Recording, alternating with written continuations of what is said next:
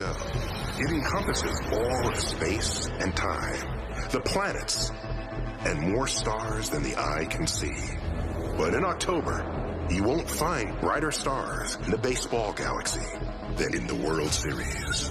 The constellation we call the Red Sox has been shining brighter than the diamond on which it plays. The Dodgers, though, are still waiting for a big bang of their own. Can they stop the Red Sox rocket ship and avoid falling into the black hole of an 0-3 deficit? You don't have to be an astrophysicist to know that tonight's game will be out of this world. Welcome to the World Series, presented by YouTube TV on Fox. It's Game 3 of the World Series with the Boston Red Sox up 2-0.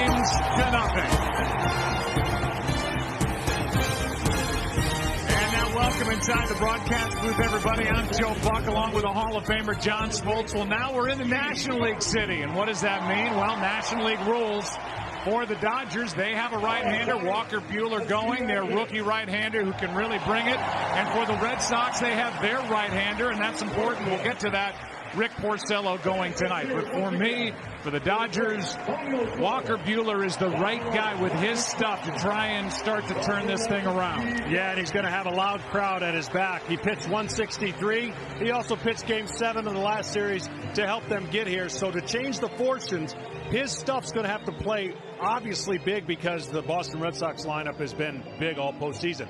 But really, it's the Dodgers lineup that needs to make adjustments. That adjustment's going to start with the right-hander Porcello on the mound and left-handers in the lineup. You see the power that they possess, but they have to be much better with runners in scoring position. They have to be much better staying off the high fastball. So it starts with Buehler, but it may end with the Dodgers offense. Yeah, those are the top 4 home run hitters for the Dodgers. They did not start in games 1 or 2 back in Boston. All right, so if we're in a National League City, there's no DH. The pitcher hits. That means that somebody sits, and that somebody tonight is Andrew Benintendi. Yeah, and that's going to be a great weapon coming off the bench for Alex Cora, but everyone forgets that J.D. Martinez played a lot of outfield before he was the DH. They need his bat in the lineup, and for Jackie Bradley Jr., in a full lineup for the Dodgers, look for the center fielder and right fielder to get most of the action anyway, so they don't lose much defensively, and they keep their two hot hitters in the lineup. Well, that is the group that's going to take on Walker Buehler, the aforementioned Walker Buehler. For more on the right-hander, let's go down to Tom Verducci. Well, thanks, Joe. Tonight comes down to a confrontation as old as baseball itself. Power against power. Buehler averages 97 miles an hour with his fastball. Boston, by far, is the best team against elite velocity. In 2 games in Boston, Dodgers pitchers threw 1 pitch as hard as 97. Tonight, in what Dave Roberts calls a must-win game, they need Buehler's power to be better than Boston's bats. Now here's Ken Rosenthal.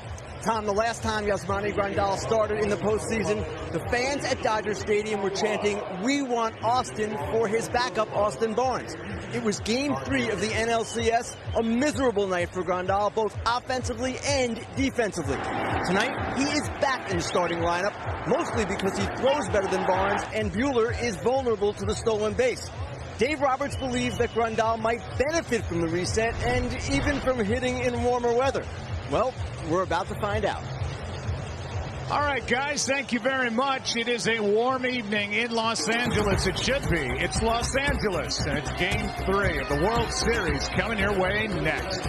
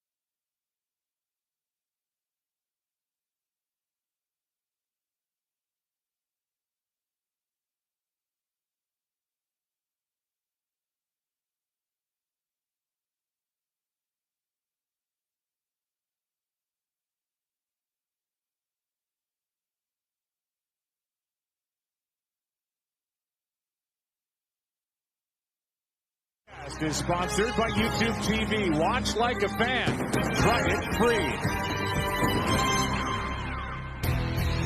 How about a little World Series summary as we have completed 2 games? And for the Red Sox, 9 of their 12 runs have scored with 2 out. How about the work of David Price in Game 2 and Nathan Eovaldi out of the bullpen? The Dodgers, they set a franchise record for home runs during the regular season. They've hit 1.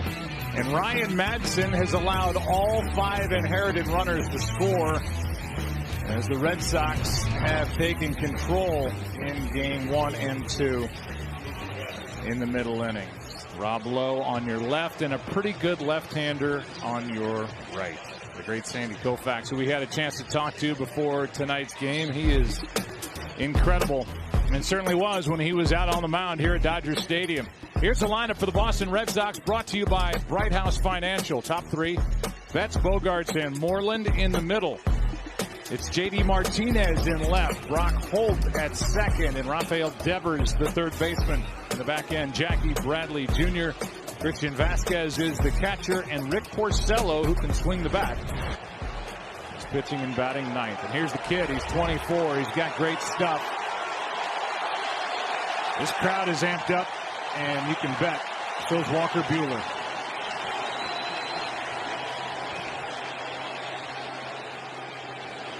Mookie Betts. Strike 1 at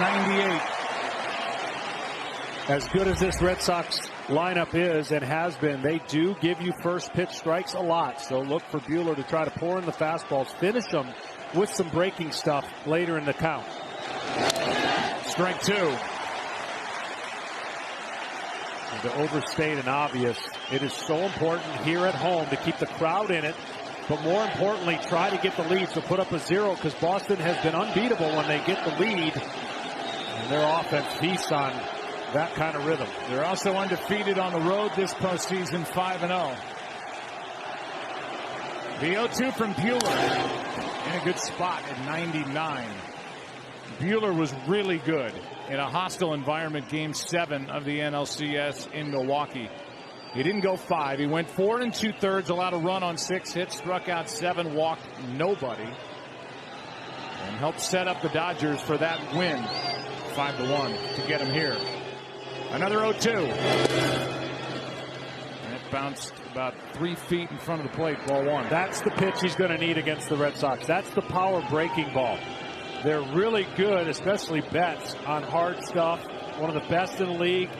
Their lineup on fastballs over 95 miles an hour. But that curveball can be a huge weapon if he has the touch to pound it for strikes, get swings and misses. Fastball misses, high and tight, 2-2. Again, it's Betts, Bogaerts, and Moreland. The Boston Red Sox, who won 108 games during the regular season. Dodgers won their division by winning game number 163. And who was on the mound that day against Colorado to win the division? This kid, Walker Buehler. He was great. Full count. Well, again, another perfect example of what this team can do. 0-2, 3-2. Got 0-2 really fast, and then trying to make that perfect pitch. This Boston offense, as good as I've seen in a long time at making pitchers just grind out outs. It was 0-2. Now it's 3-2. Pop up right side. Muncy gives it a look. Out of room. Let's look at the defense for Los Angeles. Jock Peterson starts in left. Cody Bellinger can really range in center. And Yasiel Puig has that cannon hanging off his right shoulder. Then Justin Turner, Manny Machado, Chris Taylor, Max Muncy, and it's Yasmani Grandal. Heard the report from Ken Rosenthal. He struggled defensively, but he's in there starting with Buehler on the mound. Another 3-2. He got him one away.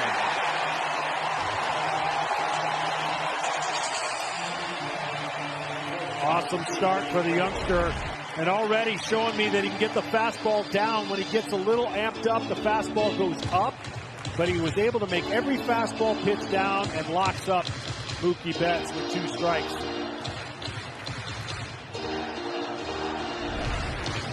Now the number 2 hitter, Xander Bogaerts.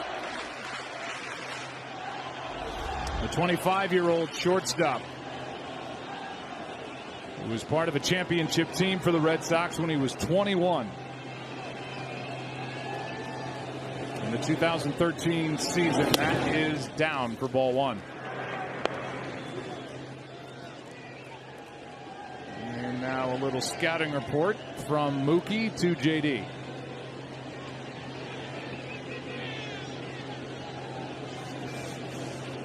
Here's a 1-0. A ball and a strike. For coverage in this game in Spanish, please tune to Fox Deportes. With a fastball upwards of 98, 99 miles an hour. You just saw a 96 mile an hour cut fastball. It shows you how many weapons this young man has and the ability to get back in the strike zone with different pitches. Wow. 98, a late swing by Bogaerts, strike two. You can imagine this is his third huge game, and he already looks way more at ease, having gone through the game 7 and the 163.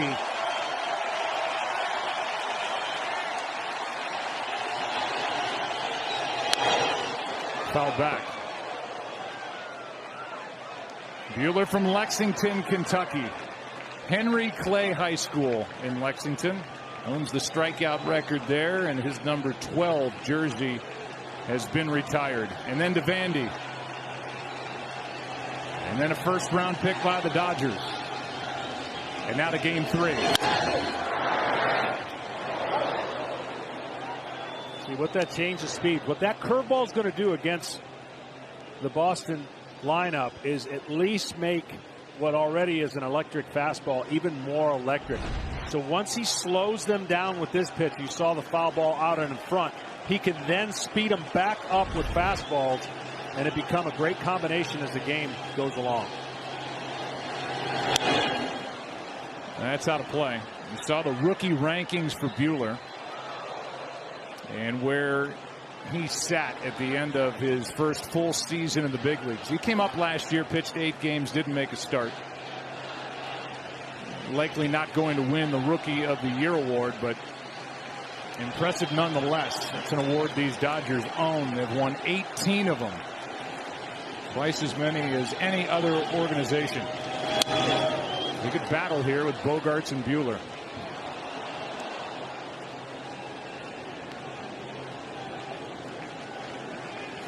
In fact, the reigning Rookie of the Year for the National League is standing out in center field.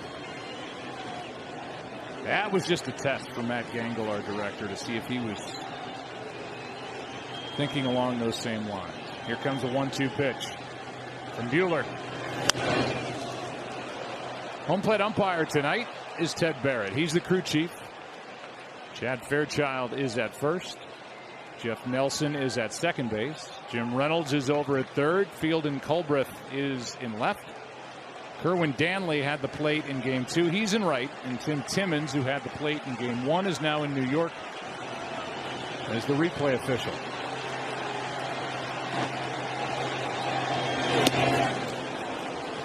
Wouldn't bite. 2-2. It's the most frustrating thing a pitcher can go through when they face guys who have been able to, with 2 strikes, battle off pitchers' pitches and lay off nasty pitches. And that's exactly what happened. You just have to stay stubborn, keep making pitches, and know that sooner or later it's going to be your advantage, working the count in your favor. 2 out.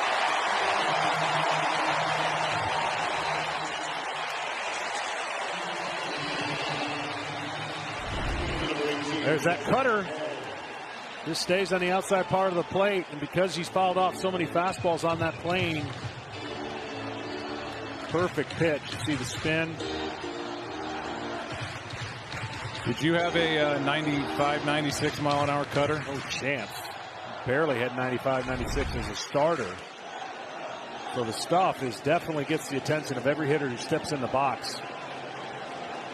First start of this World Series for Mitch Moreland. Had a really good regular season. Drove home 68 runs. 15 home runs, and now you see what he's been able to do this postseason. 364, been bothered by a bad hamstring. According to Alex Cora, his manager, he's healthy. Good player, and has been one for a long time. That's a strike, a ball and a strike.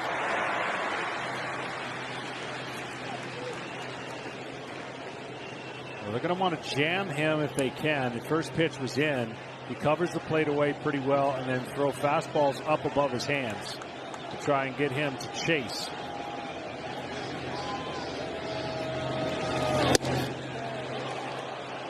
"16 of 21 pitches in this opening inning have been at 95 or harder from Walker Buehler. And the beauty of it, it's smooth looking. It doesn't look like he's exerting and spending a lot of energy to get that 96 to 99. That's out of play left side. Count evens at 2 balls, 2 strikes on Moreland, who is in his 3rd World Series. Dave Roberts, who is in his 2nd World Series.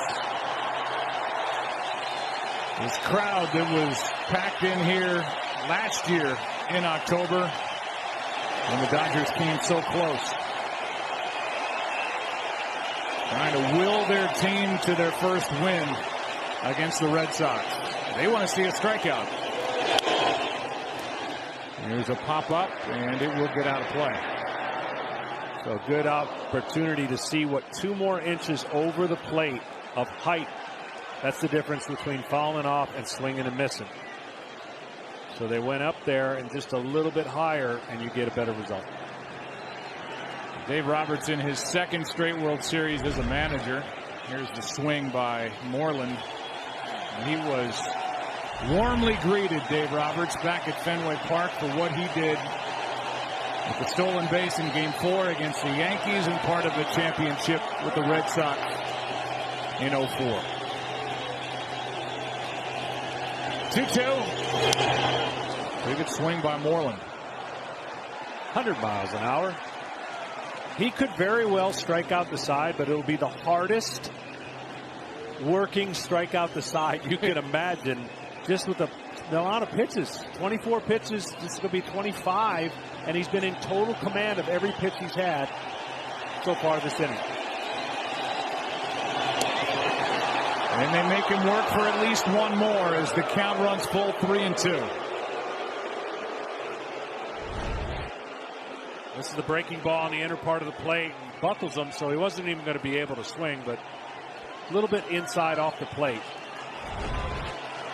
It was 0-2 on Betts. He worked the count full, struck out. Bogarts with a battle, but he struck out.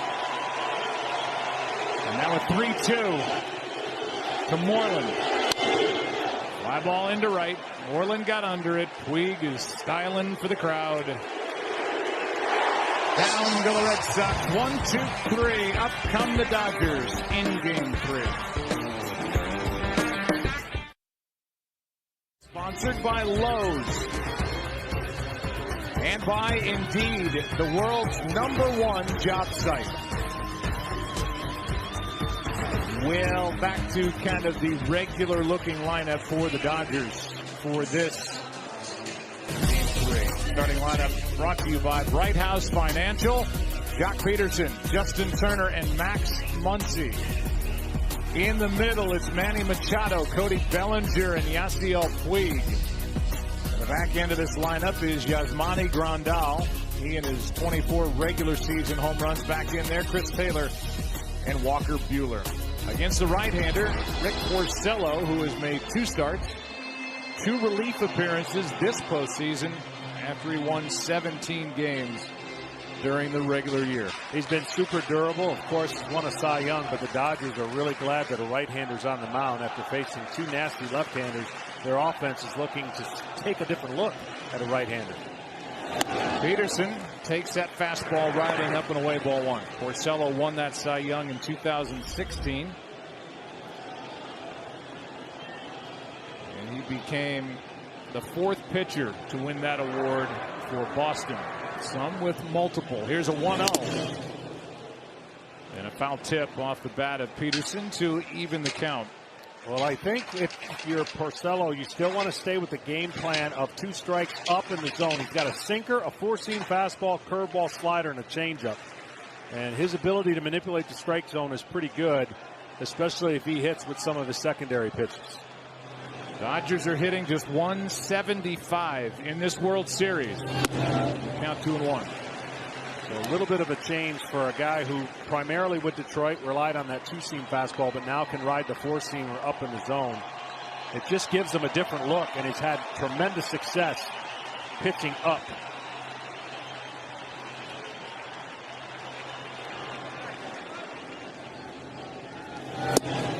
That catches the corner in the count 2-2. Well, Porcello was in the bullpen for games 1 and 2. Not needed. Nathan Eovaldi was. Nathan Eovaldi is out there again tonight. And if he's used, he won't start tomorrow. If he's not used, it's not set in stone, but he could start tomorrow. That is just inside in a full count. And that's the signature two-seamer with a lot of movement that he tries to get the left-handers to freeze on. He starts it in, watch the movement, and then he's trying to catch that part of the plate where it looks like a ball the whole way, and the hitter cannot pull the trigger. It looked like it might have been a little low. Caught a lot of the plate. 3-2 pitch from Porcello. John, you know who is in the bullpen tonight for Boston? David Price. The lefty David Price, who started game 2 nights ago. Of course, the Red Sox are in a great position being up 2-0 coming into this hostile crowd. If they get a chance and have the lead, they're going to exhaust every weapon they have to get that 3-0 lead in the series.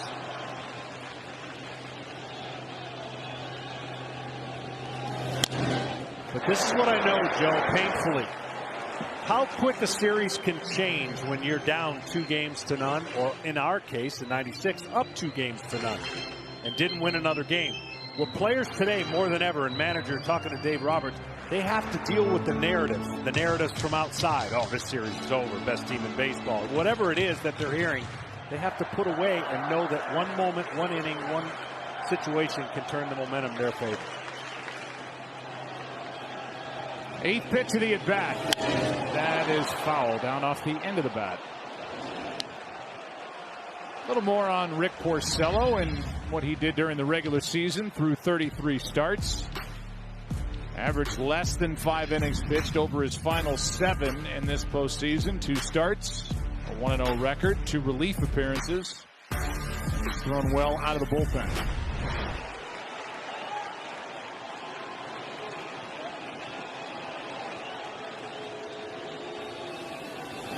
Late swing and a miss, and Peterson is strikeout victim number 1 for Porcello. So with no DH, JD Martinez gets the start out in left, and he can handle himself fine in the outfield. Jackie Bradley Jr. in center and Mookie Betts in right. Around the infield, it's Devers at third, Bogarts at short, Holt at second, and Moreland over at first. Vasquez does the catching, and there's J.D. Martinez, who did turn his ankle in game 1. And if there's any worry about Martinez, it's the health of the ankle, not him knowing what to do in left field. That's exactly right. That would be the only issue, how much he's got to run or try to get after something, change angles or breaks. But they're fully confident that he has and will handle himself fine out there. Justin Turner with a 1-ball, 1-strike count.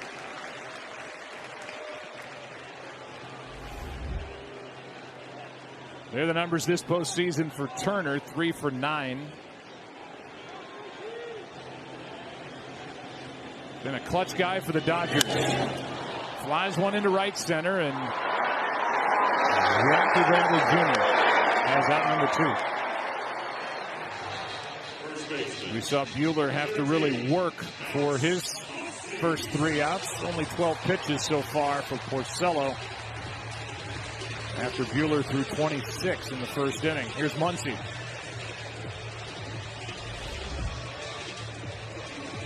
Muncy's dealing with just a little bit of that off the bench, on the bench, pinch hit, just a little rhythm change. And since the All-Star break, hasn't been quite the same, as locked in as he was in that mammoth season out of nowhere for the Dodgers.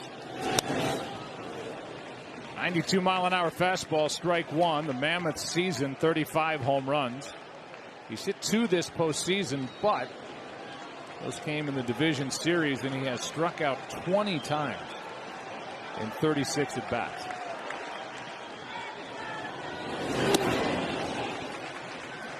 really the biggest thing that got him locked in the regular season is he didn't elevate the strike zone, meaning he didn't chase high fastballs, and he waited.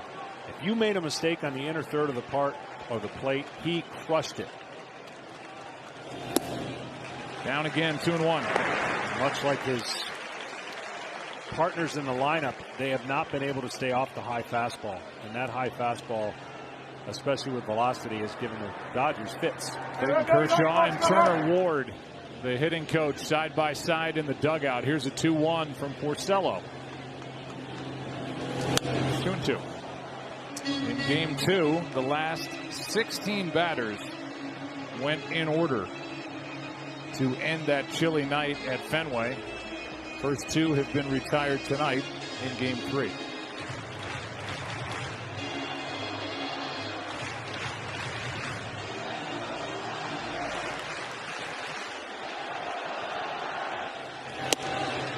Just inside, full count here.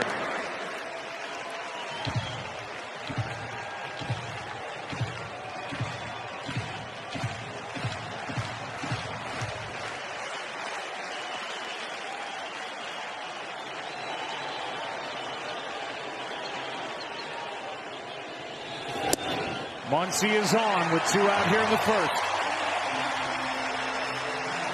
Well, for Porcello on the year, it's one of the, you usually don't see these splits too close to each other. It didn't matter if you're right-handed or left-handed.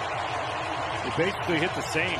Right-handers hit 240 and left-handers hit 241. So that just tells you what kind of stuff he has. And Machado has seen Porcello the most. A lot of matchups within the division. And then when Porcello was in Detroit as well.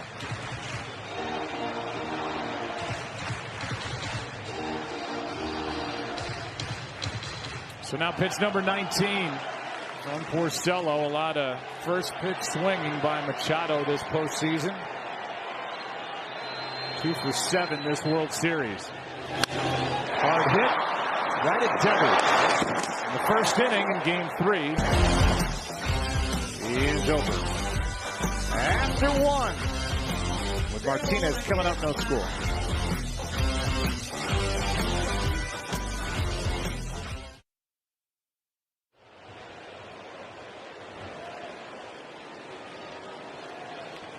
Well, here's J.D. Martinez against the start in left field tonight.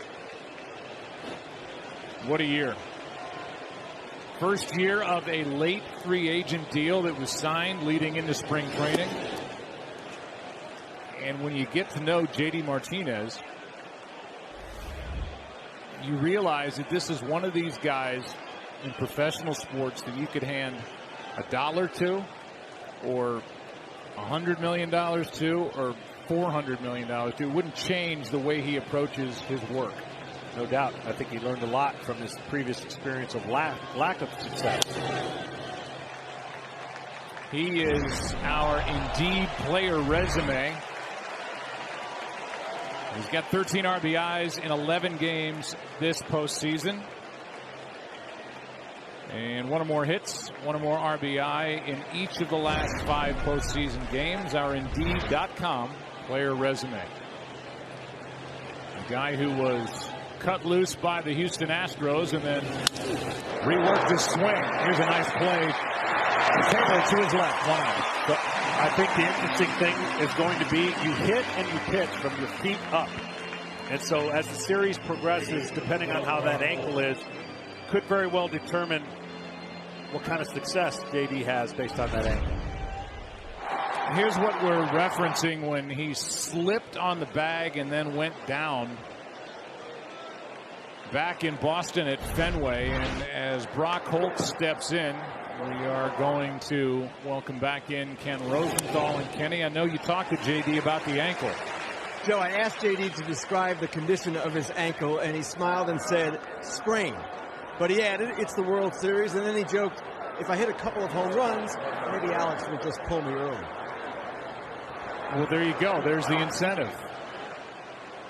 Do your deal, do your damage, and then sit and rest. That's down and away, 1 ball, 1 strike, and that's the Alex that was just referenced. That's Alex Cora, who is so good already at what he does. Yeah, and the interesting part is going to be the score of the game is going to determine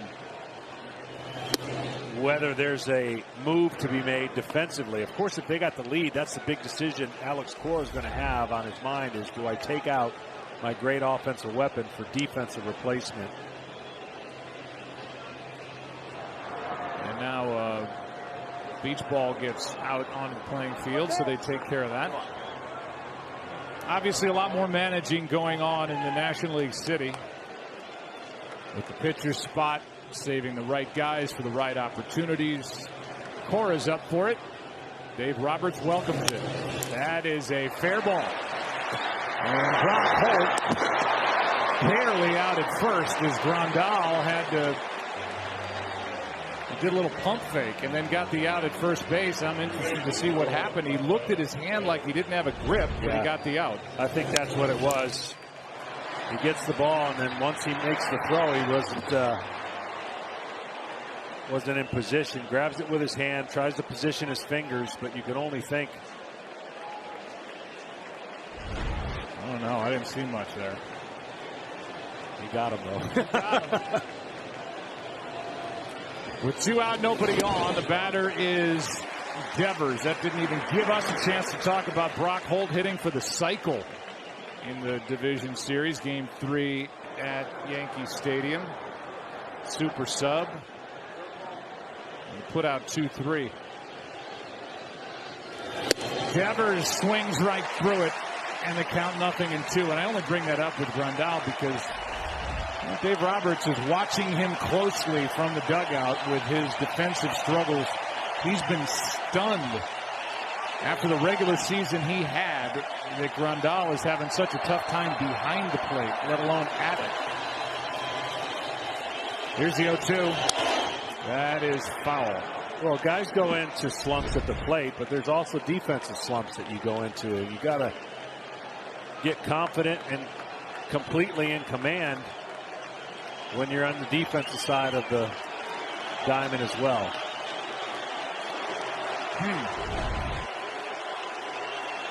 Nothing into the count with 2 out, nobody on, and Devers waiting at the plate.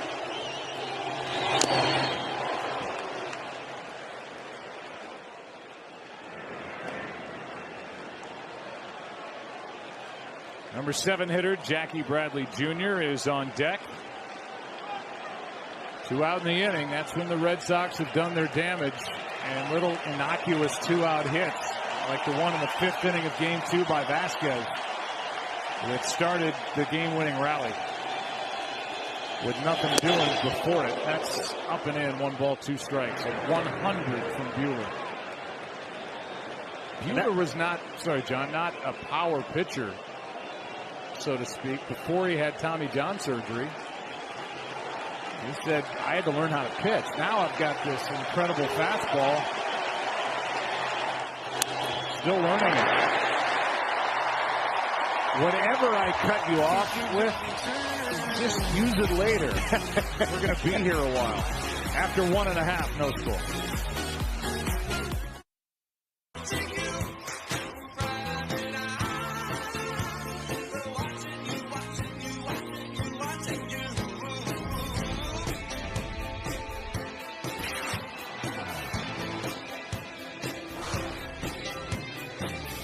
World Series as we welcome you back, presented by YouTube TV on Fox.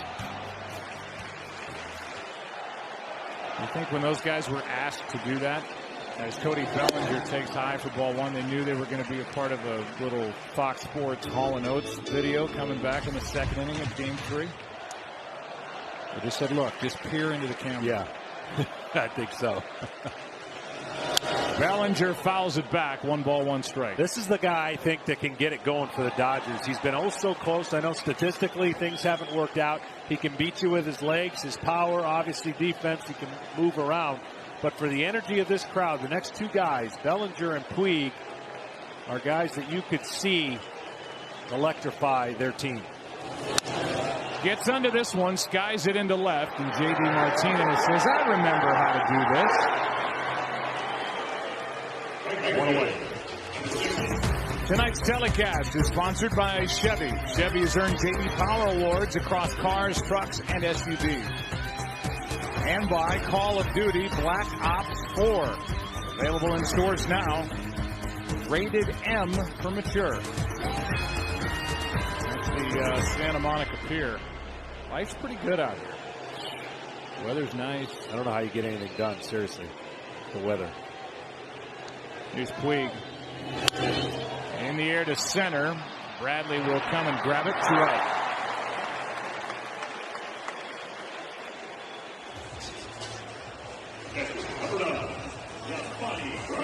Now Grandal. Yasmani is a free agent to be. He's a switch hitting catcher with power. There's a market out there for somebody like Grandal. 24 home runs during the regular season. Just 3 for 25 so far this postseason. One of his 3 hits left the park. That's a strike. When he does put it in play, usually because of the shift, he hits the ball on the ground right into the shift. Strike 2.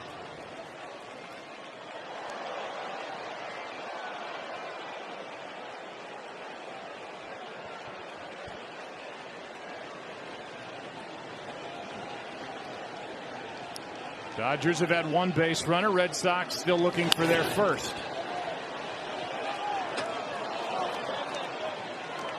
This has the makings of a record foul ball night for people in the crowd. Just bringing home a souvenir. Oh, goodness. Hopefully MLB sent in enough baseball. Boy, that'd be embarrassing, huh? We need fans to start throwing the balls back on the field, please. Back. That's to me, that's something you would do when you weren't pitching, either in the bullpen or on the bench. Just like count foul balls or do that kind of stuff to occupy your mind. It's a long year when you only play in 20% of the games. That skips in there, and Vasquez knocks it down. Ball 1.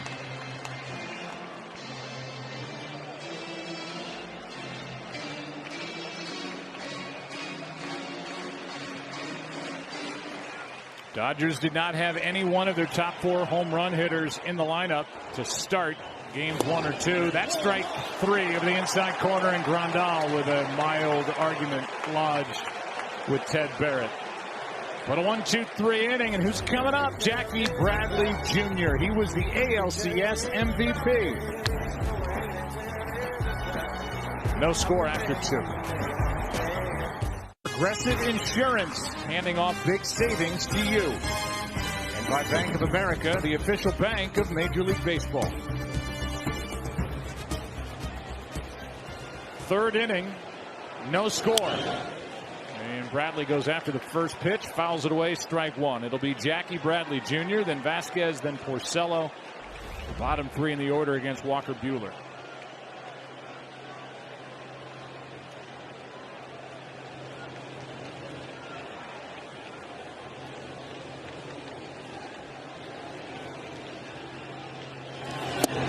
That's a strike. What are you seeing, Tom Verducci, down there? Well, 6 outs for Walker Buehler, but the Red Sox have applied a tariff to get those 6 outs. He's thrown 21 pitches with 2 strikes. And just twice did he get strike 3. This is the best 2-strike hitting team in baseball. 9 of those pitches they fouled off. Here comes another 2-strike pitch. And Joe, the pitch count for Walker, extremely important. Remember, as I mentioned, coming back off that surgery, they had budgeted him for about 150 innings this year. He's now at 171. Rarely goes over 100 pitches. Right now he's already more than 40% towards what should be his quota for a game. Then you get into the bullpen, and then it's a different deal. That's up the middle. That's Turner. What an effort, but a base hit. What a try by Justin Turner, who somehow got that ball on a hop over to first base as he's sliding toward left field. Base hit. Yeah, great effort. But the speed of Bradley made it impossible. And one thing that the Dodgers have not done early in this series that I think the Red Sox have been able to do is put pressure on with leadoff runners. 2 for 20 for the Dodgers in these 2 games plus where the leadoff hitters got on base. Well, Bradley is on. He's still 17 during the regular season, was caught only once. He's 1 for 2 in the postseason. Here's Vasquez with Porcello, who handles the bat pretty well. Pitcher, there he goes. A step and a throw, and that didn't work. 1 out. And Buehler, John Smoltz, didn't panic. That is easier said than done in this kind of scenario when you have the guys yelling at you, step off, step off. And he did it about as calm and as perfect as you can do it and eliminated some big-time stress by picking off Bradley. I'll tell you what, I'm telling you, under the hood, if you will, of Walker Buehler is a calm-looking dude. I don't know if his heart rate really races, but he doesn't show it. And he shows like he's ready for anything that gets thrown his way. Vasquez takes a strike. Well, the reason Grandal is behind the plate, not only has he caught the majority of the starts by Walker Buehler, but because of the running game of the Red Sox. He's got the better throwing arm, according to Dave Roberts. He gets the start. He expected the Boston Red Sox to run. Bradley left early, and Buehler didn't balk, didn't panic. That was Austin Barnes watching from the dugout. And here's the other reason. The ERA with Grandal behind the plate at 1.94 for the 24-year-old rookie. Now the 0-2. Well, you know, football's played obviously with the most emotion. You can play in spurts with emotion. In these kind of games, as a pitcher, he's really the only one that will carry that emotion. And a big out can add to being back on the windup versus off the stretch. You can play with those kind of moments with emotion and hopefully not affect you. He misses outside on the heels of Tom Verducci's report with regard to pitch count and innings worked. And we talked to Walker back in Milwaukee during the NLCS. He said, I can't believe how good I feel. He thought he'd be run down. He's obviously not a big-bodied kid. He's 180, 6'1", 180. But he says he feels fine, and the stuff proves it. Full count here. But he's going to have to start getting some quicker outs. Yeah, I mean, that's just a byproduct of who he's facing. But you're right. The Red Sox and Porcello have gotten quicker outs than what Buehler has had to work for here in the 3rd inning. Pitcher on deck, 1 out, nobody on, 3-2 pitch. Buehler had that Tommy John surgery in August of 2015, missed all of 2016, worked his way back at the end of last year, and had a terrific first full year in the big leagues. Did have some minor league innings, and those are counted into the total that Tom Verducci gave you a moment ago.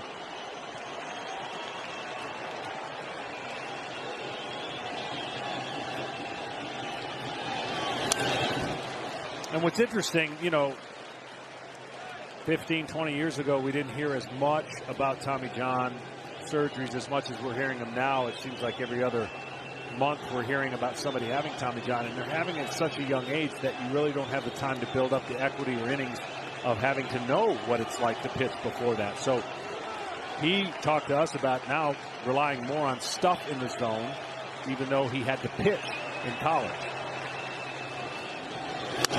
Vasquez into left field, and that is down for a hit. Peterson couldn't get to it, but a good job by Bellinger to back up. And it's a 1-out single. Anybody else other than the catcher Vasquez, they'd probably push it to second, but not Christian. Yeah, good calculated risk, knowing who was running. And Vasquez, who didn't have a great offensive year, neither do the catchers for the Red Sox put up great numbers, but they're having a big already World Series.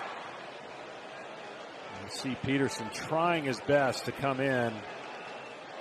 And now that'll leave Porcello to bunt.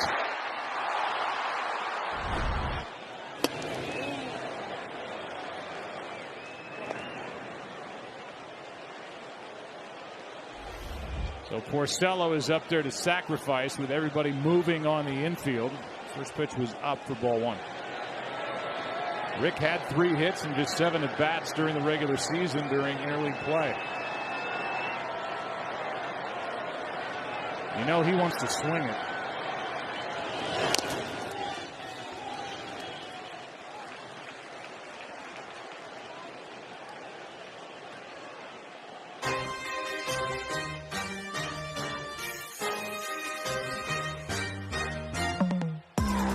YouTube TV. Watch like a fan. 1 on, 1 out.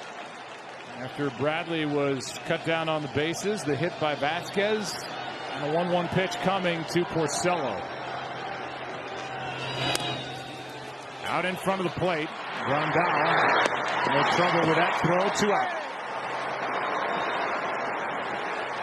Taylor covering, and the runner down to second, Vasquez, with Jack and Bradley Betts coming up. After Bradley led off with a hit, you wonder what this inning would be like without Bradley getting caught leaving too soon for the first out. Here's Betts. Maybe Bradley knew that 2 outs with a runner on is better than since that's their formula. I mean, it's been a ridiculous amount of runs scored with 2 outs, and that's what they have now with the top of the order. That's why that bunt was so important by Porcello. Even a base hit to the outfield would not be a guaranteed run, especially in right with Puig with his arm and the foot speed of Vasquez. This one in the left center.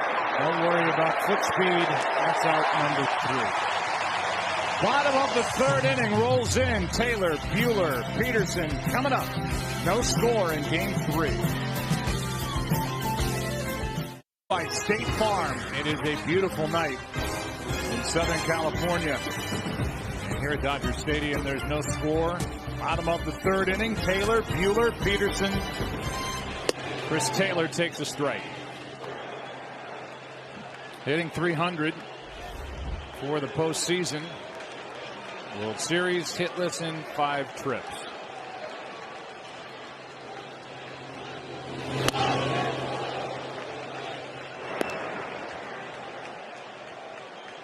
Well, they've been pitched awfully tough, have the Dodgers, and usually you talk about their power, their extra base hits. They haven't had many this postseason. They've had their homers, but lacking in doubles. Left side from the hole, Bogaerts, tough play, wow! A leap and a strike over to first base, and even Taylor's looking back out there like, are you kidding? That looked easy. Such a great play for a lot of reasons. That allows Porcello to attack a pitcher who doesn't have to bunt now, but what a great throw on the money. Taylor can run a little bit. And oh, by the way, he's in his mid-20s and just drove home 100 runs for the Red Sox. And gets totally overshadowed because of the other shortstops, even in the American League, let alone Major League Baseball. Yeah, he's done a great job this year. Alex Cora challenging him in some areas. And offensively, he's delivered. Power numbers have come back up. Average is always part of his strength. You know, Alex Cora, who was a middle infielder, appreciates what just happened there. 2 out as Walker Buehler strikes out looking.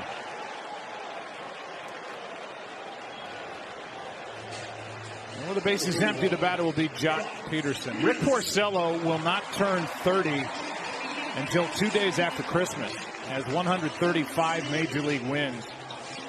Among pitchers who debuted in the last 30 years, only 3 others had as many wins before turning 30. These names: Sabathia, Kershaw, and King Felix. Felix Hernandez with 143. Yeah, he's been durable. He's had the blessing of some good run support, which every pitcher would love to have, and he's taken advantage of it. Peterson hits one down the right field line. It is gone. Dodgers strike first in game 3.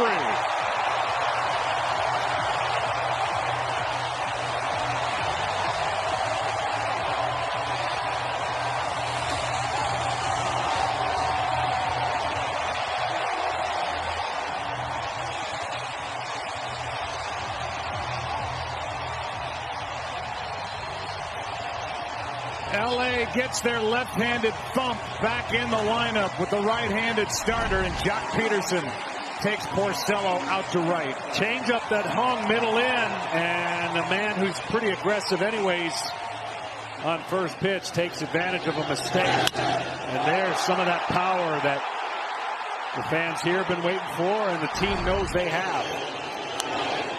Big swing by Turner, strike one. And look, you know, baseball's not about breaking bats or throwing helmets when you don't score runs or get hits. But there is something to be said for playing off the emotion of a homer or a big run. And even Dave Roberts said our team responds very well to moments like that and feed off the adrenaline rush. And that's a ball for Jock Peterson. That's his 4th career home run in the World Series. Hit 3 last year. And for the franchise record-setting Dodgers with their 235 home runs this season, that is their 5th home run this postseason. That's it in 248 at-bats. So they have been living well on the home run ball in 2018, and the home runs this postseason have been few and far between. Yeah, and on average, they face a ton more right-handers in the regular season, so you're going to have a little bit of that skewed power when a left-hander's on the mound.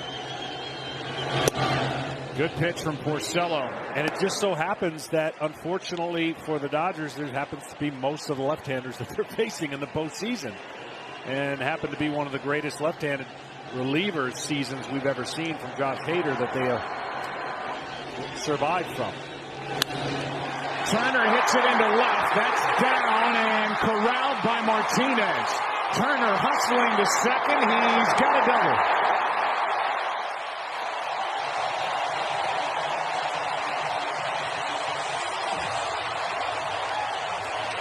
Good base running by the veteran third baseman.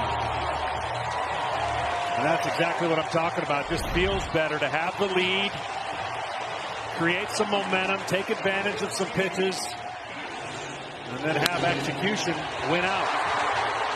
And he knew right away when he left the box what he was going to do. Irregardless, it's a risk worth taking with 2 outs to get to second base. Not to third, but to second.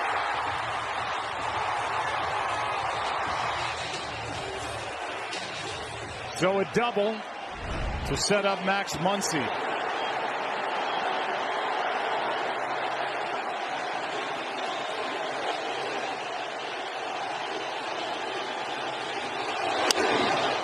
Skied into left. Martinez to his right. Inning is over. But the Dodgers get the first run thanks to Jock Peterson. Taking that high changeup out to right. Now let's look at how T-Mobile and Team Rubicon work together to help those affected by natural disasters. T-Mobile, whether you're home or away, T-Mobile has you covered. And by YouTube TV, watch like a fan, try it for free. The home run that Jock Peterson hit. I want to amend something I said. I left the word out. It was their 5th over that stretch of at-bats, 15th of the postseason. Their 2nd of this World Series, the other belonging to Matt Kemp, DH in games 1 and 2, and went deep in his first at-bat in the World Series at Fenway. There's Matt. So he and Jock Peterson are the 2 home runs in this fall classic. Bogaerts, who just made that eye-popping play in the bottom of the 3rd inning, leads it off and chops it to his counterpart. Machado had to double clutch and barely got Bogaerts, who was hustling down the line. But he got the out one away. Talked about how great Machado's arm is. He had to rely on it here because you talked about that hustle, and then as soon as he got the grip on the baseball, he had to fire a bullet just to get him. Pitch number 58 will be the first in this at bat for Mitch Moreland. With JD Martinez, the left fielder, on deck.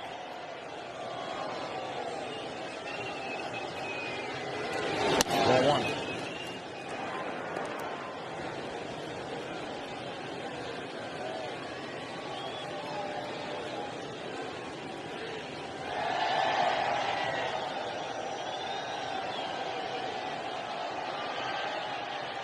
Here's a 1-0. 95 from Buehler. 1 ball, 1 strike.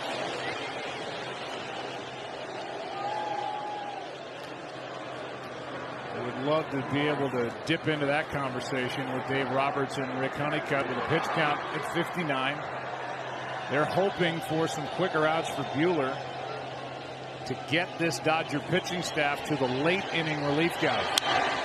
And by that, I mean Ryan Madson, who's been so good and such a big addition, has allowed 5 inherited runners to score so far in this World Series. He wants to get to his big arm of Pedro Baez and then his closer, Kenley Jansen, who has yet to work in this series. Yeah, in a perfect world, I think in a game like this, when you're down 2-0, look for Jansen to work multiple outs, because it is a version of a Game 7 for the Dodgers, at least the mindset of winning this game. I mean, the numbers get so bad when you're down 3-0, and everyone knows when you're facing 2 great teams that the odds are stacked against you. So this will be managed more like a Game 7 for Dave Roberts than it will be for Alex Cora. Jansen pitched an inning in the 3rd in Game 7 in the NLCS and worked 2 innings in the 13-inning game here in Game 4 of that series. That misses down and in, the count 2-2. So Jansen's had plenty of rest, and Dave Roberts is not afraid to use him for more than 3 outs.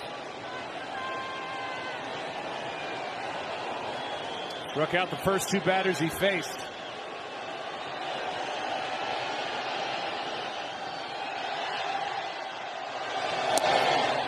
Full count. It's the first one he looked like he tried to overthrow, and you see how wide he missed the strike zone.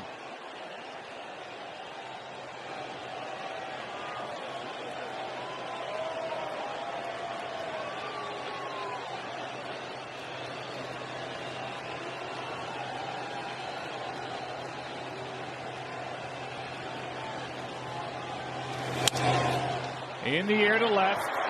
Peterson says he's got it, and he does. 2 out. The Hank Aaron Awards are presented annually to the most outstanding offensive performers in the American and National Leagues. Before tonight's game, the legendary Hank Aaron joined this year's winners, Christian Yelich of the National League and J.D. Martinez, who's stepping in at the plate right now for the American League.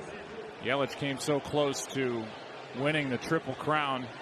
Hit .326 to lead the National League and 110 RBIs. 1 behind Javier Baez, 36 home runs, 2 behind Nolan Arenado.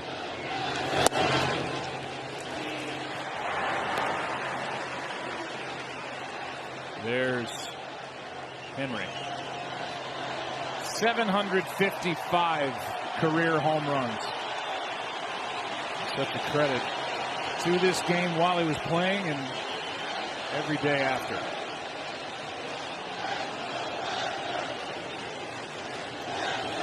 By the way, Aaron hit 3 World Series home runs in his time in the Fall Classic and hit .364.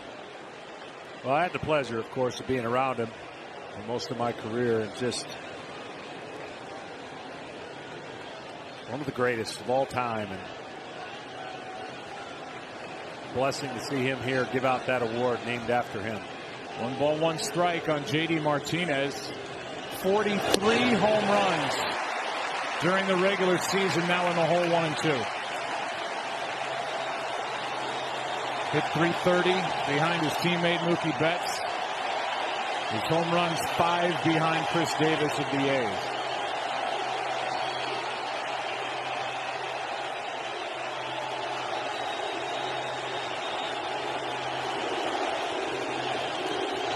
Buehler working over that baseball in his glove. Here's a 1-2.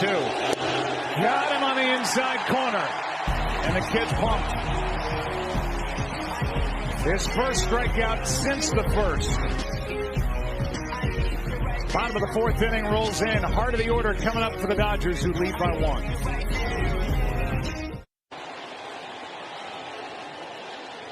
4, 5, 6 hitters for the Dodgers, who lead by 1 behind their rookie right-hander. Game 3, Manny Machado, who went after the first pitch his first time up and bounced into a force out at second. Took a ball.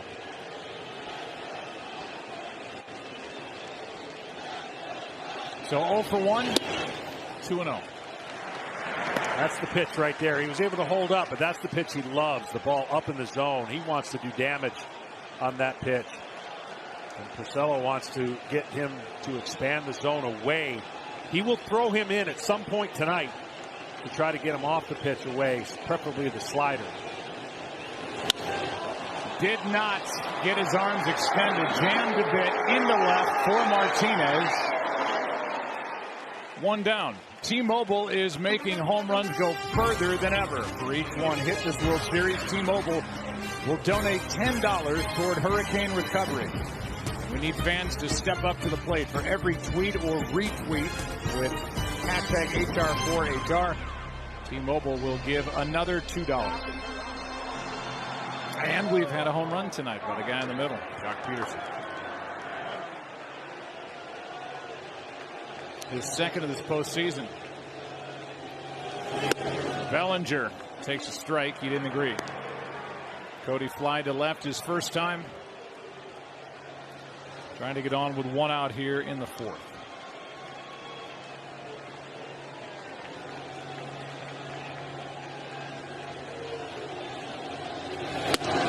This is the guy who led the Dodgers with extra base hits on the year. And again, I know the numbers don't show it. Just a tick away from being locked in for launching some baseballs.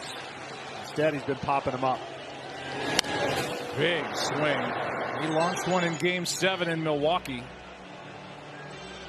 His home run with his Dodgers down by a run. Came with nobody out, a man on. Machado in the second put LA up 2-1. Later on, a 3-run home run by Yasiel Puig, 5-1. That was the final.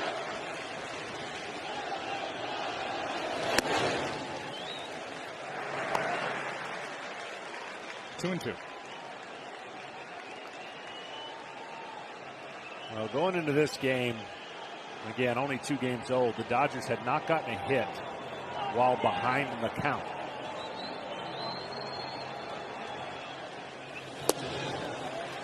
Counts full here.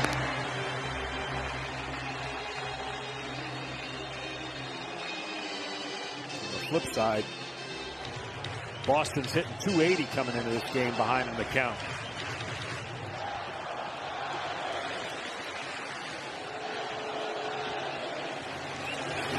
Fouled straight back. Good rip by the kid who hit 39 home runs last year, won the Rookie of the Year. Had those strikeouts pile up in the World Series. Bad way for him to end the season. Takes a deep breath and digs back in. So far 0 for 4 in the 2018 World Series.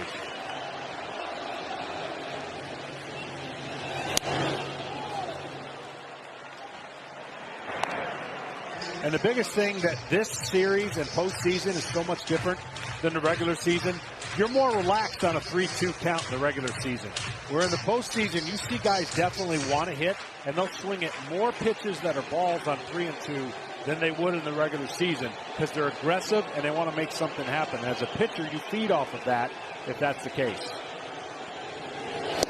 Struck him out, and that's out number 2. With the bases empty, Yasiel Puig will walk in. Now a quick word from Head and Shoulders.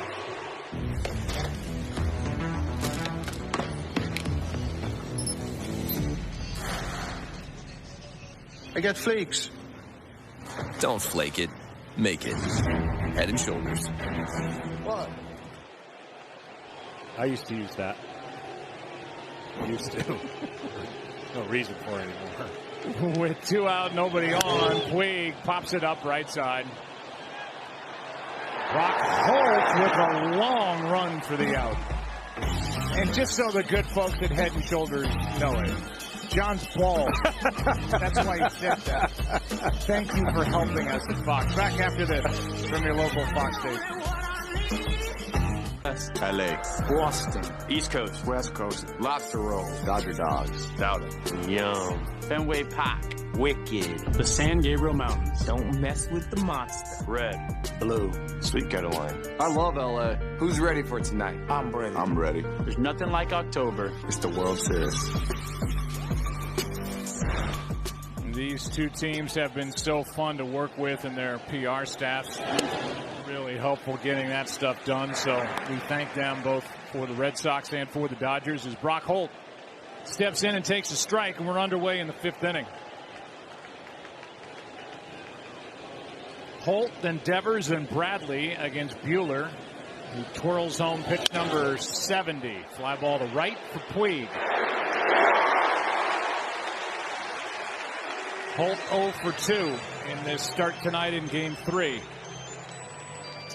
StatCast is powered by Amazon Web Services, and here's a simple one to digest. Most pitches 97 or harder this postseason. I think Buehler's winning that race. He is, and for Dave Roberts, it really doesn't have much to do with the pitch count at this point. Is how much energy and where does his stuff look like after this inning? He's had to expend, you know, a fair amount of energy to get outs. It hasn't been a lot of quick outs. And so if he continues to get outs, I wouldn't even look at the pitch count. I would look at how he has viewed him and what he has left in the tank. It goes all the way back to a St. Louis start in which he pitched 8 innings at a huge point late in the season that Dave Roberts knew he had something special in Buehler. That's just outside. And then you think about what he did, John, in Game 163. Buehler allowed 1 hit in 6 2/3 and a 5-2 win, which is what won the Dodgers the division. Not exactly a playoff start, but kind of. And it was here at Dodger Stadium, and I think he proved a lot that afternoon as well. He did, and he got into a jam in the first inning, had the bases loaded, and then really settled down after that to win that game. He got the ball down, and he's learned so much. He's learned from that rare inning he had against Atlanta where he lost command of the fastball and gave up the grand slam. All that's played into the maturation now. Strikeout for out number 2 and 4 in the game for Buehler. And you can see by that graphic the pitch count going down by the inning as he has settled in. The version that has been used against his teammates, the high fastball.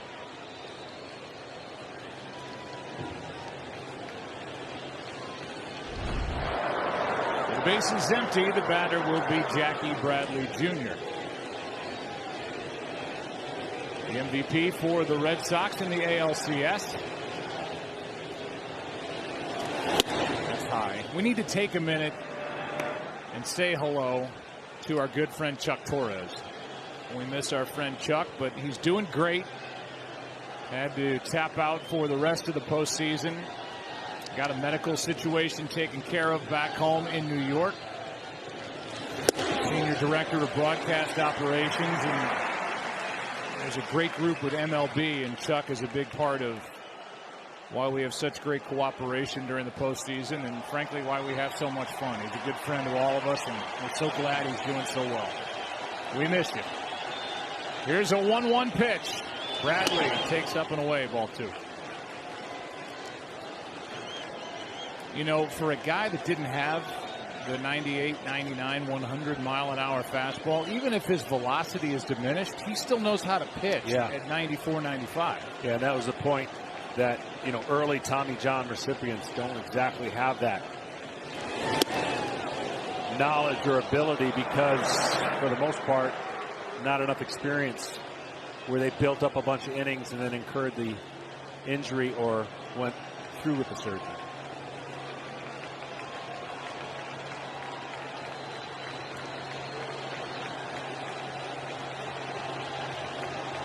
Here comes a 3-1 pitch. Popped up. Peterson, plenty of time to get there. And it's a 1-2-3 fifth. 1-0 LA with the 7, 8, and 9 hitters coming up for the Dodgers. NFL doubleheader starting with the Redskins taking on the Giants. Then it is a big one on America's Game of the Week. Aaron Rodgers and the Packers battle Todd Gurley and the Rams. Grandal fouls it away left side. It's all on Fox and the Fox Sports app. Check local listing for the game in your area. Grandal struck out his first time. And set up here at 0-2. It's usually the way it goes when you're struggling. It seems like you walk up to the plate 0-2, even though you got 2 pitches to decide whether that's going to be the case or not. He just needs a hit to turn it around for him, and anybody who's struggling at this time of the year, it gets magnified.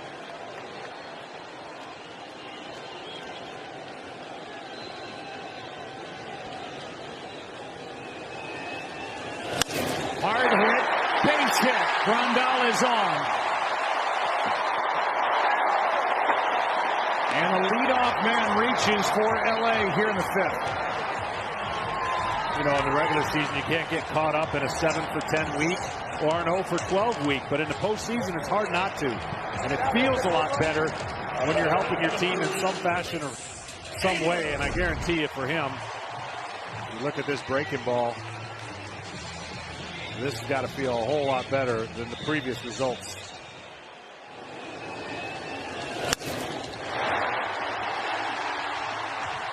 Got it through the shift. Hit it that hard, and now Chris Taylor, who was robbed on a great play by Bogaerts his first time up, waits for it from Porcello. Got under it and skies it into shallow center. Bradley Jr. has it, 1 out. And that will bring Buehler, the pitcher, to the plate. Tonight's telecast is sponsored by Budweiser. Take some out to the ballgame. And with 1 on, 1 out, and Buehler coming up, we'll give you our Budweiser game summary and a pitching comparison with the rookie on the right, the veteran on the left, a pair of right-handers, not a lot of hits and only 1 run. Yeah, 1 mistake by Porcello. He's actually had the easier route of tension, if you will, getting quicker outs. Buehler and his nasty stuff has had to work harder because that offense has made him work a little harder to get his outs.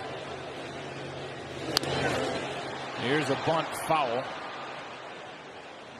Granted, he's still got a couple of outs to go to match Buehler with regard to innings pitched, but he's 20 pitches behind Walker Buehler. The overall pitch count as a lefty and a righty are getting loose. Eduardo Rodriguez and Ryan Brazier.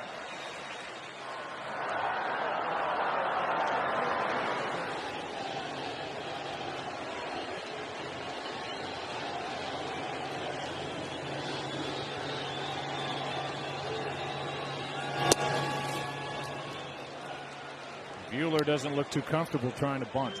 No, and that really, needs to become in the future the easiest thing he does. Of course, as a pitcher in the National League, you've got to have a lot of pride in executing this portion of your game because all you're doing is passing it on to your everyday players to try and drive them in.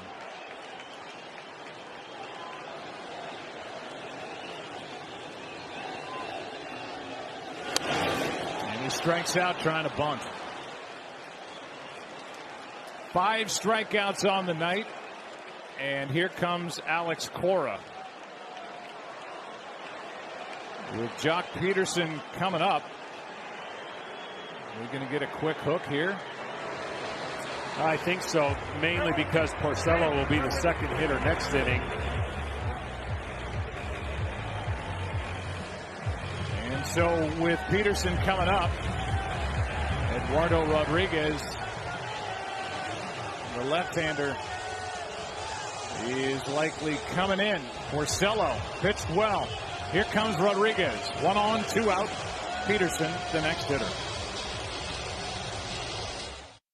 Peterson hits one down the right field line. It is gone.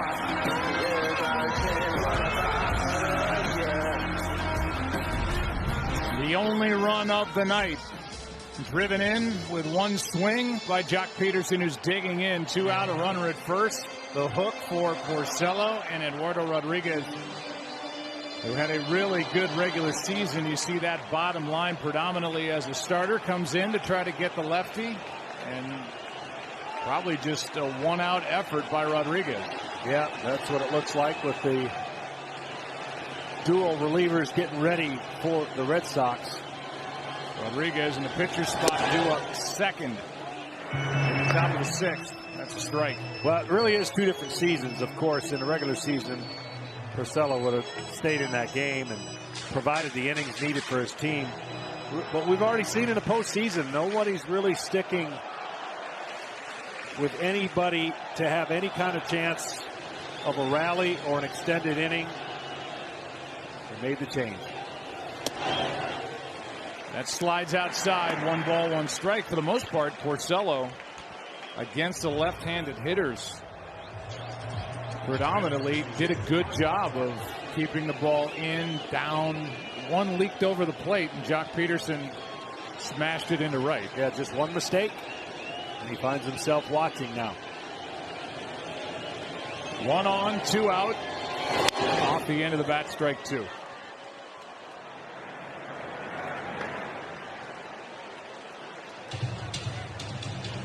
Grandal led off the inning with a hit. Taylor went after the first pitch and flied out to center, and then Buehler, trying to bunt, struck out. And it's a 1 ball, 2 strike count on Peterson.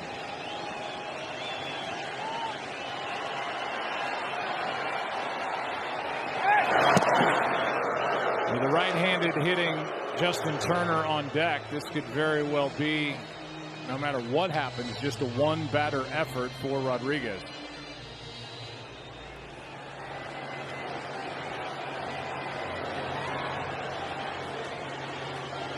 Brazier is ready. Here comes a 1-2.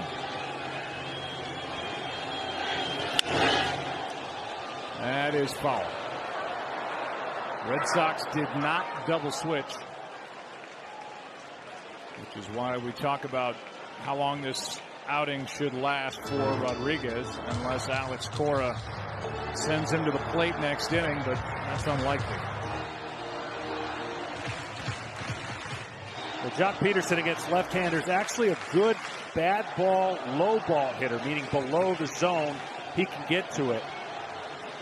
Down the middle has been his only success against left-handers average-wise.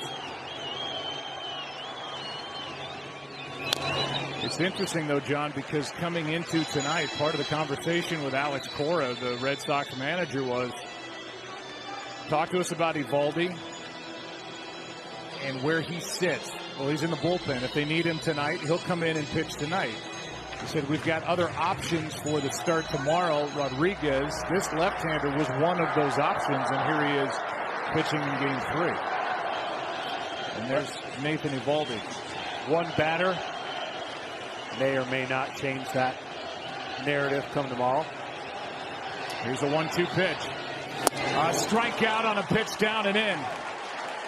And Rodriguez comes in and gets Peterson and sends Game 3 into the 6th. Good change down and in. Still 1-0 LA in Game 3. Sponsored by Taco Bell. Run into Taco Bell on Thursday, November 1st from 2 to 6 p.m. to score your free Doritos Locos Tacos. That'll be compliments. Tell him Mookie sent you. Yeah. He stole a base right out of the gate in the bottom of the 1st inning in Game 1, and everybody gets to eat free tacos. It'll be the 8-9-1 hitters for the Red Sox in the 6th. 1-0 Dodgers on top behind Buehler. This is a big inning for a lot of reasons. First of all, it's the World Series, so every inning is a big inning. But if Buehler can get through the 6th inning, now you're into Pedro Baez territory, and eventually Kenley Jansen, who you know Dave Roberts wants to use for more than 3 outs, as that's fouled back in the right circumstances. And right now, the Dodgers lead by 1. Yeah, absolutely. And I'm sure both managers are dealing with the tight score in a difficult and opposite way, because if you're Alex Cora, I don't think you can use Eovaldi unless you have the lead. But again, I've had a hard time following the strategies employed that each team's gone. And this is down and away, 1 ball, 1 strike. Vasquez has a hit. Getting cheered on by Alex Cora, so we'll wait and see about all that. Blake Swihart has come into the on-deck circle.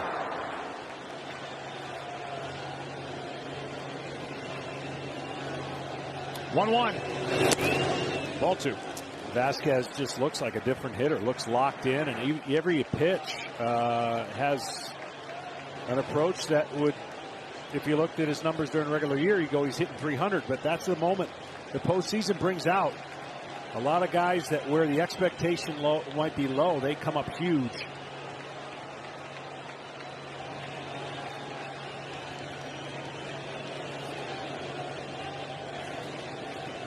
Here's the 2-1.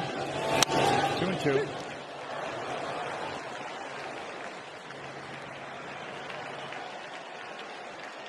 First 2 games in this World Series, Boston's put out 12 runs. All those 2-out hits, 5 extra base hits tonight. No action with 2 out, and obviously no runs. It's allowed 2 hits.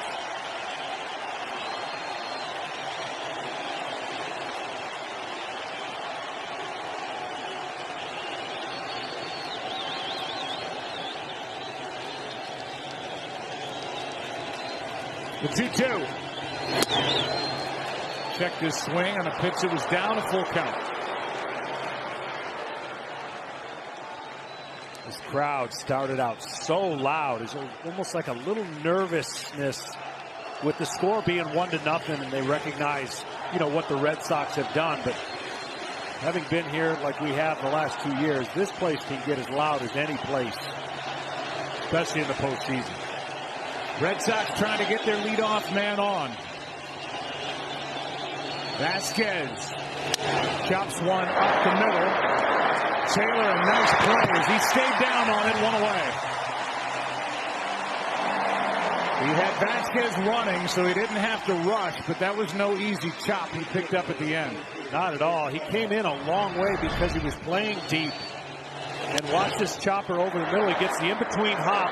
And that bigger hop before the in-between hop actually helped him locate the ball. His head was down, and he made a nice throw. And Walker Buehler appreciates it, and now Buehler sees Rick Honeycutt pay him a visit with the pinch hitter Swihart coming up.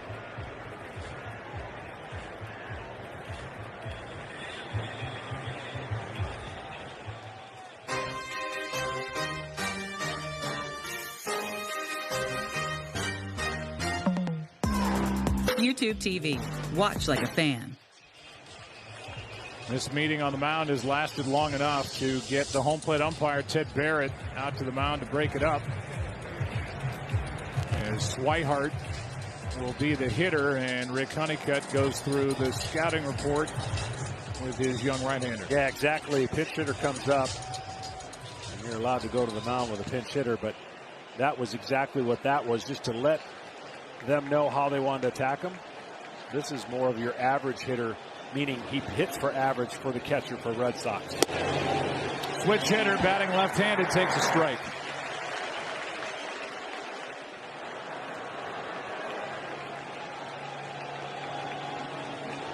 Pitch number 87 bounces in.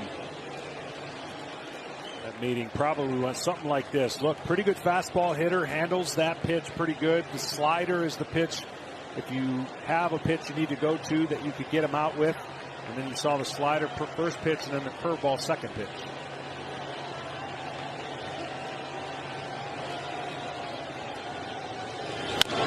Check swing. Tough play by Turner. He's been good all postseason at third, 2 out. That'll bring in Mookie Betts, and that will bring to your TV Ken Rosenthal. Talk all the time about the need for role models in baseball. We can start right here with the guy walking to home plate. After Game 2 in Boston, Betts asked David Ortiz to order him some food from a restaurant owned by one of Big Papi's friends. The owner sent so much over that Betts, his friends and family could not possibly eat it all. So at 1 a.m., they brought trays and trays of the food they didn't touch to the homeless gathered outside the Boston Public Library. Betts said he has done this before without attracting any attention, but someone tipped off Lou Merloni, the former Red Sox infielder and Boston media personality, and Merloni revealed Betts' act of charity on Twitter. Think about it. Middle of the World Series, the likely AL MVP thinking of others, that's a pretty good role model. Absolutely. Thanks, Ken. He's a great guy. He's got all-world talent, and he's a good person. Good for him.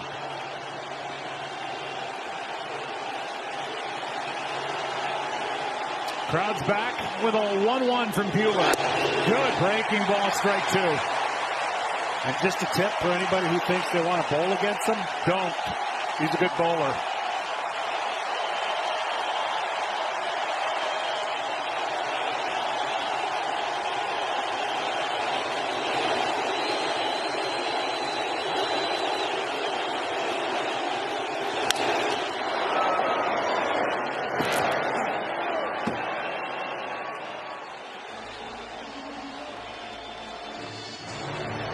Joe Kelly will be the new pitcher for the Red Sox in the bottom of the inning. And he'll have his hands full with Turner, Muncy, and Machado.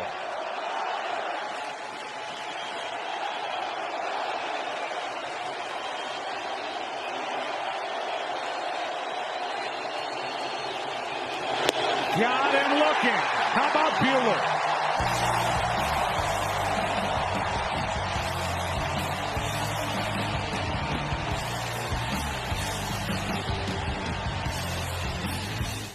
By YouTube TV on Fox.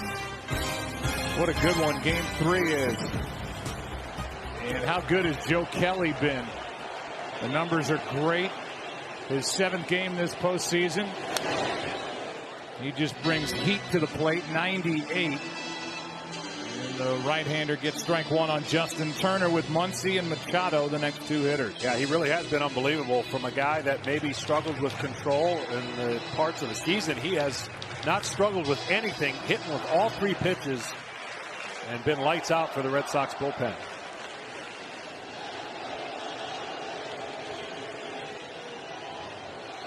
The stuff has always been there for Kelly, but even Dave Roberts talked about the command that Kelly has shown as he jumps out in front on Turner, 0-2. Well, this is where Turner gets tough with 2 strikes. It's way above the league average. Closing in on 300 with 2 strikes at 291.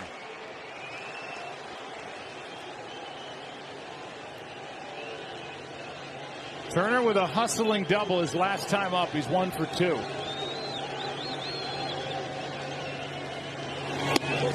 And able to lay off that 98-mile-an-hour fastball.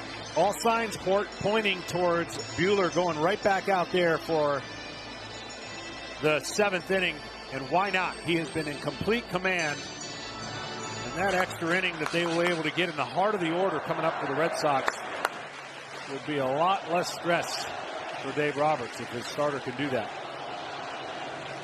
Here's the 1-2. Little fly ball, shallow right. This ball is caught. A nice jump by Betts. 1 down here in the 6th inning. Chevrolet is the official vehicle of Major League Baseball and the only brand to earn J.D. Power Dependability Awards for cars, trucks, and SUVs 3 years in a row. 1 out for Max Muncy.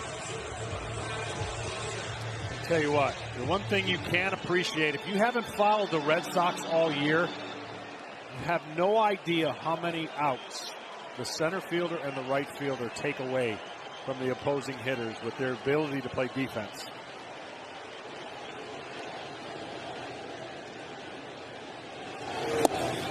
by the way, it's not just because of their legs and cutting off fly balls in the gap or down the line. They get outs with their arms as well. Yeah, I mean, it's extraordinary to have two kind of center fielders playing in the same outfield, but that's, of course, what they have, and they really could make three if you talk about Benintendi and his ability to play the outfield. Good pitch from Kelly. Strike 2 on Max Muncy. Well, Joe Kelly is trying to keep this thing right where it is. As you said, Bogaerts, Moreland, and J.D. Martinez coming up for Boston in the 7th.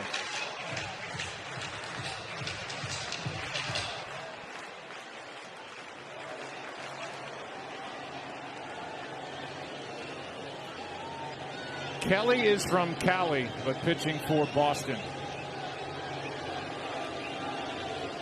And works it home on 0-2.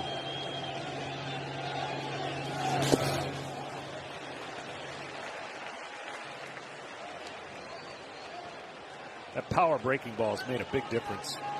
Because look, as many hitters will tell you, even though velocity has been an unbelievable increase, that if that's all you have, you're going to be reduced down to watching line drives be hit. If you've got a second or third pitch to go with that, so difficult to hit. There's 1-2. 2-2. Joe Kelly was born south of here in Anaheim, lives in Rancho Cucamonga.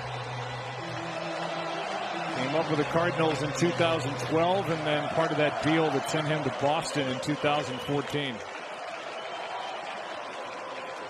He's got the stuff to close, but he's a setup right-hander for Craig Kimbrell. 2-2. At this point now, he's thrown a little bit too many of those same pitches to Max Muncy that if he gets another one and he leaves it a little bit over the plate, Max will have a better approach. I would think fastball would be in order here, and 2-2 after all those slow pitches that the hitter's eyes have had to see. Let's see what the duo comes up with here.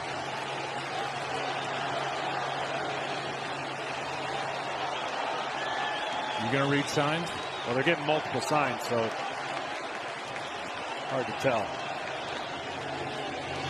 Breaking ball is grounded to the right side. Holt. 2 out. And that was one he really got away with, as that one was over the center of the plate.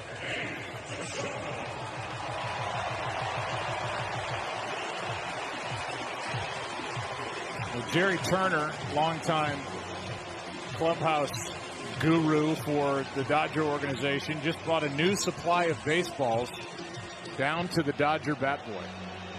So you were on to something earlier. There they are. Yeah. You were on to something earlier when you said this might be a record for foul balls hit into the seats. I'm telling you, it's there's been a slew of them. Here's Machado, 2 out, nobody on. Likes to go after the first pitch, and he hits one into left. This ball is back and off the wall. Machado was not running. Not sure if he would have been able to make it to second anyway, but had no chance to get to second with that effort out of the box. He knows it too right now. You don't have to say anything to him. You can tell by the look on his face. He thought he got this. And he was watching it, and then once it hit the wall, there was no chance, as you mentioned, to get to second. And I don't know that he would have made it anyways, but the doubt would be, you never know, because he thought it was gone. You can tell right there. That look tells it all. He recognizes he made a mistake. But if you're ever going to run out of the box, is the World Series Game 3 down 2-0 in a 1-run game the time to run? That is. 2 outs. We talked about it with Justin Turner earlier as Bellinger pops it up on the infield. 2 outs, a time to push it. Machado did anything but. So the long single, the pop-up, and into the 7th inning in Game 3. Kelly threw a scoreless inning. Still 1-0 LA. Back after this from your local Fox station. Game Hey Siri, turn on Do Not Disturb. Well, here we are in the 7th inning of a 1-0 game, and Walker Buehler is back to work. He's got the big bats coming up. Bogaerts, Moreland, and J.D. Martinez. As Walker is the first Dodgers starting pitcher to last 6 innings over their last 9 World Series games. Clayton Kershaw went 7 innings in a win in Game 1 last year as Pedro Baez gets loose. But nobody went that deep the rest of the way as a starter for LA against Houston. And he's the first to do it in 2018 for the Dodgers against Boston. As I mentioned, his exterior doesn't show he's bothered by anything. And now it's all about, he knows, one pitch, one at bat in this inning. Try to get through 3 outs and put your team in a better situation. That's high. Tom Verducci. Yeah, commitment from Dave Roberts to Walker Buehler right here. Remember, his season high pitch count, 105. You see him at 96 right there, but he has not been in the stretch for the last 3 innings of this game. Velocity still there. Mechanics still there. But he will not throw another pitch out of the stretch. He's retired 11 in a row, 12 in a row, 1 out in the 7th.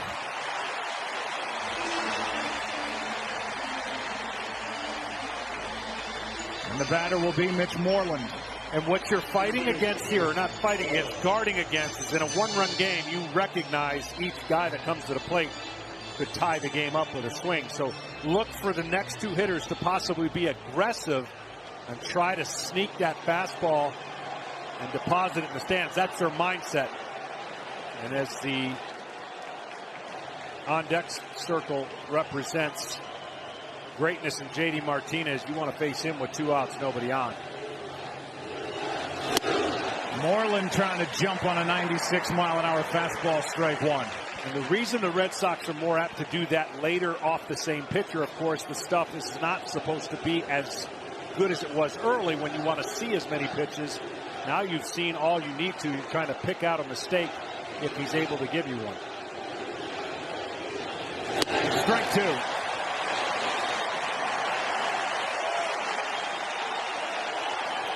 That was a changeup. We have not seen many changeups. That just tells you how much confidence he has to throw a changeup 1-0 this late in the game when he hasn't really had a feel for many of them.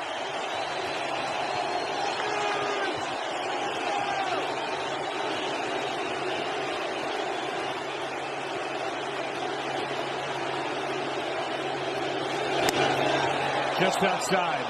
Kenny? Well, Joe, Dave Roberts has been criticized for sticking to his script, adhering too closely to the analytics. Now, it might seem obvious to us that Walker Buehler is still in the game and to many fans, but he is now in the 3rd time through the order, and generally that is when teams today take out even dominant starting pitchers.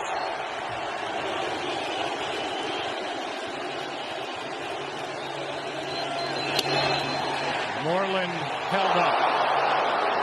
2-2. Well, there won't be a lot of lease, you know that. He is on a hitter-by-hitter basis now, the rookie right-hander. As Moreland just did hold up, especially with a guy like J.D. Martinez on deck. Absolutely. You don't want to go to 3-2, so you want your decision to be made right here on this pitch selection. 2 out.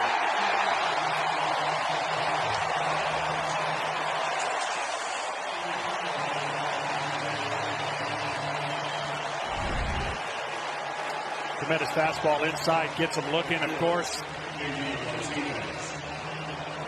And now, first pitch will be so important here. That's how a lot of the Red Sox have looked. Going back to the bench after facing the 24-year-old who brings it home with 2 out, nobody on to J.D. Martinez. 1-run game. Good breaking ball for strike 1. That's a great pitch selection on a guy you know, fastball hunting, who can take it to every part of the park with a fastball. And that'll cause J.D. Martinez to rethink of the approach of what he thought he was going to get maybe when he stepped in that box. Let's give Yasmani Grandal some credit tonight for the job he's done guiding the rookie right-hander. The 0-1 just up. No fastballs yet to Martinez. The ball and a strike.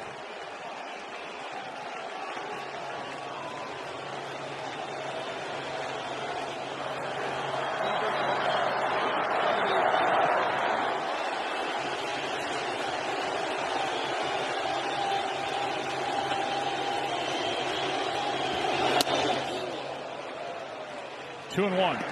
97. It's pitch number 105 from Buehler.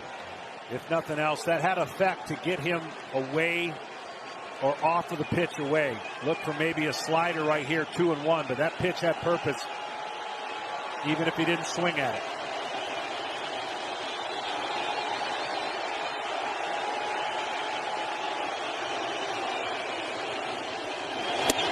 Strike two. Wow, went right back in there up at 96. And JD expanded the zone.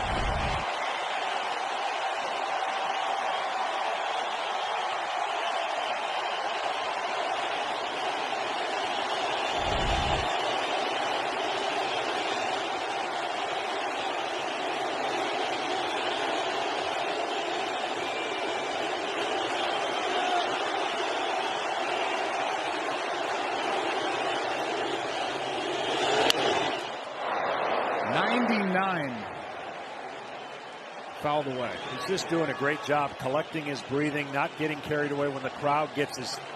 That's the adrenaline rush when the crowd gets up and you're at home and you want to make that crowd go into a frenzy with your next pitch being successful. He's not bought into that yet tonight.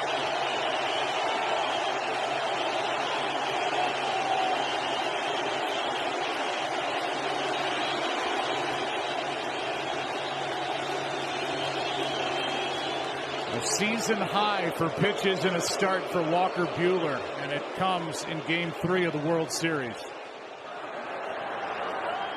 Dave Roberts managing with his eyes and his feel.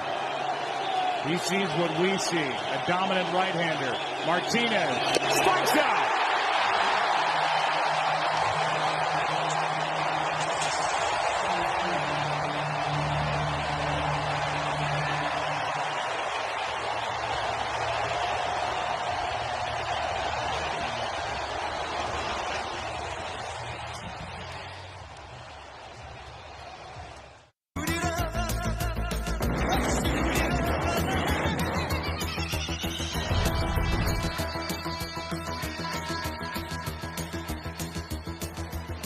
Walker Buehler gets through 7.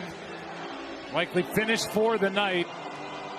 A 2-hit shutout through 7. A year ago, World Series Game 2, he was watching with the rest of us with his little sister. Not tonight. Anything but. He has struck out 7. He's allowed 2 singles. Nothing since the 3rd inning. Sandy Koufax is impressed.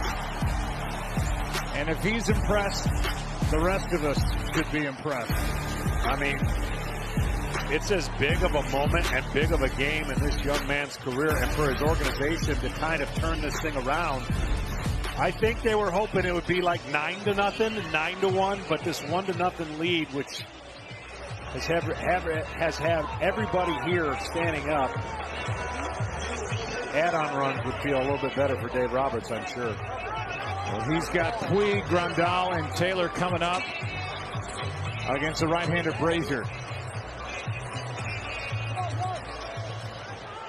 Ryan takes over. Only 1 earned run in just under 8 innings. This is his 9th postseason game. A 1.6 ERA in 34 games during the regular season. We go for 2.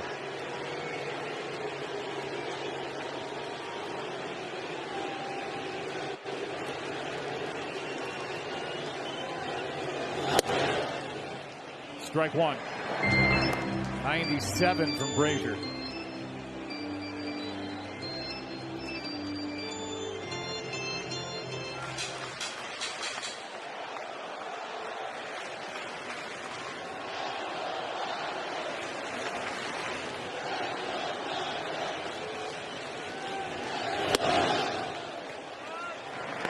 best highlights, graphics, and captions don't stop after this series. Follow MLB on Facebook, Instagram, and Twitter. Ball and a strike.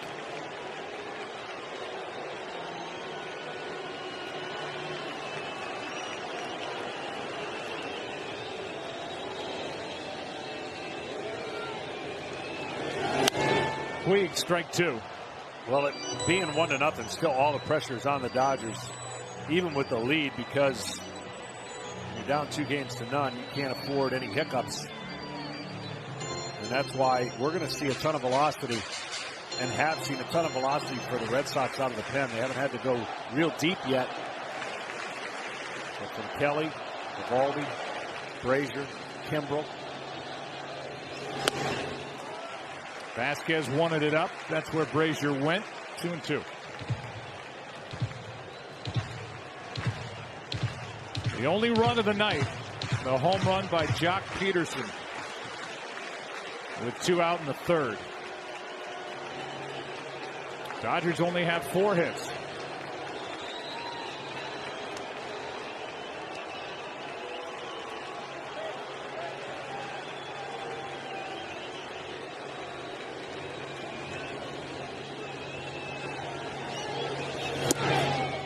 That just missed, and Brazier thought he had out number 1. Instead, it's full count. Look where the catcher set up, and look where he had to catch it and how he caught it. That presentation probably did not help getting that pitch called on the inside corner at the bottom of the zone.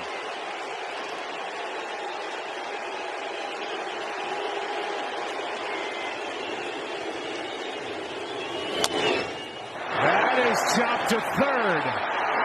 Base hit. And Moreland, a good job, bad hamstring and all, to get off the bag and save a wild throw.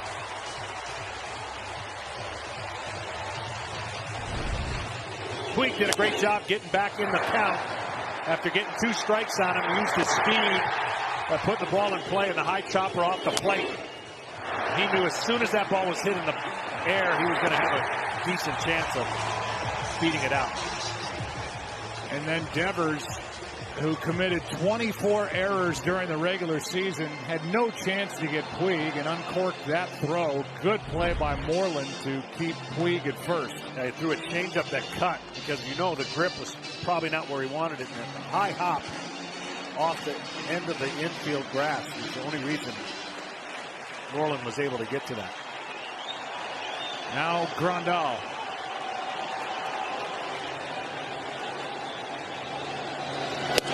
Yasmani singled his last time up, and I said it in the top of the inning, and I want to say it again for a guy who's had a lot of criticism come his way for what he's done receiving the baseball as a catcher. He's done a great job tonight guiding Walker Buehler through 7 innings. Yeah, he has. And you know those two probably have a good relationship as they've hooked up most times during the year.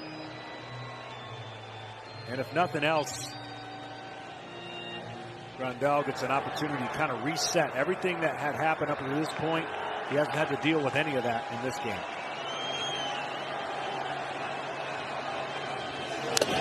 What is that feeling like? And we're seeing Walker Buehler with his arms hanging over the railing in front of the dugout, sitting next to Kershaw. He just turned in 7 shutout innings with his team down 2-0. Kenley Jansen's getting loose. That must be the most satisfying feeling you can get as a pitcher. Close. Had the Red Sox not made him work so hard, 1-0 shutout. 9 innings, starting and finishing it, because when you're in that kind of groove and rhythm, you don't ever want to come out of the game. You understand why he is now, because he's up over 100 pitches. Meanwhile, the 0-2 to Grandal. Fouled back. But the reality is, and I know we've seen a change in the way baseball is being played with the usage of pitchers, and we have tremendous arms coming out of the pen, so that's not what I'm talking about. It's just usually if you can get 120 or 125 pitches on down and you're in command of the game, that's the best feeling in the world, to finish it.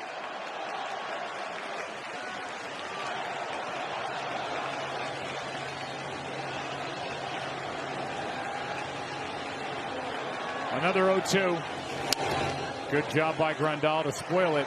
I think in some ways, just because the game has evolved and changed to what it is now, it's almost more impressive that Buehler was so good. The new book that all these managers manage by went the trash can. Yeah. Well, guys don't get a chance to disprove the new book, meaning they don't get the opportunities to average out the third time through because they're not prepared or taught, given the opportunity to think like that. They're taught, throw as hard as you can, as long as you can, and we got the next guy to come right in and do the same thing. And that's, you know, that's why the pitch count today is more important. It's an irrelevant number. It means absolutely nothing. Somebody came up with it to describe or show pitchers how you can get outs in a 9-inning game more efficiently. It wasn't there for injury protection. And what it's turned into is, because guys throw so hard and their max effort, now you have to reduce the amount of pitches they have per game, because the thought that they're doing that so often does increase the risk of injury.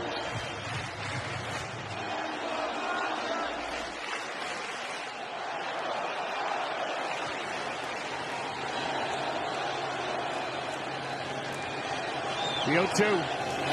A strikeout on a pitch down and in. And now with 1 on, 1 out, Chris Taylor will be the hitter. Throughout the baseball season, Geico is donating tickets to honor military members and their families at Major League stadiums around the country through the Geico Seats for Service program. Today, we welcome Sergeant First Class Ryan Bell and his family and thank all of them for their service. Thank you, Ryan.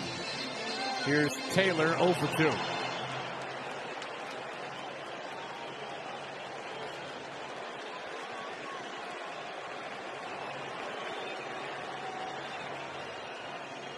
Matt Kemp has come into the on-deck circle.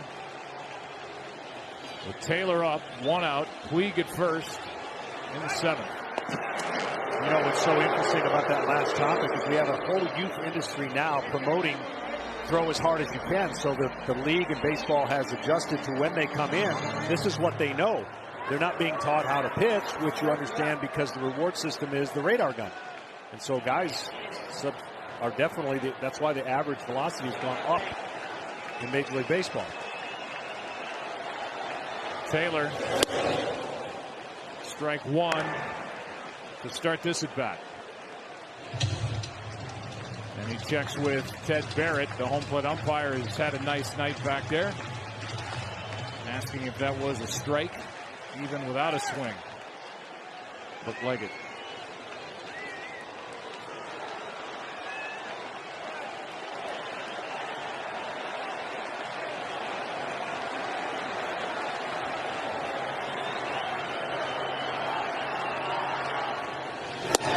Good pitch outside corner at the knees. Strike 2.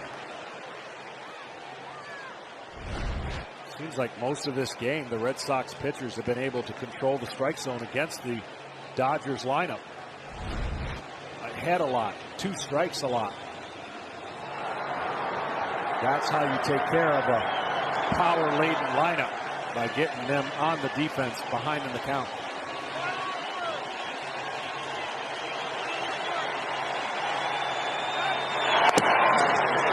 In each bullpen here in the 7th. The Red Sox have Pomeranz, their left-hander, up. Drew just added to the active roster for this round because of all the left-handed batters. And then Kenley Jansen, he can do as he pleases. He's coming in. He's been up for a while now, trying to pace himself.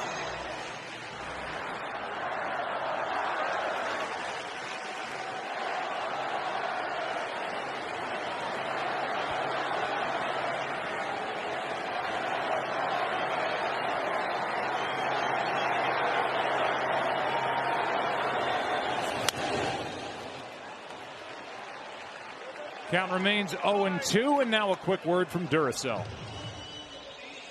This is the #1 trusted brand.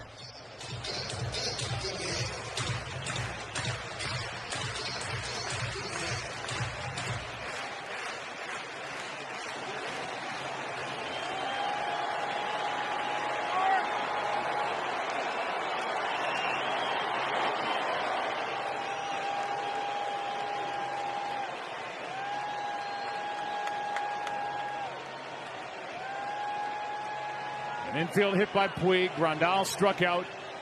And the count 0-2 on Chris Taylor.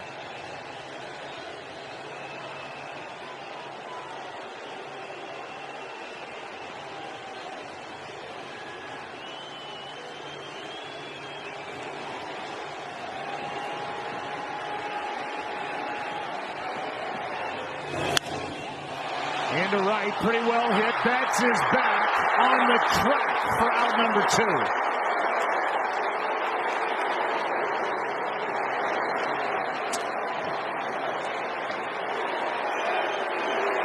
Good running grab by Mookie Betts in right, and now Kemp will hit for Buehler.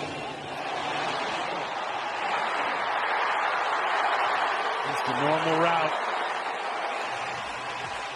Makes it look easy. Puig, the right field counterpart at first base. When the ball was first hit, it looked like he was going to be able to do something, and he saw Mookie Betts and how he was going and realized he can't go anywhere. A visit to the mound here before Kemp comes to the plate. Live every World Series moment with MLB At Bat, the #1 app for live baseball. The only place to get all your Dodgers and Red Sox action. In-game video highlights, pitch tracking, StatCast, live radio feeds, and much more. Download MLB At Bat today. Here comes Kemp, who homered in his first at bat in Game 1. Kemp would love to have the ball down over the plate. He's got one of them pretty swings that is gap to gap and obviously still has power this late in his career. And found it interesting when we got a chance to talk to him in the previous series. He plans on playing another 3 years.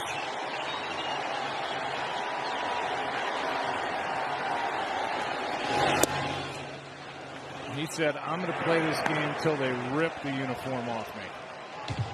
Why not? I mean, he's done a great job in transforming his body and coming here about as improbable of making the starting lineup, or I should say making the All-Star team in the first half when that trade was made between the Dodgers and the Braves.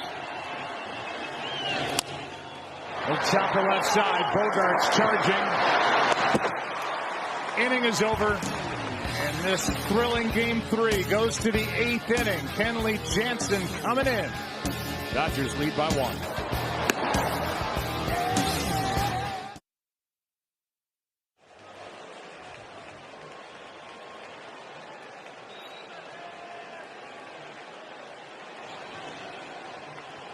Well, Kenley Jansen has had plenty of rest, and he is going to use all that rest here in Game 3. He takes over the closer for the Dodgers. He's missing down and in with Brock Holt at the plate. Rafael Devers will follow, then Jackie Bradley. In a perfect world for Dave Roberts, it's a 2-inning save. The other perfect world is nobody fast gets on the base. There's a strike. Kenley has done a nice job lately, especially in this postseason, trying his best to speed up when a runner gets on, but notoriously a little bit slow out of the stretch, so there's a lot of pressure on him to not give the Red Sox any opportunities speed-wise on the bases. The 1-1. Up and away. Just to get this in before this game gets even more intense. The last Dodgers starter to pitch scoreless ball over an outing of 7 or more innings in the World Series. Buehler went 7. No runs, 2 hits. Orel Hershiser.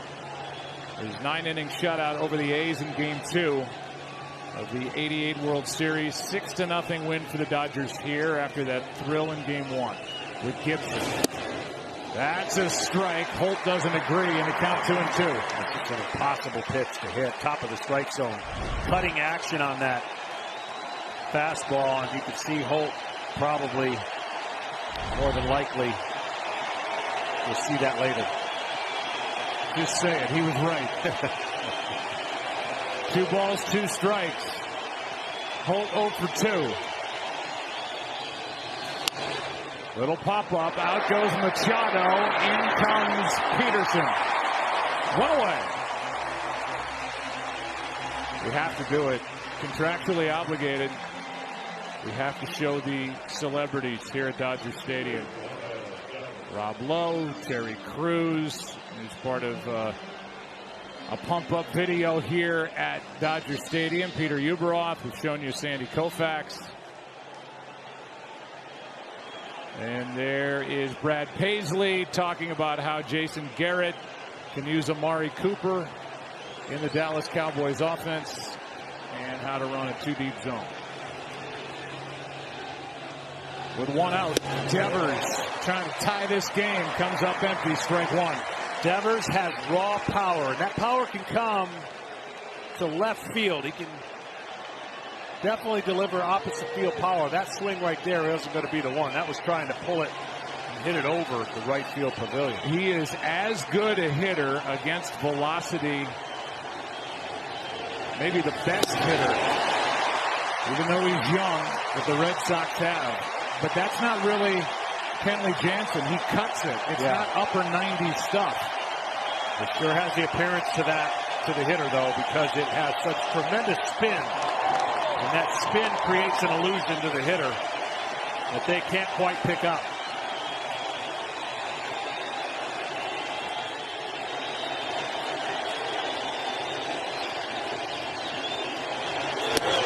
That's high. I told you I don't typically watch a lot of BP just because I'm a pitcher, but this young man put on a display in batting practice with his power. It made me notice.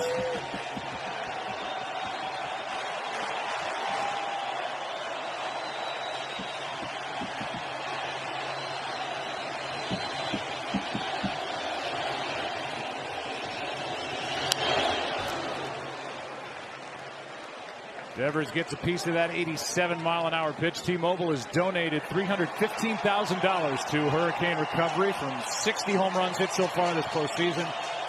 Do your part to help keep the donations going every time you tweet or retweet with HR4HR.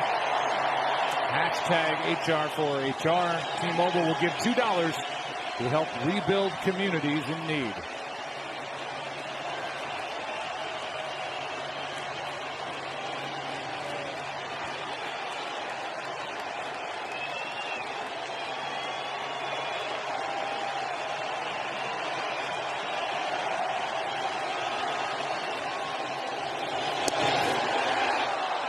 Devers checked it. 2-2.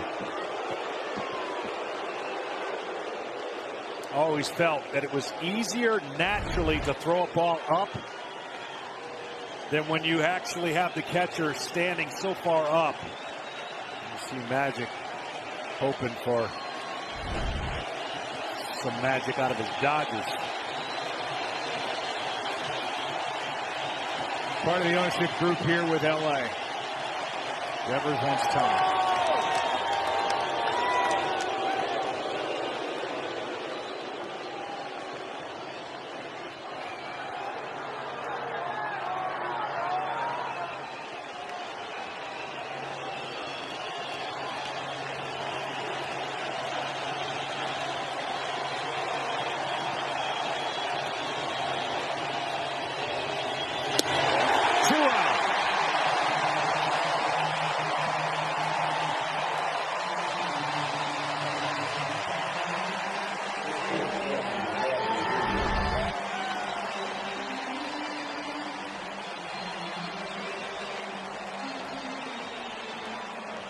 I know you're sitting at home going, how in the world can a guy swing at that pitch?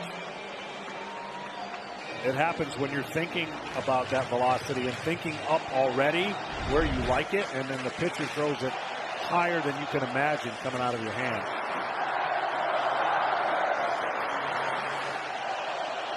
Jackie Bradley Jr. One of just 2 Red Sox hits tonight.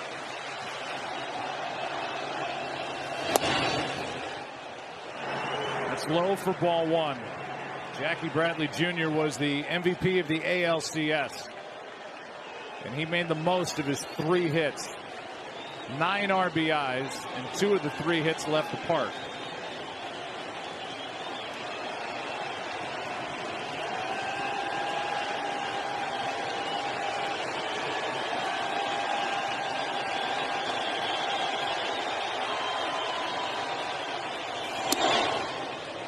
2-0. StatCast AI is powered by Amazon Web Services, and you look at the spray chart. The last 100 batted balls, 200 feet or less for Jackie Bradley Jr. Hence the shift.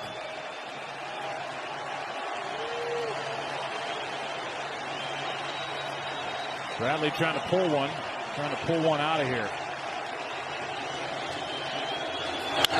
Fly ball into right.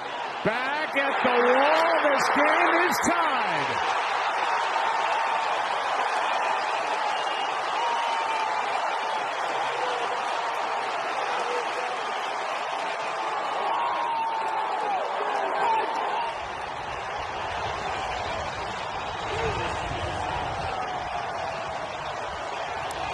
RBIs for Jackie Bradley Jr. this postseason, all with 2 out. To say he's made the most of his hits is an understatement, and right there for that dugout, they're not surprised by what Jackie Bradley Jr. has been able to do this postseason. Wow.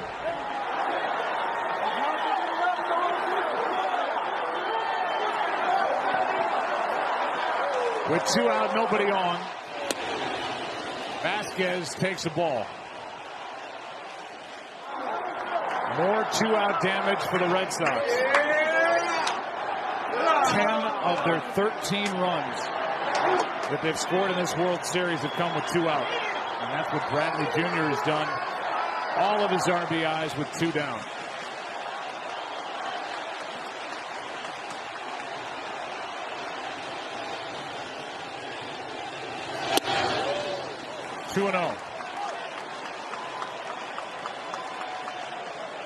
Not a worse feeling in the world for a closer or any reliever that comes in, but the biggest thing you have to tell yourself is the game is tied. You haven't lost nothing. Yeah, you gave up the lead, but now you've got a job to do to make sure that your offense can kind of respond. And having done both roles, there's no worse feeling in the world as a closer to come in after someone has worked that hard in Buehler, but you have to maintain and refocus on the task. Strike one. Back to the home run. Took an outer third cutter that came back to the left-hander Bradley, and he basically no doubted it.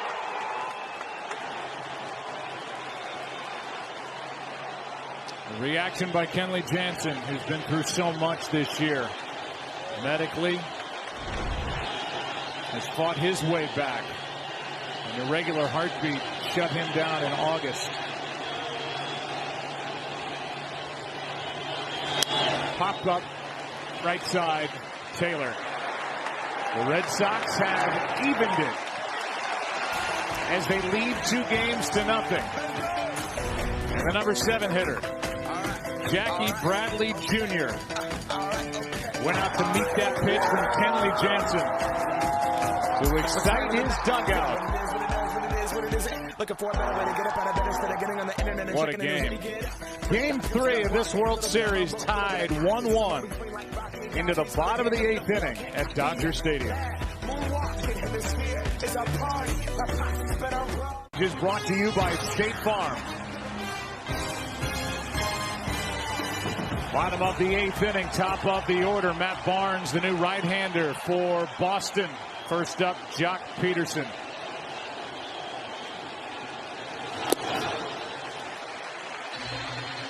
Jackie Bradley Jr. has tied this game with a 2-out blast into right. And here are the good numbers for Matt Barnes this postseason. Good fastball, and you saw the good break to his curveball. That's a pitch that if he hits with it, the hitters are in for trouble. But a little inconsistency is the strike throwing with that pitch. Peterson takes inside, 2-0. Turner and Muncy, the next 2 hitters. Machado up 4th.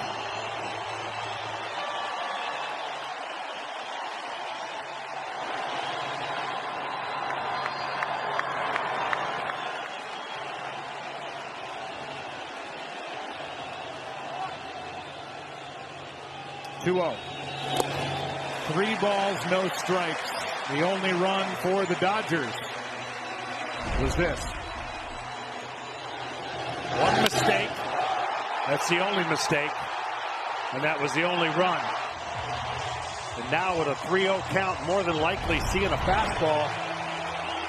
The green light is the only question on whether he has it or not.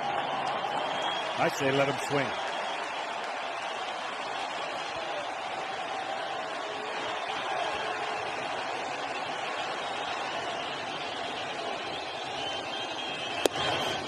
Taking, it's 3-1.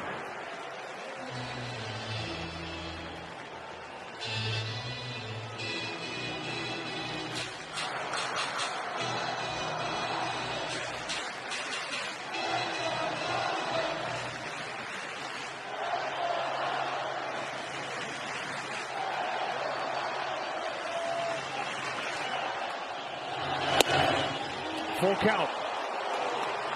2 good fastballs on the inner part of the plate when he needed it.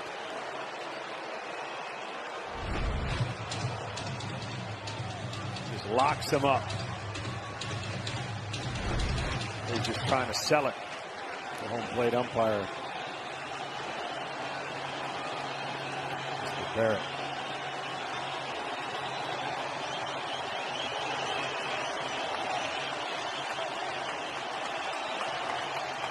It was 3-0, now 3-2.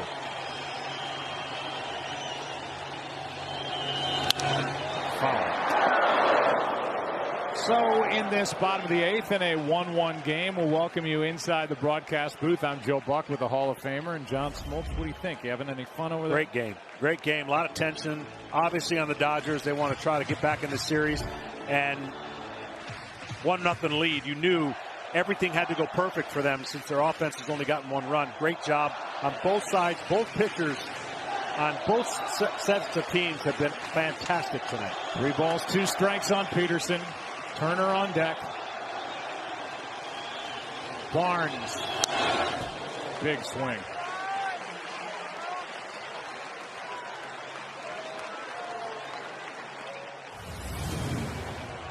We look ahead to tomorrow, and the starters, I don't know. I mean, you can take your guess. We got a long way to go here tonight. First of all, potentially, Rich Hill in line for it. Still kind of up in the air on the Boston side.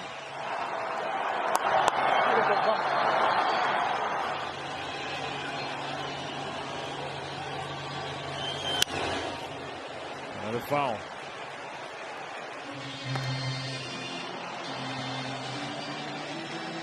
Certainly has been the theme tonight. Foul balls, deep counts, slew of strikeouts, and not many hits. So proud of myself right now. I don't have to look at your scoreboard. I've been locked into this game. Well, not much has happened. I know, but I haven't made a mistake on mine yet, like I usually give up around now. Bottom of the 8th inning, 3-2 pitch. Peterson leading off. Struck him out, and what an effort by Matt Barnes. Came back from a 3-0 count to strike out Peterson. 1 away in the 8th. Everyone's talking about the comedy hit of the season, and that is Last Man Standing. Tim Allen's triumphant return has helped make Fox Funny Friday TV's #1 new night of comedy. Catch an all-new Last Man Standing, followed by the Cool Kids next Friday on Fox. This is just fastball after fastball after fastball once he got to a 3-0 count. Up until that point, it was all curveballs. Here's Turner. Ball 1.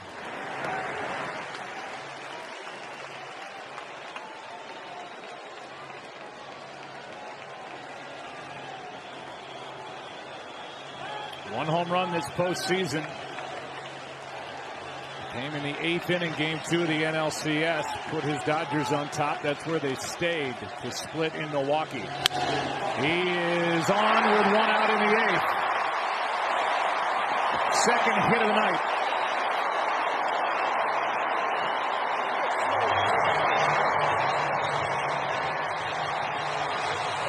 batter will be Max Muncy. In case you're just joining us, 11 o'clock in the East, 8 o'clock here in the West, a 1-1 game. Red Sox up 2-0. Walker Buehler, that bottom line, the story up until a moment ago. 7 shutout innings on 2 hits, 7 strikeouts, no walks.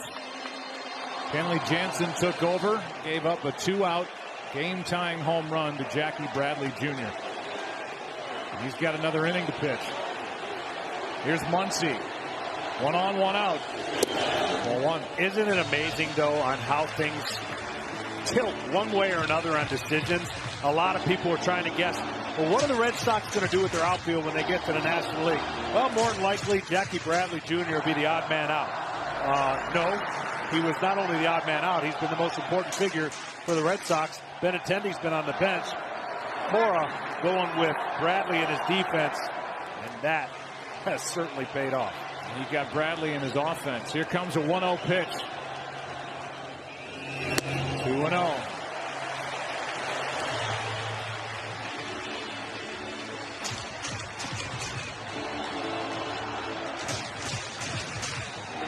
Dave Roberts said before the game in a little meeting, we were 10 games under in May, and people thought we were just going to punt on the season. We battled back. We ended up winning the division. 6th straight year they've done that. Here with the Dodgers.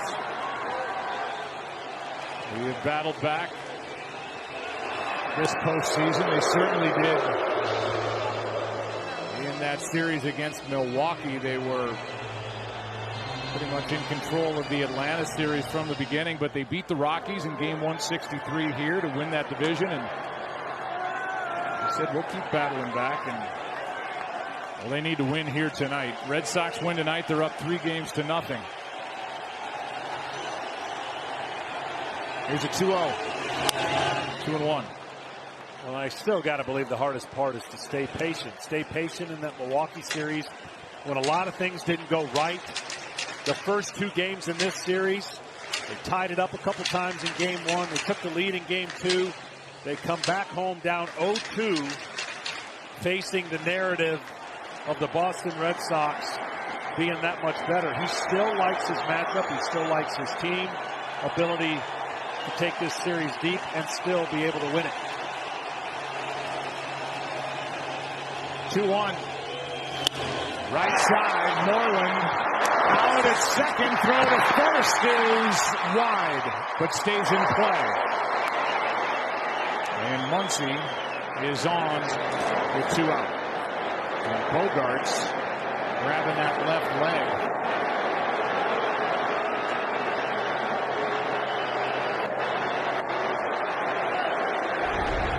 Let's take a look.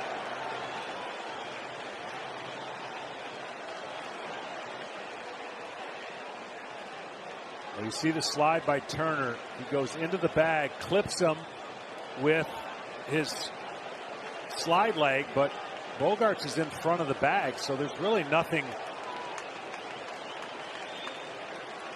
that Turner can do differently. He took a inside the grass route to get back in line with the bag, and the slide has to go through the bag, which it did.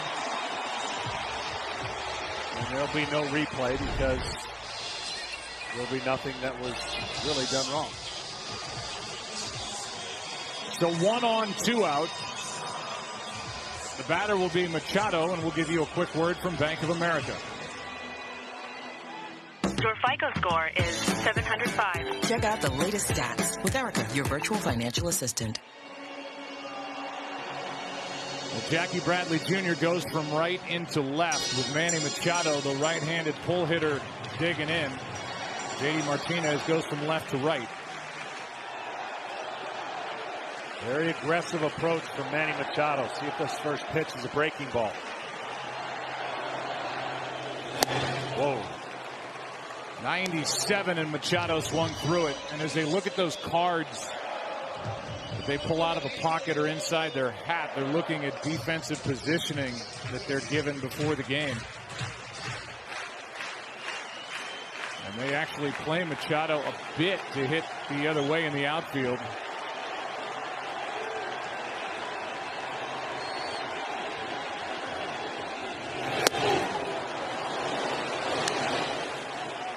strike two.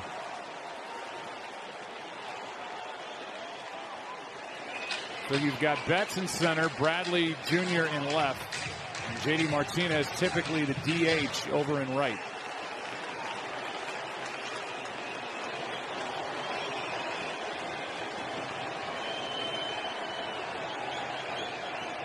Alex Cora doesn't miss much, does he? He hasn't. He said he made a couple mistakes early, learned from it in the regular season. Well, he's been on point, and he's had a lot of things go his way, and the reason is he's put himself in positions for those things to go his way. Him and his coaching staff. 0-2, the count on Machado.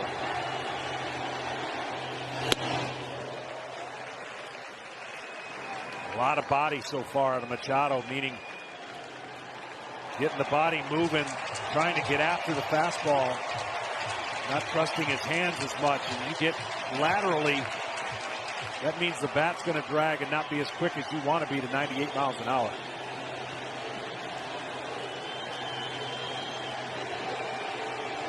Machado with a single off the wall his last time up.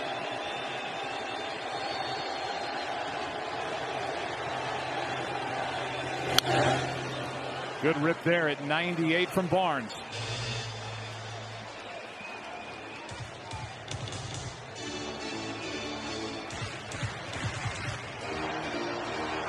He is actually a pretty darn good high ball hitter, but more middle to middle in. If they stay away, that takes away a little bit of his leverage.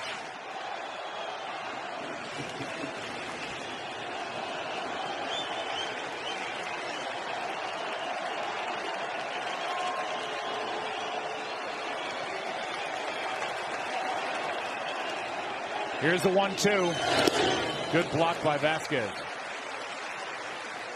It was an all-star break trade that brought Manny Machado to the Dodgers.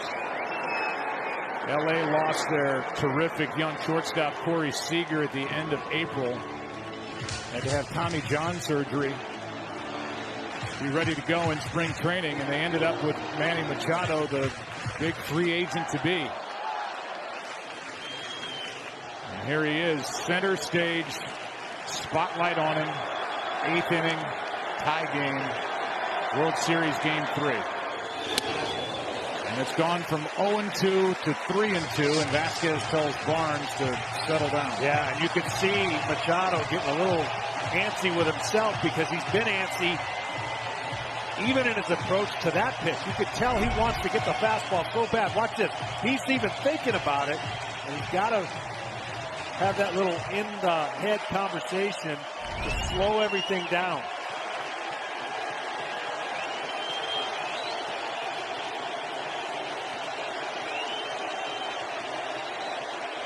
Runner will go. That's Muncy.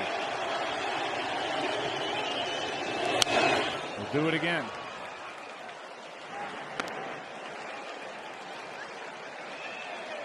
Another ball up out of the zone and another foul ball.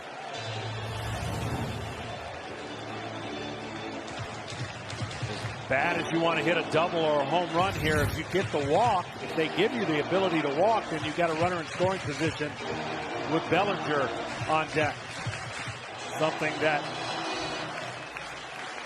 you know they would love to see somebody in scoring position here with a tie game, even with 2 outs.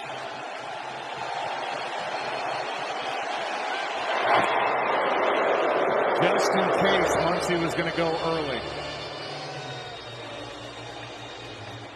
Both bullpens are quiet. For the moment, this belongs to Matt Barnes. And the top of the 9th belongs to Kenley Jansen.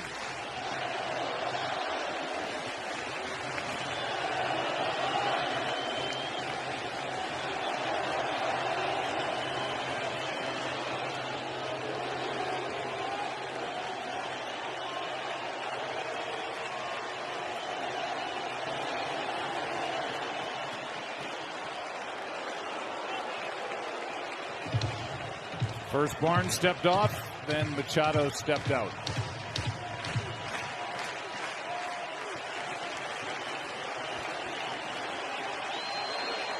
Muncy will go. 3-2. Struck him out. And 8 innings are in the books in Game 3. Jansen back to the hill for the Red Sox.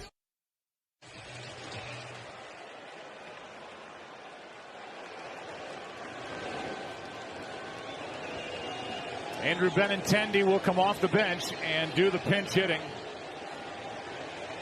to start this 9th inning against Kenley Jansen. 1-1 the score in Game 3. A strike from Jansen.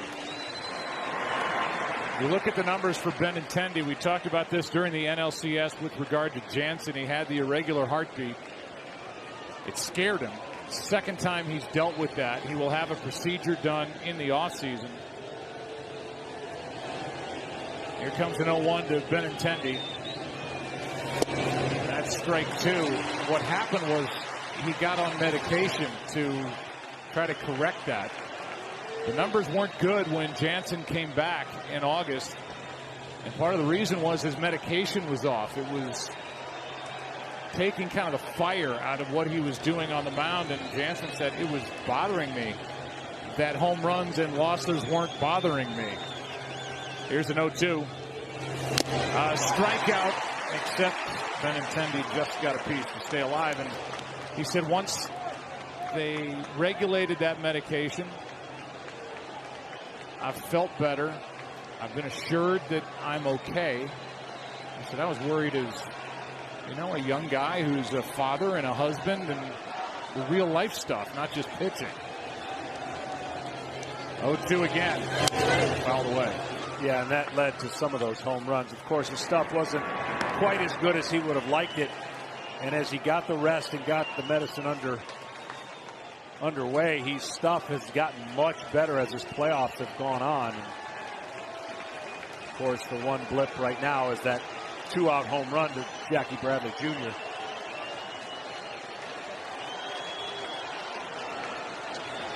Another 0-2. A strikeout starts the ninth. Let me ask you, you know, we've seen Pedro Baez dominate here lately. Did you have any issue with Dave Roberts calling on Jansen to start the 8th inning and leaving Baez in the bullpen? No, basically because I said it was more like a 7th game approach, and that's your horse right there. And because he's had all kinds of rest, you were able to put him in a clean inning. They were 9 batters away, and more than likely in this situation, 9 out of 10 times, he would have been able to deliver those 2 innings. Just so happens the homer is the blemish. A 1-1 game. Here's Betts, the likely AL MVP. Ball 1. Because what you've done now is still in a position of strength. You've only had to utilize one pitcher to get to this point. Whereas the Red Sox have had to utilize a lot of options to get to this point.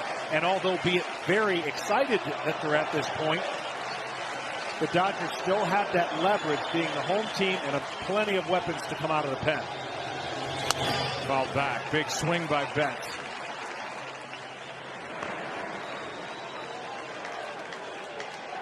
Taco Bell is back with Steal a Base, Steal a Taco. Game 1, Mookie stole the first base of the World Series, meaning everybody in America gets a free Doritos Locos Taco.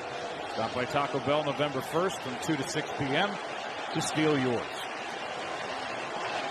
1 ball, 1 strike. Betts is 0 for 3. We talked about it early, John. But David Price texted his manager, Alex Cora, and said, I'm ready and available if you need me tomorrow. He did that yesterday. David Price is up for closer Craig Kimbrell. You know, for all the different scary moments of David Price having some injuries and going on the DL, he has shown that he has a rubber arm. I mean, an arm that bounces back and is willing and able to pitch. Betts pops it up into right. Puig to his left. 2 out. I'm just here to tell you, it's not as easy as what the Red Sox are making it look like from their starters' ability to alter their program. It really isn't that easy. And to credit them, willingness to do it, and Alex Cora, willingness to execute it, has been impressive so far. Obviously, if the Red Sox take the lead in the top of this ninth, the bottom of the inning belongs to Kimbrel. If not, it may be the Game 2 starter, David Price, who worked 2 nights ago and pitched 6. Here's Bogaerts. On the road, a closer in a tie game is one of the toughest positions to be in, because typically in a regular season, you only come in once your team takes the lead. Obviously at home, you can't apply that because you take the lead, you win. Strike 1 on Bogaerts. So what that means is you have to temper your ability to get hot. Now, one swing with 2 outs, you're in the game, so you have to technically be kind of hot. But as the game prolongs, you have to temper how much you throw, because this could be the 10th inning, the 11th inning, the 12th inning. That's when it's tough for the closer on the road. Bogaerts, strike 2.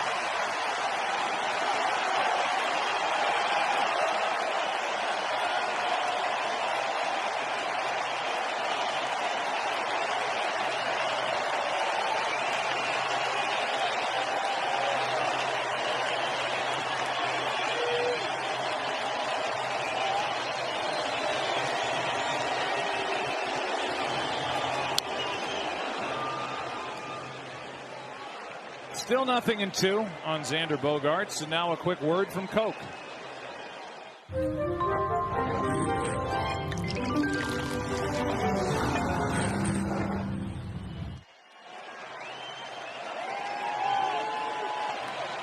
Jansen quick pitched on that previous 0-2.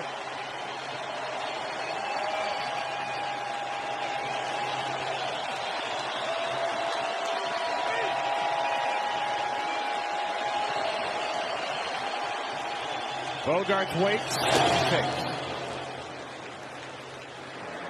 Yeah, the way that you can quick pitch with nobody on, there's nothing that stops you to do it. And every once in a while, it looks like he's going to go into that long, deliberate motion, and he just kind of fires home, hoping to catch the hitter off guard, and his timing of his long delivery. Baez getting loose. He was up earlier when Buehler was out there in the 7th.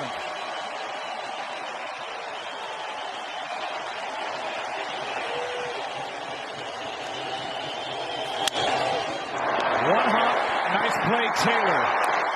Bottom of the 9th inning in Game 3.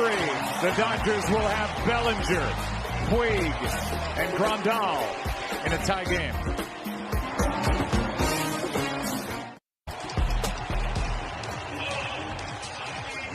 Well, here's David Price, who threw 88 pitches 2 nights ago on a cold night at Fenway Park in a 4-2 win. Into the ball game, the next game, to relieve in a tie game, bottom of the 9th. Well, again, calculated upside, downside, meaning the risks that are associated with this. Obviously, if he does well, it doesn't matter if they win the game, a moot point. But if he doesn't, they lose the game. How does this affect his next start? What happens tomorrow? All these kind of decisions thrown in the hopper in a 1-1 game here in the bottom of the 9th. See what the bullpen has done for Alex Cora. 1 run over 11 1/3 innings pitched so far in this World Series. Here's Cody Bellinger. A strike is in there at 94 from David Price. That's as hard as he was throwing 2 nights ago. I mean, typically in the regular season, this would be your bullpen day session that you go out and get your arm in between starts, but you're not throwing pressure pitches like this. That bounces in. The Dodgers have had 3 walk-off wins in a World Series game. 3 famous ones. Most recent, 1988. The last time LA won it all. The Game 1 walk-off by Kirk Gibson. The pinch hit home run off Dennis Eckersley. And a 5-4 final. Bellinger Hitless tonight. Chased it. Good pitch from Price. Strike 2.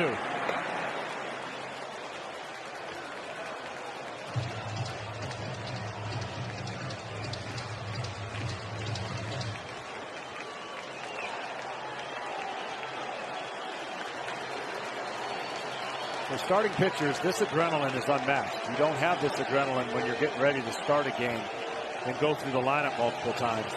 This is a different kind of adrenaline and a different kind of preparation. Although be it probably a short one for David Price.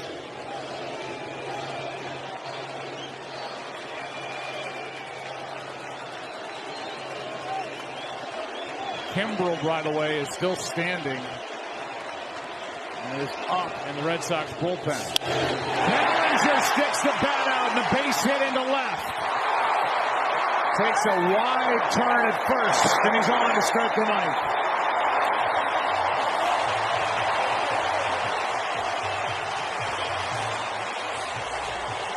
When Bellinger has been effective this postseason, it's been at bats like that that you think will carry over into successful future at bats. Pitch away, goes away. Got some big hits like this. When you're searching and trying to find the barrel of the bat to get to the ball, that right there couldn't be a better opportunity to utilize his legs, his speed on the bases, and now pressure on the outfield to not let a ball get by them in the gap, or this game's over. Yeah, Bellinger can fly, the runner at first. The guy at the plate can run too. That's Puig. 1 out of 3. An infield hit his last time.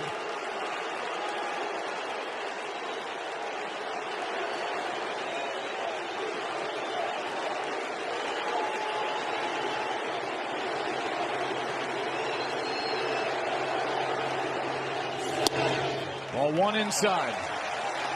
96 from Price, who was getting ready to come in to a crazy game 4 of the ALCS. Started the next day after throwing 35-40 pitches in the bullpen and pitched brilliantly in the clinching win over the Astros in Game 5.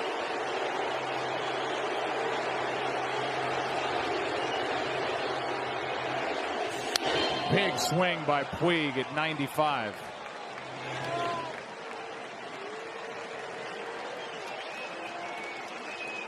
The other thing that's interesting is when you're in this situation, you bring your pitches along so that you have a game plan. Will he have to change up touch? Or will it be more aggressive fastballs? You've seen him early with a fastball, but his changeup was so good in that game you mentioned in Houston, not to mention the game he pitched in Boston.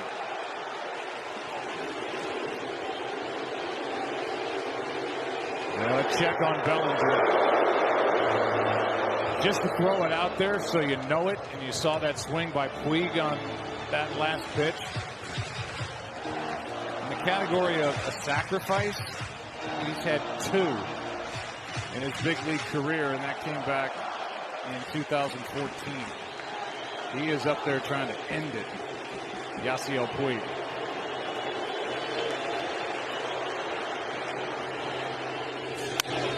Flies it into right. That's Betts. 1 out.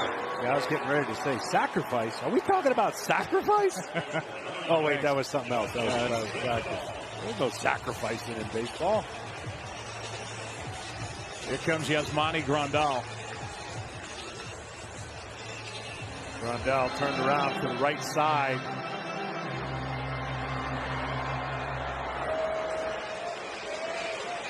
His power side is the other side of the plate.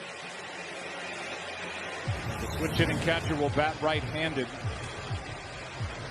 And that's one of the reasons why Alex Cora had the lefty, albeit David Price up. Bellinger started it. Puig is better against right-handed pitching, so he leaves the lefty in. And Grandal bats right-handed instead of his power side lefty.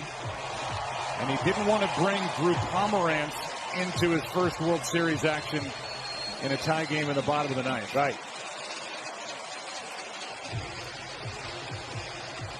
We'll see how it works out.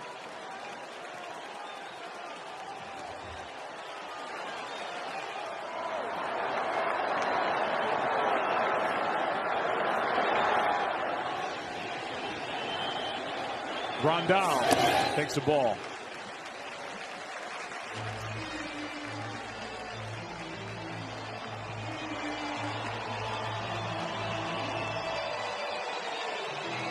Yasmani Grandal during the regular season hit .241. Hit only .206 right-handed with 4 of his 24 home runs.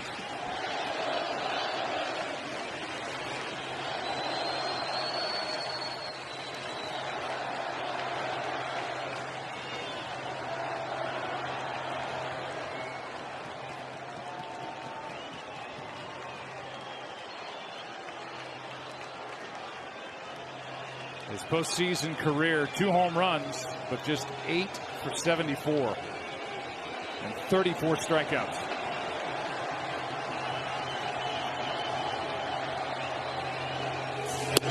Ball 2. But the beauty of this situation right here, that will be all forgotten. If he can find a gap and watch his teammate Bellinger run and put pressure on the defense of the Red Sox. Grandal did not start in game 2. He did not face David Price at Fenway. Ball 3.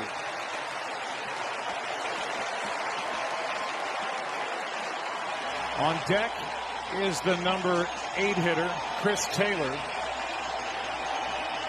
And then Jansen's spot. With Freese available, Dozier, Kike Hernandez, and Barnes on the bench. That's Hernandez. It's obviously Freese. 3-0 the count. Look to Woodward to see if he gave a sign. All he did was hold his hand belt high.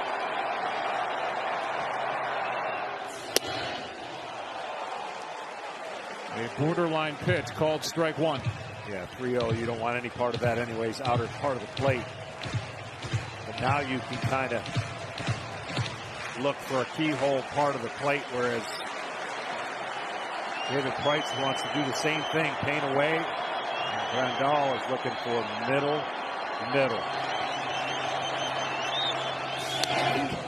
Fouls it straight back. Wow.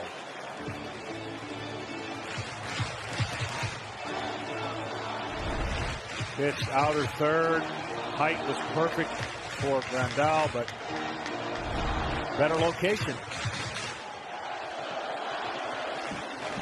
I don't think you can start the runner here 3-2-1 out with a guy who swings and misses a little too much.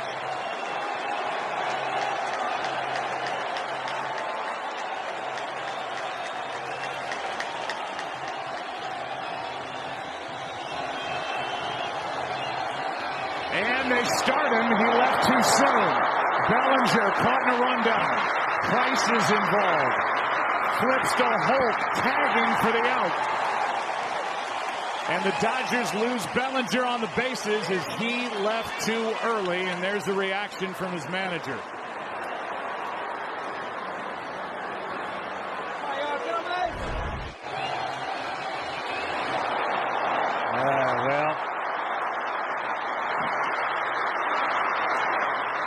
Even if you're going on the pitch, you got to make sure that the pitcher goes home, and that says it all right there. Nothing else to say. 3 balls, 2 strikes, and I'm with you. Surprised he was running anyway. Trying to get that great jump, and he went too early. And now Price could face only 3 here in the 9th and get around that leadoff base hit. Instead, ball 4.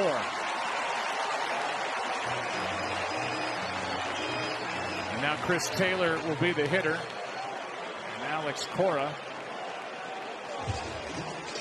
has Kimbrel ready. And he's going to go to him. In a tie game, 2 out. In the 9th inning of game 3.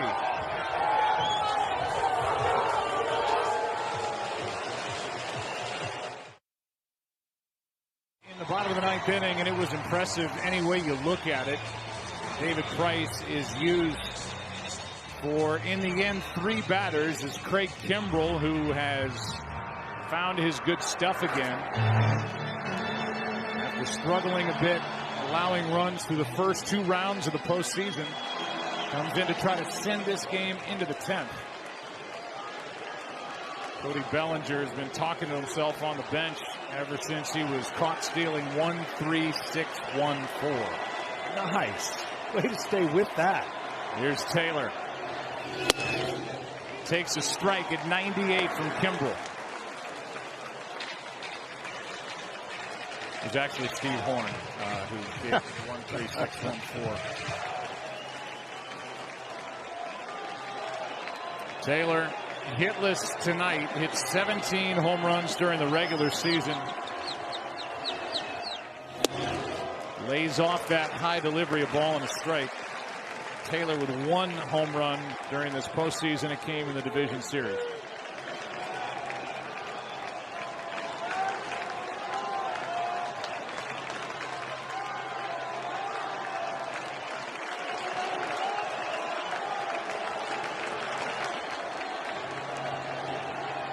Grandal at first, 2 out. Strike 2.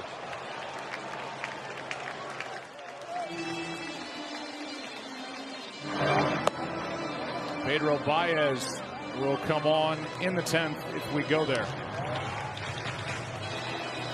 The Dodgers so far have used 2 pitchers.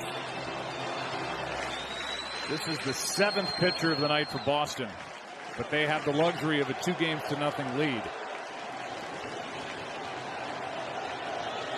Going for the throat. 1-2 pitch. Good swing by Taylor at 97 from Kimbrell.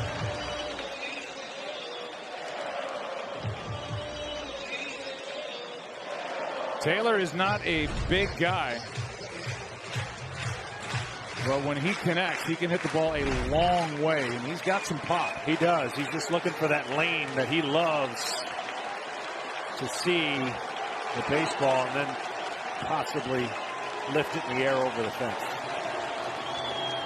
Kimbrell brings it. 2-2.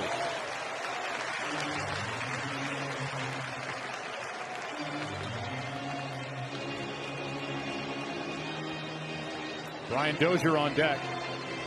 If this inning falls to him, he would be at the plate batting for Jansen.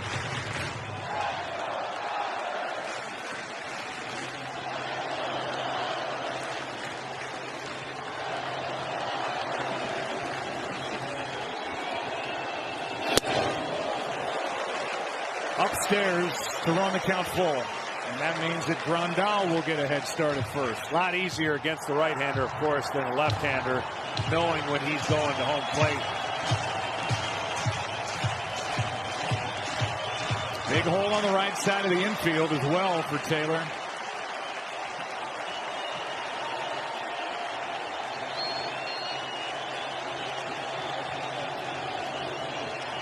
Runner goes. Taylor takes ball 4.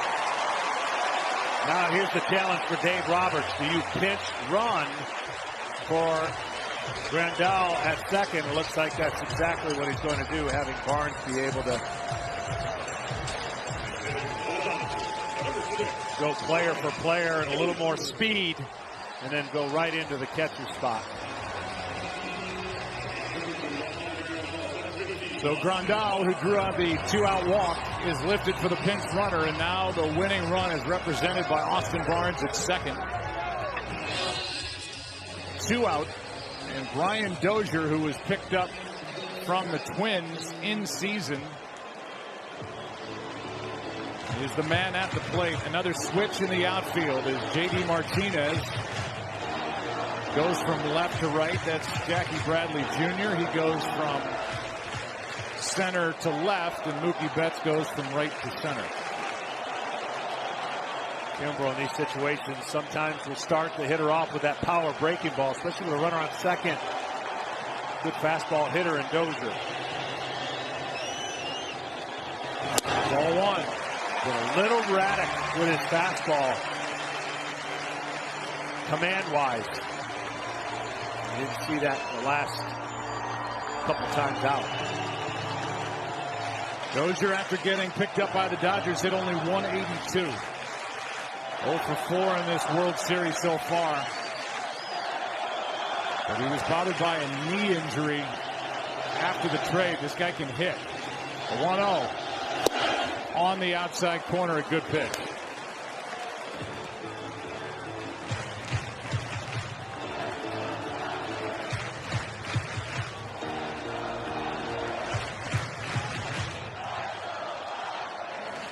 By the way, if this game goes to the 10th, it'll be Moreland, Martinez, and Holt, the 3, 4, 5 hitter.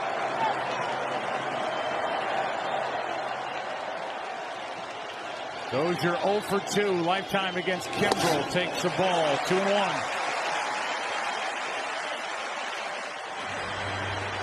And that's part of probably Alex Cora thinking that part of the lineup. He just wants them to get up to the plate. Well, obviously they don't see a lot of Kimbrel. This group of Dodgers, former National Leaguer with Atlanta, all Dodger position players combined are 1 for 37 in their careers against Craig Kimbrel. The only hit belongs to Puig. 2 on, 2 out, 2-1 pitch. Dozier pops it up. Vasquez gets rid of the mask and has it to send Game 3 into the 10th. Cody Bellinger wondering what might have been if not leaving too soon on that 3-2 pitch. Let's play more. 10th inning. Tied at 1. Baez, third pitcher of the night for the Dodgers, and you see what he has done. And in this postseason in particular, 2 hits over 8 1/3, 12 strikeouts. And he's been good against left-handed hitters as he takes over in the 10th inning of a 1-1 game. Yeah, he's been nasty and really, for the most part, been able to throw enough strikes to be nasty. Certainly would like to continue that here in the top of the 10th. Austin Barnes stays in the game after pinch running for Grandal. Thought Grandal had a strong game behind the plate. He and Walker Buehler so good through 7. Buehler 2 hits, 7 strikeouts, no walks. The home run by Jackie Bradley Jr. What tied the game with 2 out in the 8th inning off Kenley Jansen. Now it's Baez, and first up is Mitch Moreland. What is it that Baez has that makes him effective against left-handed hitters?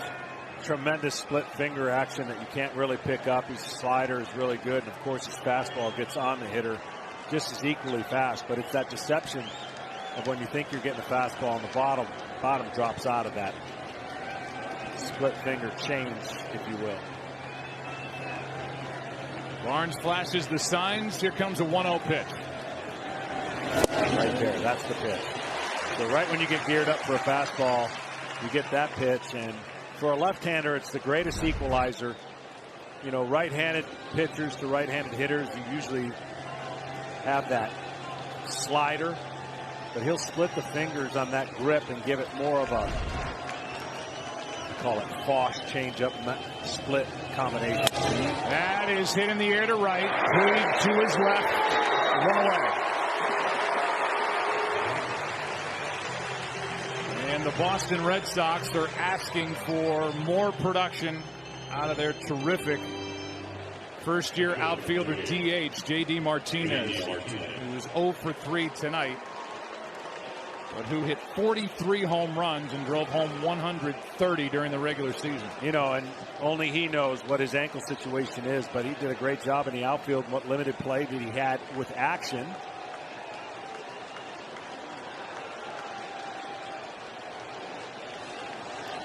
I got some numbers for you that might wow you that most people won't understand. That sounds like a great setup.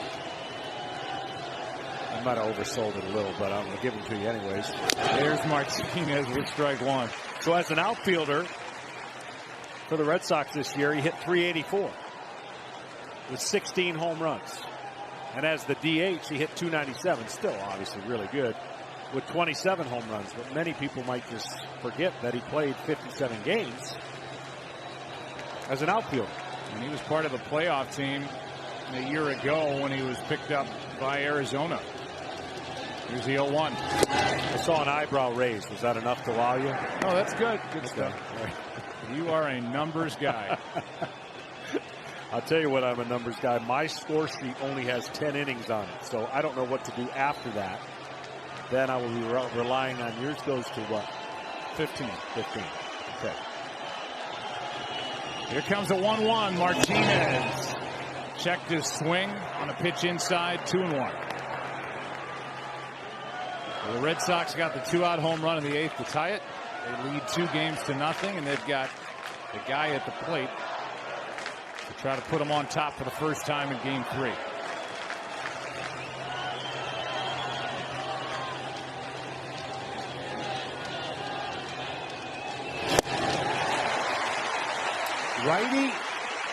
Right-handers, if there's only one kryptonite that JD has, it's that pitch, a changeup off of a right-handed hitter, because he's trying so much to use the velocity and location of the pitch to his advantage that you can tell right there that he wasn't able to stay back on that split changeup off of Baez. Now the count's 2-2. Tried to come back with another one. In this game, Buehler and even Jansen elevating the ball and pitching inside to JD Martinez. Served Buehler very well.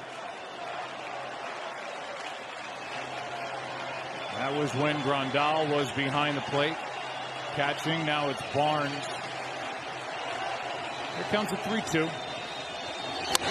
Hooked, foul. And a silencer as everybody here at Dodger Stadium, at least those wearing blue, and there are a lot of Red Sox fans in attendance, went quiet.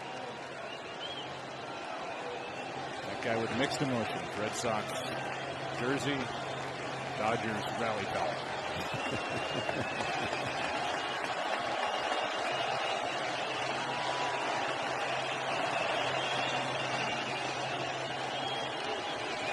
3-2 from Baez. He walked him. 96 from the right-hander, who we talked about this earlier during the NLCS, was left off the postseason roster a year ago.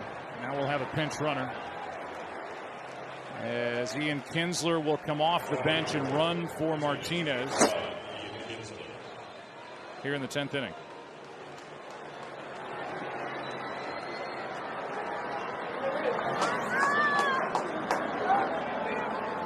Martinez able to reach for the first time. It comes in the 10th inning, and here's Brock Holt with another left-hander, Rafael Devers, the 22-year-old, on deck. They'll put Holt in the outfield, more than likely. Kinsler at second. He's been lead and safe. Muncy thinks he got him. He's throwing it around as he asked the Dodgers bench to ask for a replay. Muncy thinks that Kinsler just got picked off. And he looks like he's right. Really close. Let's see if there's another angle. Right. They're going to look at it. He's throwing it around. That's confidence. Slide there. Yeah, it's going to be really close. It's going to be a matter of an inch. The finger. He's out. To me, he looks out. Now, it's still not a guarantee. Right. But our replay review is powered by Mitel. I mean, nobody knows more than Muncy, and his initial reaction was just to start firing it around the infield. But we'll wait and see. It's really close.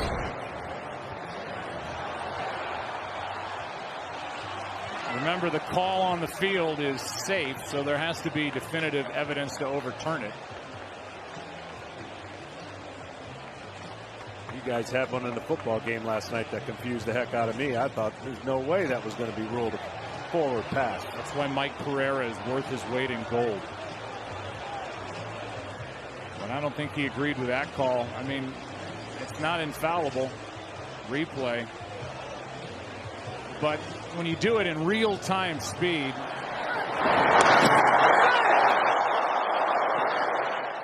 Chad Fairchild is the one who called safe. He was going, wasn't he? I mean, he was going to take advantage and try to get to second base. Safe. Wow. Evidently, they're going to claim not enough evidence to overturn, but it was close. Yeah, I think that's exactly the call that's going to be. It looked out to me. You never weigh in on those things. I learned my lessons, I guess. Where's Pereira when you need him? 1 on, 1 out. Crowd reacted. Muncy reacted, and on to baseball we go. Runner goes, and a base hit in the center. Kinsler will go to third. The throw by Bellinger wide. And now just able to get back to the bag. As the tag was late by Turner as he tried to get to him. And it's first and third, 1 out, and the Red Sox are in business in the 10th. Well, you could tell before the pickoff he was moving, and Brock Holt so good at handling the bat. You know, the wide throw, even a perfect throw, might not have gotten Kinsler at third, but it would have kept Turner at the bag. And now I'm not weighing in. You want to weigh in? I'm not going to weigh in unless they decide to challenge. You got to watch the back side of that, though, because Turner didn't react as if he got him. He's safe. Yeah, he's safe. From that first replay, it looked like the glove was on him. And he is clearly back on.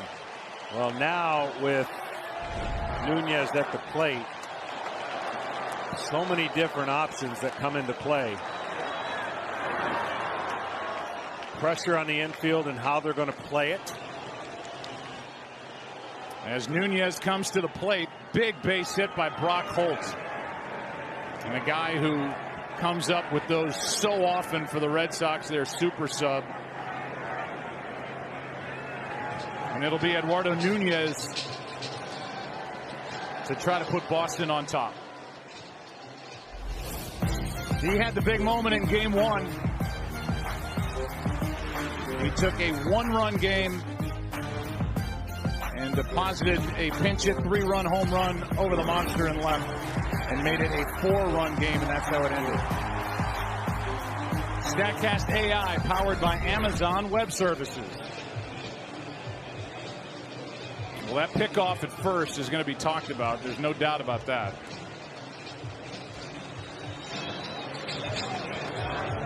And on the very next pitch, Brock Holt gets the hit. Here it is. Safe was the call. They stayed with safe, and then Kinsler able to get back to the bag after sliding past it and able to exhale.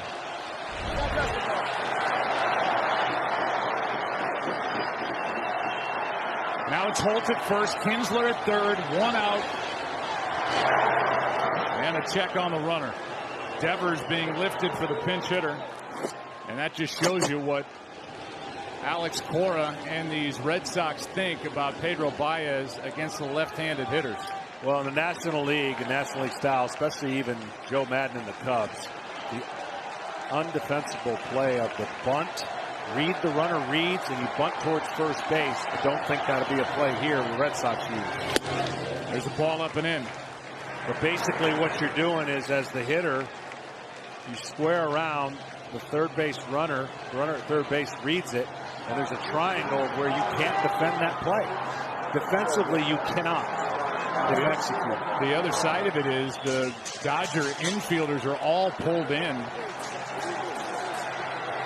To come to the plate, it would be really tough for them to turn a double play. 1 out, 1-0 pitch.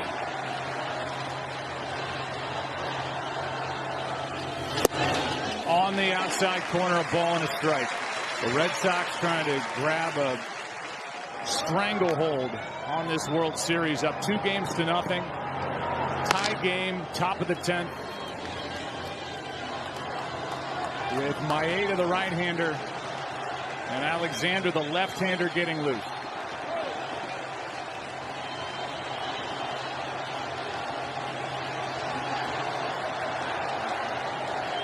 Here's a 1-1. Fly ball into center. Is it deep enough? Bellinger's got a good arm.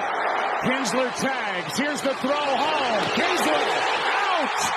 The game stays tied.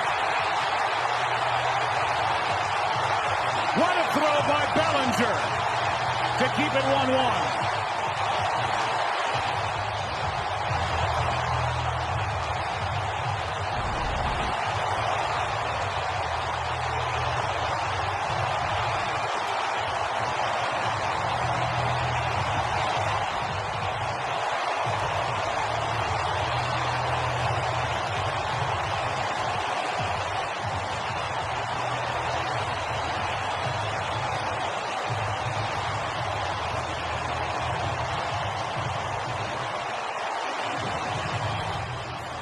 What a game. What a night. 1-1, bottom of the 10th. Back after this from your local Fox station.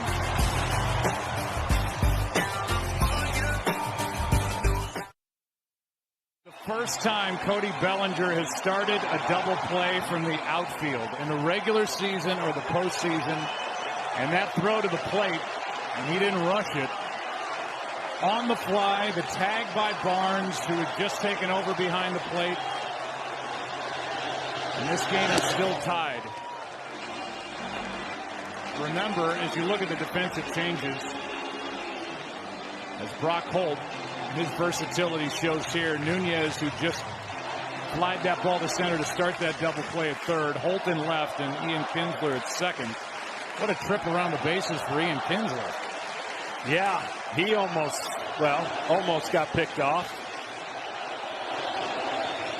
Here's Peterson against Kimball. A check swing. He went. It really was an unbelievable inning of redemption for Bellinger. He gets picked off himself prior to that, right? Yeah, that happened, by the way, in the 9th inning. He gets picked off or caught stealing, right. However you want to look at it, leaving too soon. A wide throw to third on the play where Kinsler was going, and then that throw under the gun, knowing Kimbrel's in the game, that's redemption. And thankfully that pickoff at first base, I guess, becomes a footnote, as it turns out. That is down and away on Jock Peterson. So Kinsler was almost out at first. Muncy thought he was. Replay just stuck with the call. Slid over the bag at third and was tagged late after he got back to the base. And then he's out at the plate. The beauty of this game. 1-1. Bottom of the 10th. And a 1-2 pitch coming to Jock Peterson, who homered back in the third. That's in the dirt. He held up, and it's 2-2.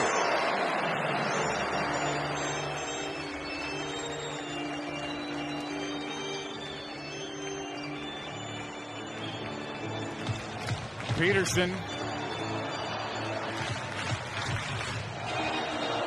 It's been the up of the home run. And it's been the down of 3 strikeouts. 1 for 4. Porcello got him.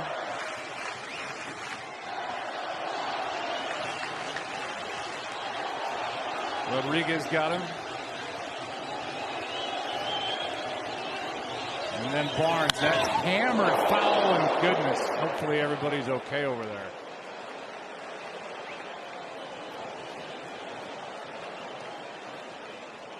And they're asking for some attention down there. Oh.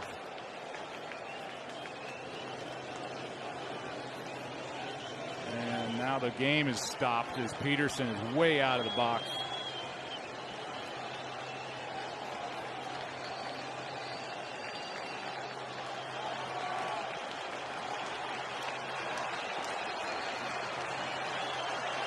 Back to action. 2 balls, 2 strikes. We'll update you on anything that might have happened over there. Jock Peterson. 2-2.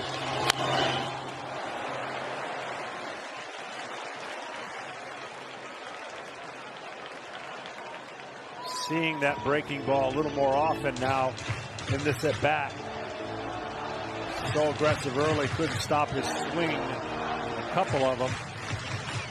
This is where Jock Peterson really has shown me his ability to adapt. Last postseason, a lot of huge hits. Early in the career, this bat would have been over. Here comes another 2-2 from Kimbrel. Peterson leading off the 10th. Pops it up. Left side. Nunez.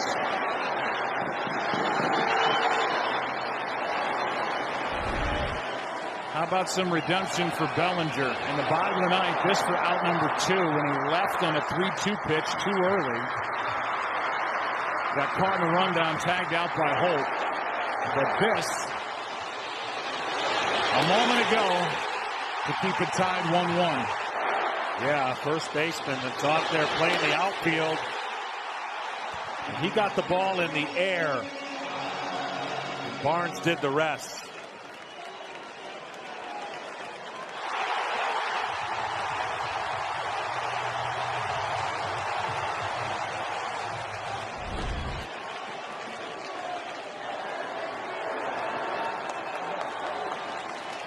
Here's Justin Turner. Chop to third, Nunez. 2 down.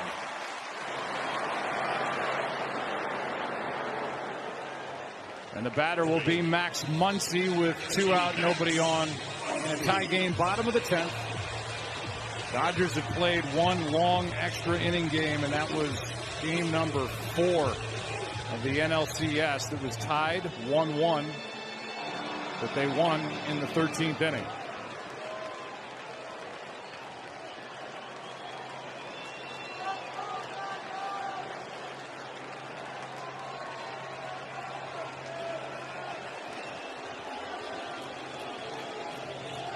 Two out, nobody on, swing and a miss, strike 1. I know you know Kimbrel well from his time in Atlanta, and for a guy that was told that he was tipping pitches during the postseason and has been able to rectify that, put that out of his head, and then not just not tip, but get his command back. It's impressive, and his stuff has been great. Yeah, it really has, and it looks like the settle of his glove on where he was coming down. If it truly was this, it's where he was setting up with his glove that was determining which pitch that the hitter could recognize. And because he's so nasty, if you know his breaking ball's coming, that's a huge advantage. And as a pitcher, you never want to have any kind of sense of feeling that the hitter might be picking something up from you, the catcher, anybody. And so, yes, mentally, that's got to be a relief. 1-1, Muncy takes ball 2. And now a quick word from Disney. This Thanksgiving. Huh? Ralph Breaks the Internet. Rated PG. 2 balls and a strike with 2 out, nobody on, and a shift on in the infield.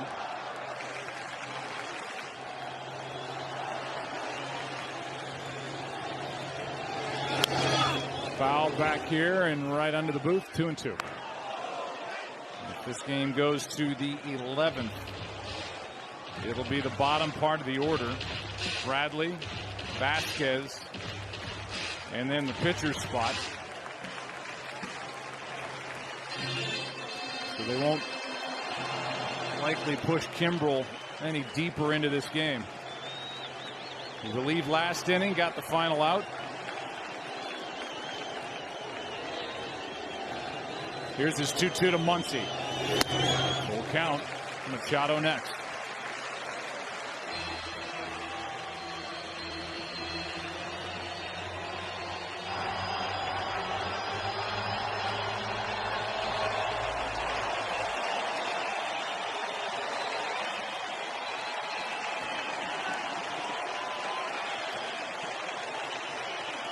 Dodger pen is quiet, so Baez going back out there if there is an 11th. That's hooked into the corner. That ball is down for a double.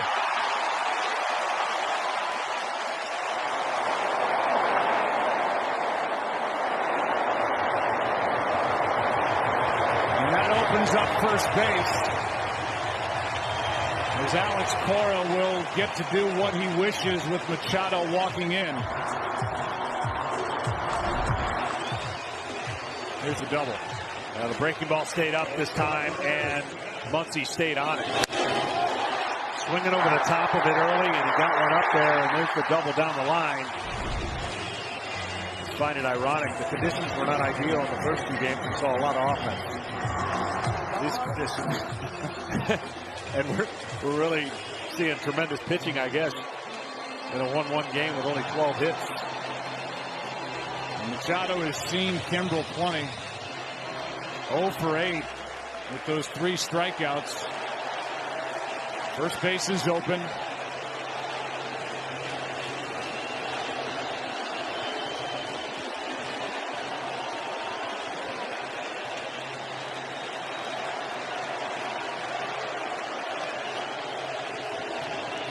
Jackie Bradley Jr. has moved back to left field for Machado, who fouls it away.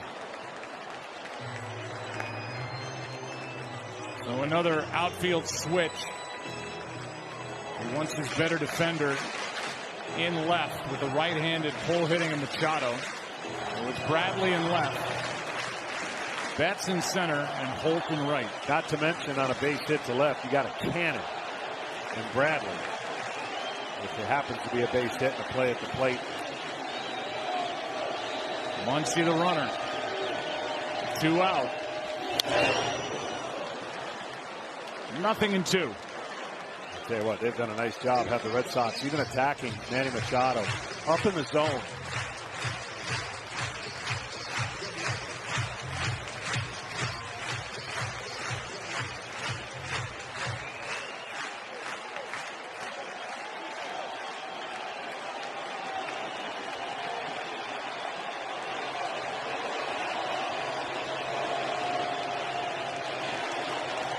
Nothing and 2 on Machado. Red Sox have come right after him. And a pop-up on the infield. Called in by Bogaerts, and that sends game number 3 into the 11th inning. And the 2-out double by Muncy. He's stranded. And the Dodgers now have left 9. 1-1. The 11th inning now, and we're sitting here because of home runs. Solo shots by the guy on the left and the guy on the right. The guy on the left is leading it off against Pedro Baez. Jackie Bradley Jr., who homered in the 8th off Kenley Jansen with 2 out to tie the ball game after 7 brilliant innings from Walker Buehler. Filthy pitch. Strike 1. Well, even as much as we've said that the longer this game goes, the more advantages the Dodgers have based on their resources left, it still is the most important game for them to win. Not as devastating if the Red Sox were happen to lose. This game in tension grows with each inning that's played for Dave Roberts. Well, when Bradley touched one off in the 8th, here's what Tom Goodwin thought about it at first base. We didn't fly no 3,000 miles to get shut out, y'all. We didn't. Oh! Do it, Jackie! Do it, Jackie! Woo! LA Jack! Woo-wee! We've heard some sound from Tom Goodwin that just makes you smile. Come on! Wearing the microphone, the first base coach. This time, Bradley Jr. strikes out. And the first strikeout for Baez after taking over last inning. Moreland led off last inning and fly to right. Then a walk to J.D. Martinez. Pinch hitter Kinsler. Baez showed a good move to first. The tag by Muncy. He started to throw it around. Thought they had the runner out. They went to replay. Stuck with the call, safe. A hit by Holt sent Kinsler to third. And a shallow fly ball hit by Nunez, the center, and that man, Cody Bellinger, cut down Kinsler at the plate to keep it tied. Here's Vasquez. Dropped to third, and now it's going to be Machado to his right. Nice play by Muncy on the big stretch. 2 down. Well, looks like in the bullpen for the Red Sox, depending on what scenario they're needed, Hembree and Eovaldi. Boy, so now the Red Sox are in a position where, looking ahead to tomorrow, you would figure one of the guys we've seen tonight is going to start tomorrow, although the one caveat, Rick Honeycutt is going to come out and talk with Pedro Baez and go over the scouting report on Steve Pearce, is Chris Sale. Before the game, Alex Cora said Chris Sale is not off the list necessarily for tomorrow on short rest. Yeah, it's fascinating to try to play along, to try to think along, and I think the decision's easy if Eovaldi doesn't get in this game. You would think, but again, Eovaldi's in the game if somehow the Red Sox take the lead. In my opinion, he would finish it out.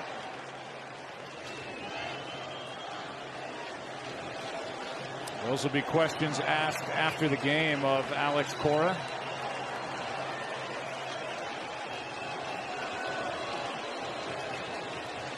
Here's Steve Pearce. Picked up in season.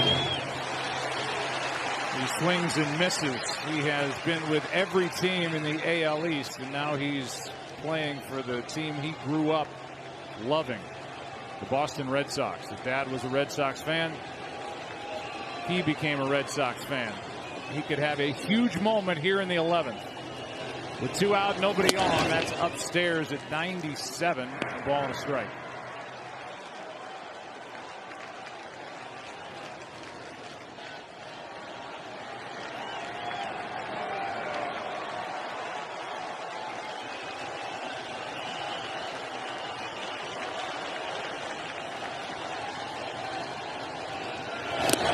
That skips in there for ball 2. And now a quick word from Cope.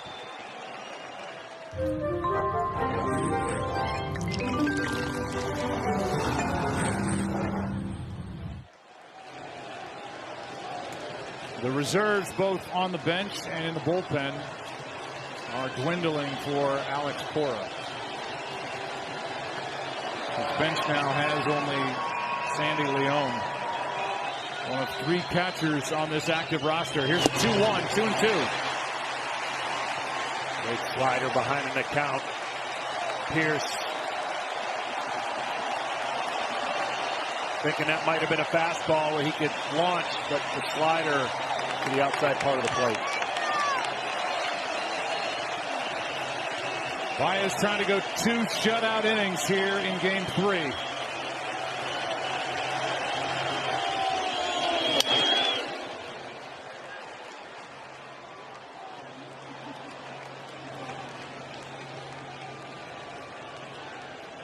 Unofficially, that was the 54th foul ball that went into this crowd today. Just so you know, I believe Tom Verducci is counting how many fouls have sent baseballs into the seats here at Dodger Stadium. There have been a lot. Another 2-2 pitch to Pearce. It's down, full count. Tom? Well, Joe, I'm not counting the foul balls, but I'm counting the baseballs. An average big league game goes through about 10 dozen baseballs.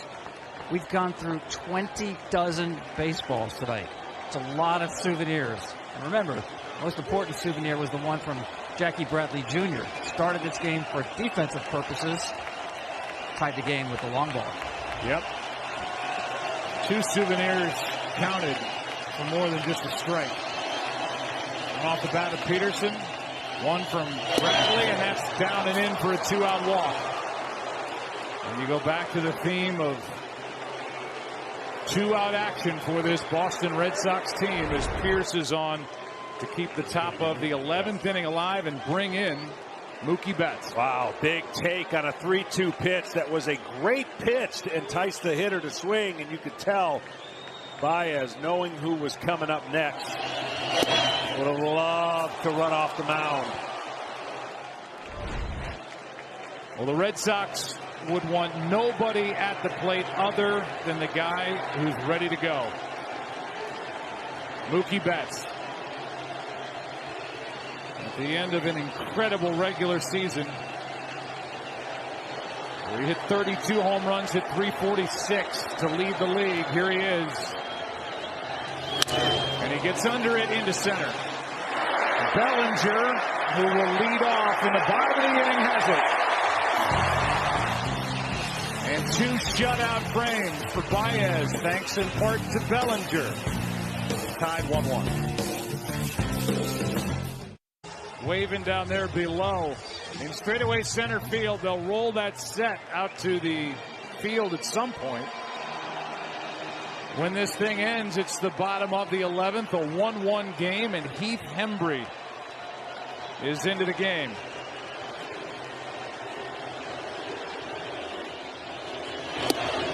That's inside to Cody Bellinger for ball one. Hembree, he's been good this postseason in 3 games. He only issued the walks, but no hits or runs in 3 2/3.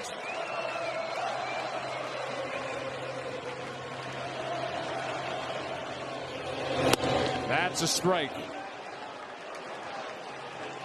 The hardest thing to guard against offensively when you get into the postseason, and really when you get into any kind of game in extra innings, is to guard from everybody trying to win it with a home run swing. Right now there's nobody at shortstop, and we've seen Bellinger be able to go the other way, especially with 2 strikes, to get something started. That's right down the middle at 95 from Hembree, who was traded to the Red Sox back in 2014 for right-handed pitcher Jake Peavy, and who had his best year in the big leagues in 2018. A lot of strikeouts. Career high in appearances, holds. He can pitch. Here's a 1-2. Bellinger spoiled it. So Drew Pomerantz, the left-hander, and Nathan Eovaldi, the right-hander, remain in the bullpen. That is it for Alex Cora. And on his bench, his third catcher, Sandy Leon. Whatever that ruler-looking thing that Turner had, he had it out in that long extra-inning game against the Brewers. Jammed him, and Bellinger fouls it back and out of play. After Bellinger, it'll be Puig and then Barnes. Remember, Cody Bellinger had that walk-off hit that won Game 4 of the NLCS in the 13th inning. And faced it off Junior Guerra.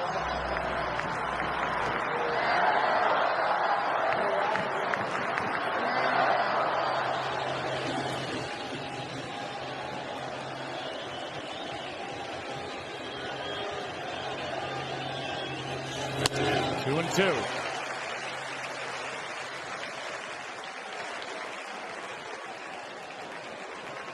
The left arm of Cody Bellinger was on display in the 10th.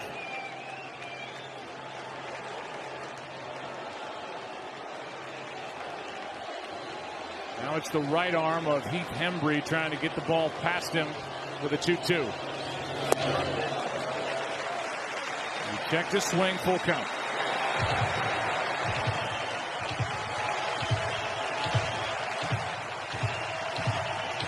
Besides foul balls, the team has been get the 2 strikes and then deep counts. It's amazing how many of the early 2 strike counts have turned into deep counts and stress pitches on 3 and 2.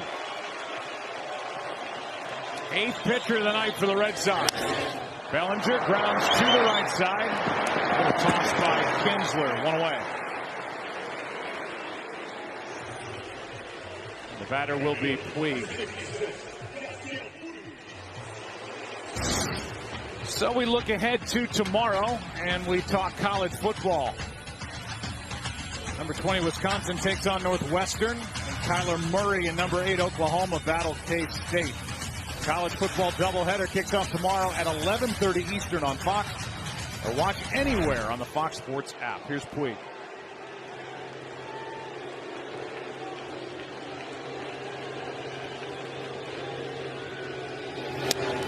So many choices this weekend for the LA fans in the craziness of sports bonanza, if you will, from basketball, hockey, soccer, football, college football.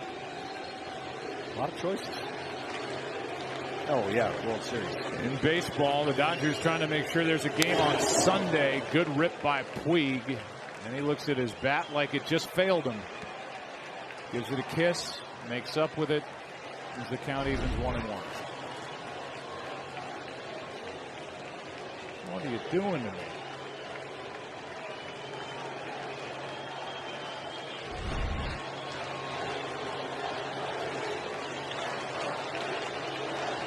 Puig 1 for 4, an infield hit back in the 7th. Hembree brings it. Fly ball into right. Betts comes on to get it. 2 down. And the batter will be Austin Barnes. Catcher number 50, Austin Barnes. His first plate appearance of the game. He pinch ran for Grandal back in the 9th inning. He presented the winning run with 2 out. And Dozier popped up.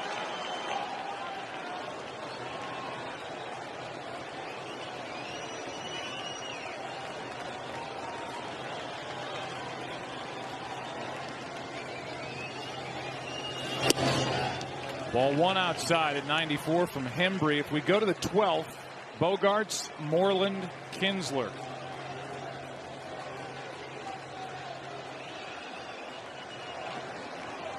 Hembree not overwhelmed by this first World Series appearance at all. Looks good. Strike 1.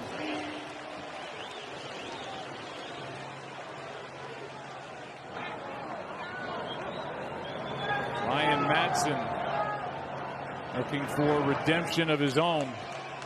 He is getting loose and ready to go as we go to number 12.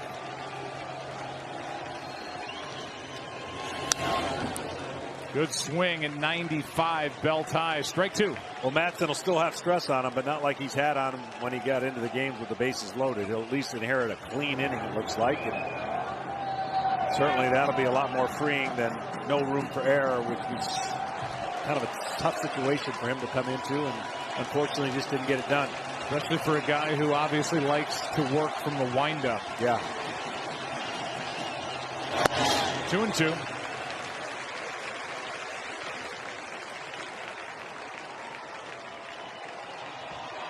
Chris Taylor on deck.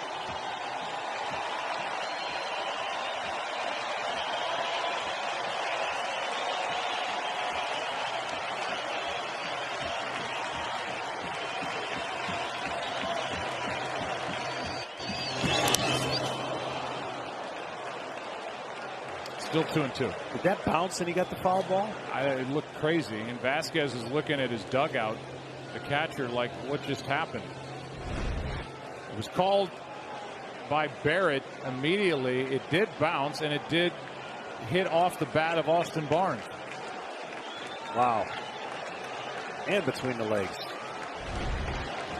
Odd. Still 2-2.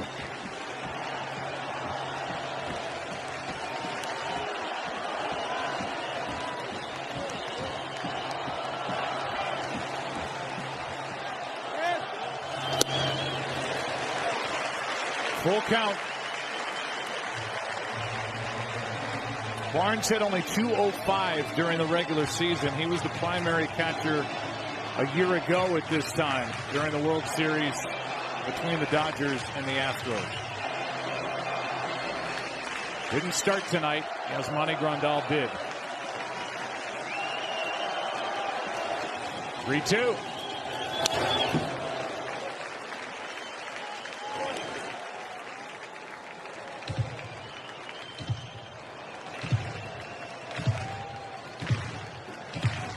To the 8th pitch of this at bat. And Hembree, impressive out of the bullpen. First work of this World Series. Moment not too big. 3-2 pitch. He walked him. Good take by Barnes as that was just up out of the strike zone. And the 11th inning continues for Taylor. Another good take. Not too aggressive. Barnes understanding what he can and can't do, and I think that served him well. We've seen too many hitters swing at that pitch trying to make something happen out of the zone, and the results have not been good tonight.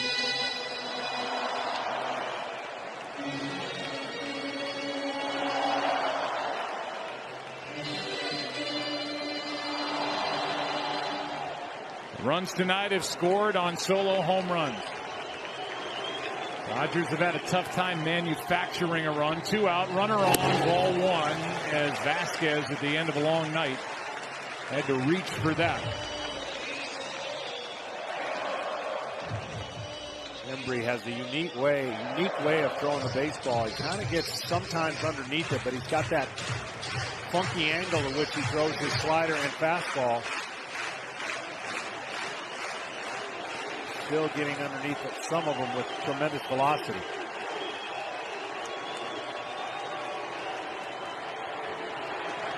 Taylor 0 for 3 with a walk tonight. Takes ball 2. As he should reach, David Freese, who has had a flair for the dramatic in World Series past and in an 11th inning in particular. In Game 6 of 2011 against the Rangers. Waits on deck.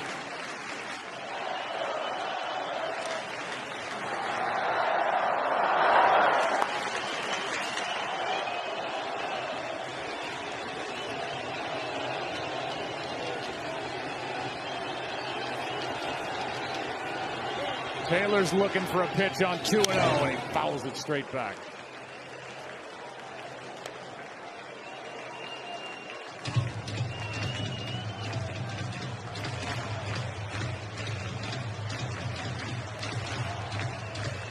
Seen all these moves by Dave Roberts throughout this postseason. Line changes, as they call them, with his bench and getting the right-handers out and the left-handers in. A pretty clean game on the Dodgers side. Only used 3 pitchers. They're looking for a 2-out hit from Taylor. 2-2.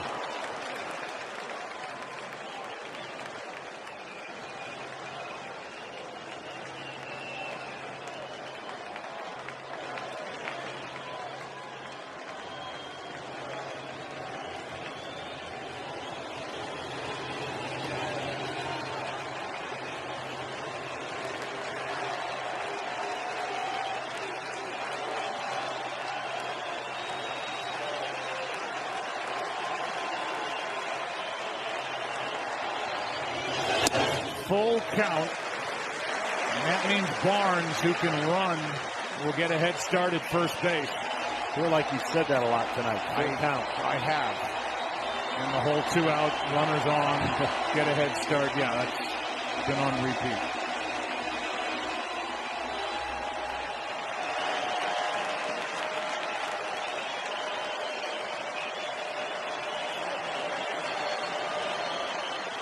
And Hembree send it to the 12th.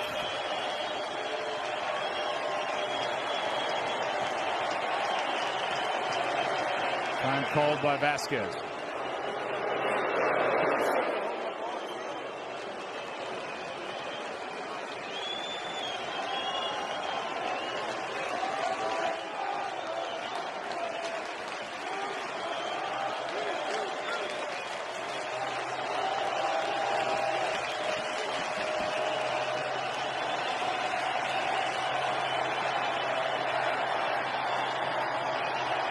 Runner goes. Struck him out. And on to the 12th inning we go.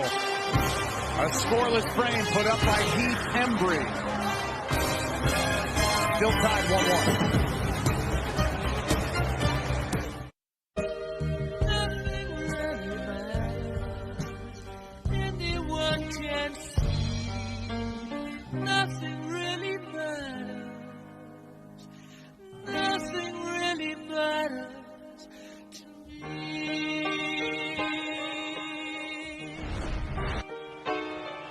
Into the 12th inning we go in Game 3 of the 2018 World Series, tied 1-1. And the big bats are ready to go against Ryan Madson, the veteran 38-year-old right-hander who misses down for a ball to Xander Bogaerts. The fastball is what got Madson in some trouble. Lack of command. Double switch as Taylor is removed. Kike Hernandez takes over. This one back to Madson. 1 out. And that means Kike Hernandez will lead off in the bottom of this 12th inning. And that was a 1 and done. Alexander, the left-hander's been warming up. A couple of pitches and the 38-year-old will exit. The younger left-hander, Scott Alexander, will enter. 1 out in the 12th. Out. Mitch Moreland is coming up, and Scott Alexander takes over. We're still here. Glad you're still here. Joe Buck, John Smoltz. This is some game. It really is. And I just try to get in the extra inning mindset of the hitters is interesting for me and what they're all trying to accomplish. Getting on base would be priority number 1. There's Scott Alexander, who was 8th in the league in appearances this year, was not available, not on the roster for the NLCS, but added back for the World Series, and he deals with Mitch Moreland. He's 0 for 4 tonight. And has to take on his first left-handed pitcher. Strike 1. Madson got 1 out. It's Moreland now. And remember, J.D. Martinez was lifted for a pinch runner. Ian Kinsler, he's on deck.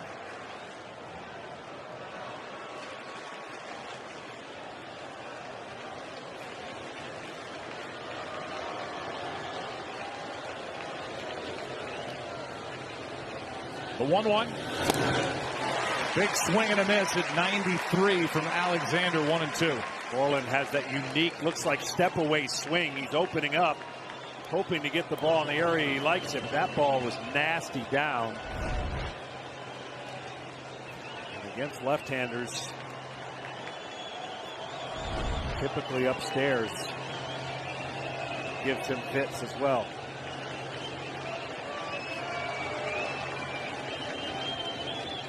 Here's the 1-2. 2-2.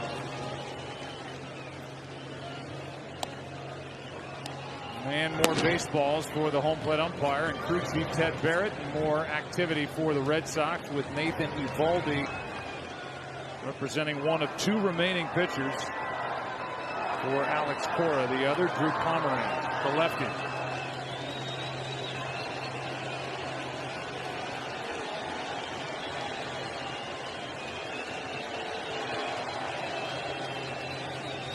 Moreland strikes out.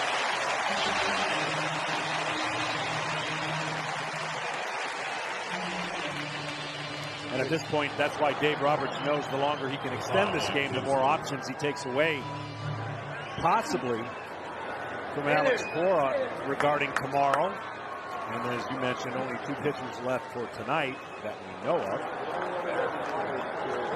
And the only other option would be Sale. Yep. There he is. There he is. Sweatshirt on. It's out.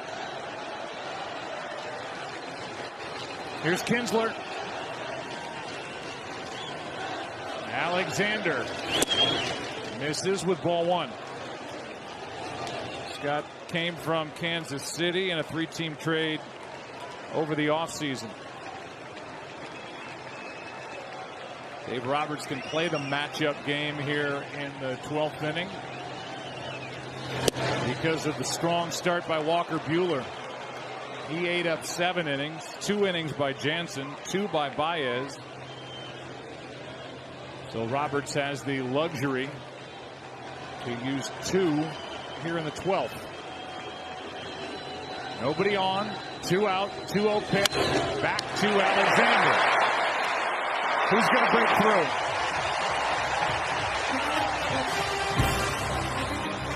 Hernandez will lead it off. Then Peterson and Turner. Still tied back after this from your local Fox station. Eovaldi after a scoreless 11th put up by Heath Hembree.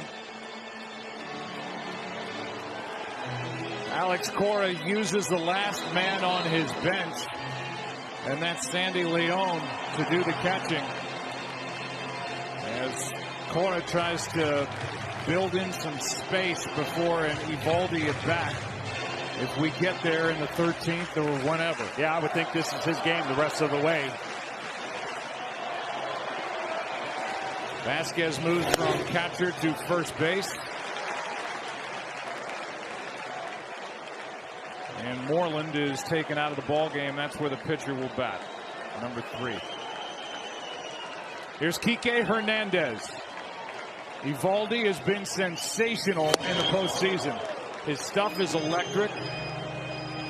He's still building after coming back from his second Tommy John surgery, and Alex Cora is not afraid to use him. He's not. And, you know, if this game goes to the Red Sox, all that took place in this game means absolutely nothing. It was worth every second of it. But if it doesn't,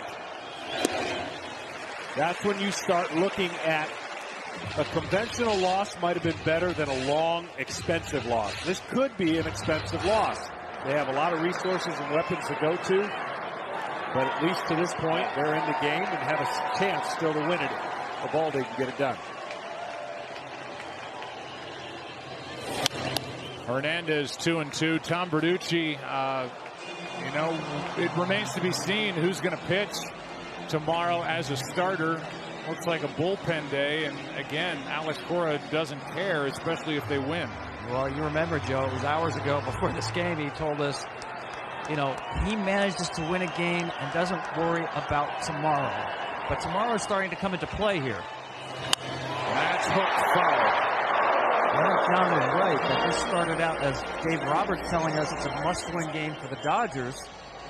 And yet now, because of the resources that Alex Cora has spent in this game, tomorrow becomes huge. Try to win this game tonight, enormous for the Red Sox. In fact, Dave Roberts was talking to Clayton Kershaw just at the top of this inning when Eovaldi came in and started talking about Drew Pomerantz as a potential Game 4 starter for the Red Sox. He hasn't pitched in 3 weeks.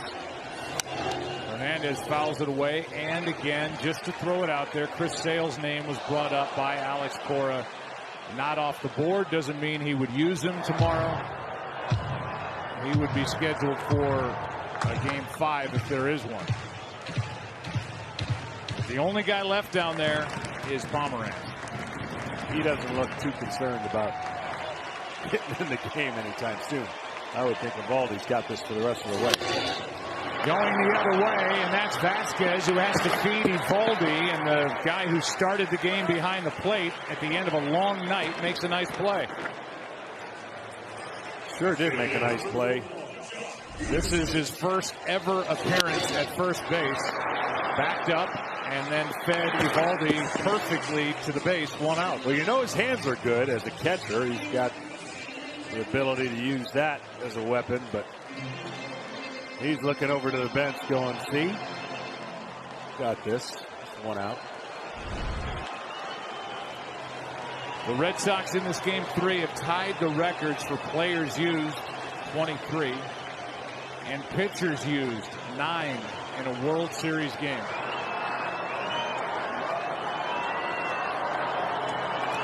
And all that's left to determine is, will it be worth it or costly? Here's Jock Peterson. He tried to check it, could not. Strike one.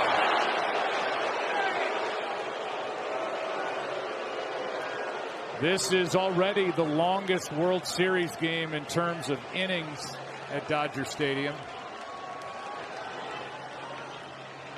It's hosting its 10th World Series, Dodger Stadium, in its 57th year. The 0-1 high. It's just amazing that Eovaldi, who is evolving with this stuff, just can light up a radar gun, triple digits, and it doesn't seem to matter when he pitches. The routine's thrown off. He doesn't care. Well, his arm has always been unquestionably a gift. It's the mechanics of how he throws the baseball. He utilizes his lower legs. Just blows it by the bat of Peterson for strike two. And now, after coming back from another Tommy John surgery, he's been able to be comfortable in utilizing that velocity at any part of the strike zone. Like, literally doesn't matter, seems like, so far in the postseason.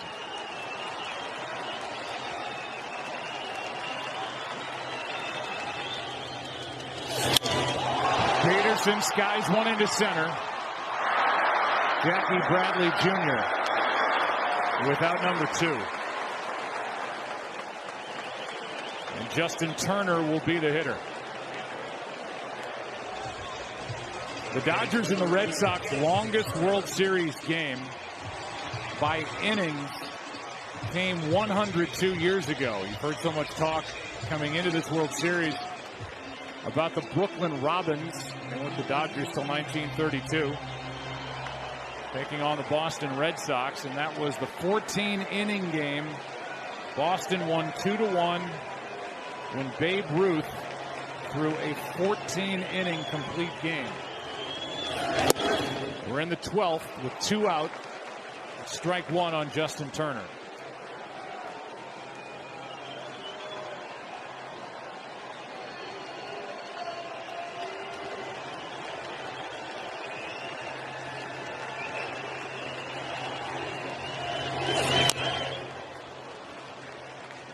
Two quick strikes on Turner.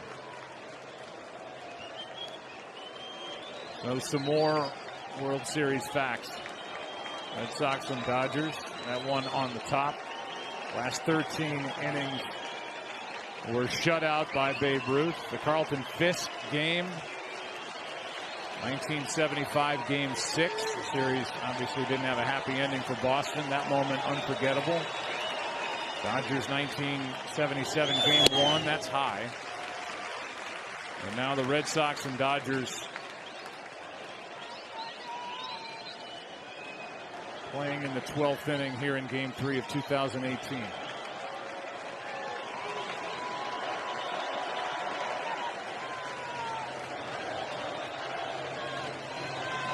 Eovaldi. Check swing, didn't go. 2-2. Amazing discipline for Turner. What's amazing about his two-strike approach, not only does he hit for average, but he'll hit a mistake for a homer.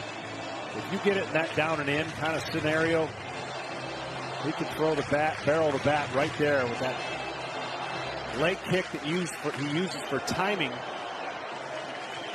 saw him stay back and check swing on a nasty pitch right there. What's it going to be on 2-2 with the bases empty, 2 out? Skips in there. And Manny Machado, who has 1 hit in this game, 1 for 5 is on deck, or rather 2 batters away. Muncy, there's Machado. Muncy would get a crack at Eovaldi if Turner can keep this 12th inning alive. Otherwise, in the 13th, Brock Holt will lead off. 3-2. Struck him out. 101 on the radar gun from Nathan Eovaldi. It's incredible what he's been able to do. Holt, Nunez, Bradley coming up. What a game. Into the 13th we head.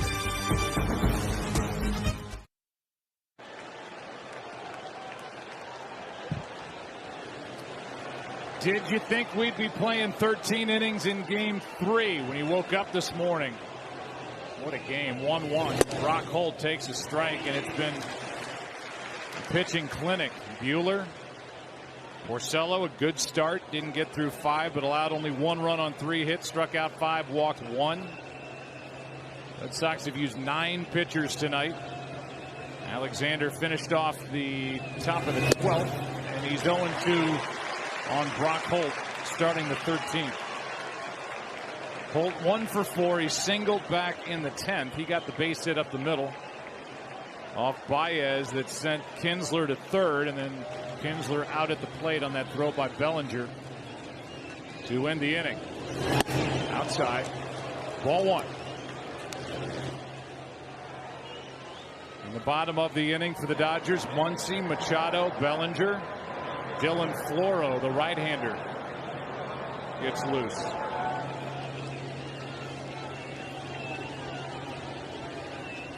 Here's a 1-2.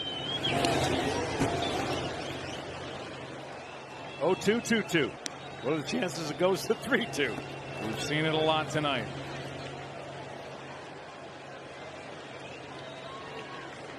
Nunez on deck. And then Jackie Bradley Jr. At some point, one of these teams have got to put extra pressure on the pitchers by getting people on base, especially the leadoff batter. Hey, it's 3-2.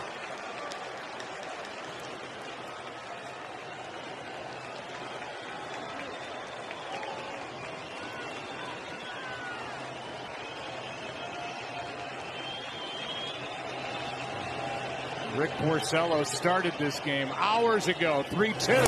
He walked him. A leadoff walk to start the 13th inning is Brock Holt. OBP, baby. Fights his way on base after falling behind 0-2. It's only the 5th time in the game that there has been a leadoff runner on, and we're in the 13th, first time since the 9th.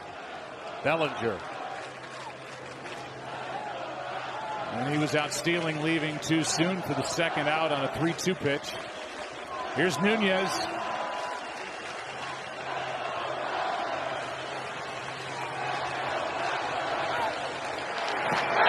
A throw over to see if Nunez was going to tip his hand at the plate with regard to a bunt. 19 career sacrifices, 1 this year for Eduardo Nunez. Do they let him swing away? He homered at Fenway. That bounces in. The runner goes. And down to second as Nunez ends up on his back. And they're going to check on Nunez. He's been bothered by a bad ankle, and he went down hard. Meanwhile, the go-ahead runs at second with nobody out as that pitch bounced in from Alexander.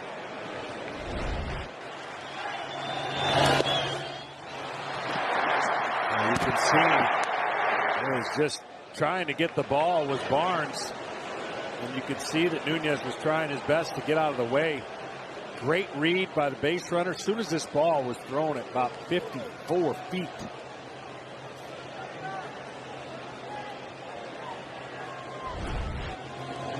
And Nunez, I mean, the Red Sox need him to continue. There's nobody left on the bench. Except if you want to go to pitcher, but then you need somebody to play the infield. He's playing third base now.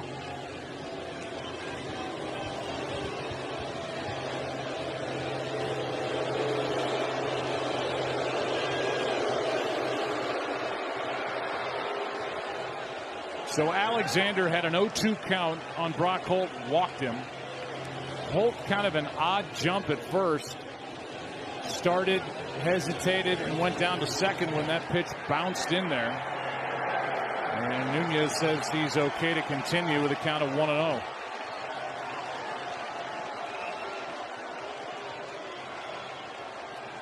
I wonder if that changes the strategy at all for Nunez, especially what he just went through, and whether or not he can butt him over to third. But I think they're going to try to have a couple cracks at it here with Bradley on deck. Eduardo Nunez, go-ahead run at second, chops it to the right side. Going to be a tough play. And safe. Ball gets away. To the plate is Holt. Red Sox on top, 2-1.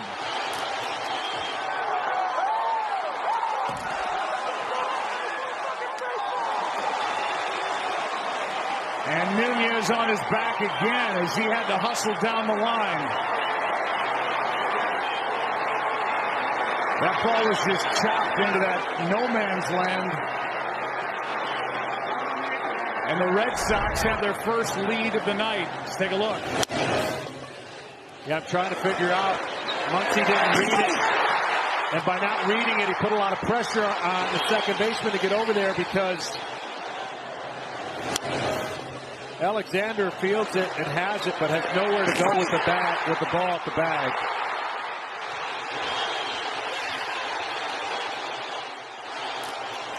Amazing. 0-2 to a walk.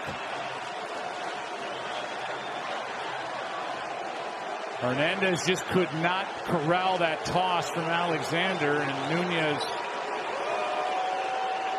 happy that that ball he just put into play has his Red Sox on top. He just got up a moment ago after ending up in the dirt, and he's now running down the right field line.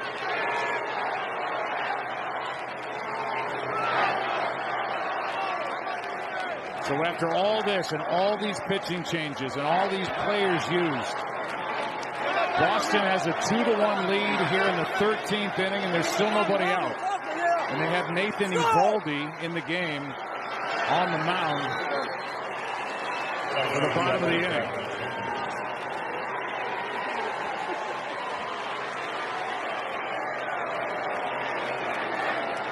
But it started with a walk. And now Jackie Bradley Jr. steps to the plate. They've given Holt a stolen base. And the ball off the bat of Nunez was just scored a hit. E1. So an error on Alexander, no RBI, but a run for Boston.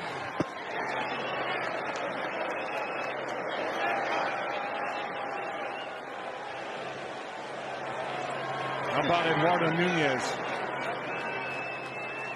In game one, he hits a pinch hit 3-run home run over the monster in left.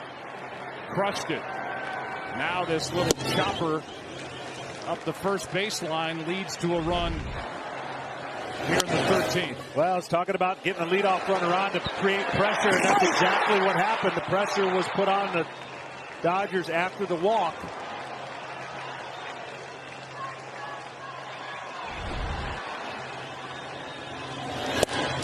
Bradley takes a strike. 1 ball, 1 strike. Again, it's a single for Nunez and an error on Alexander, the pitcher.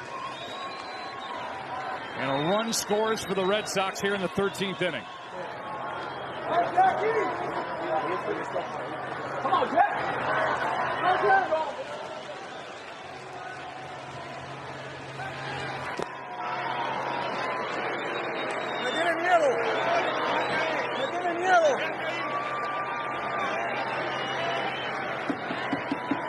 There's Nunez talking over to his dugout.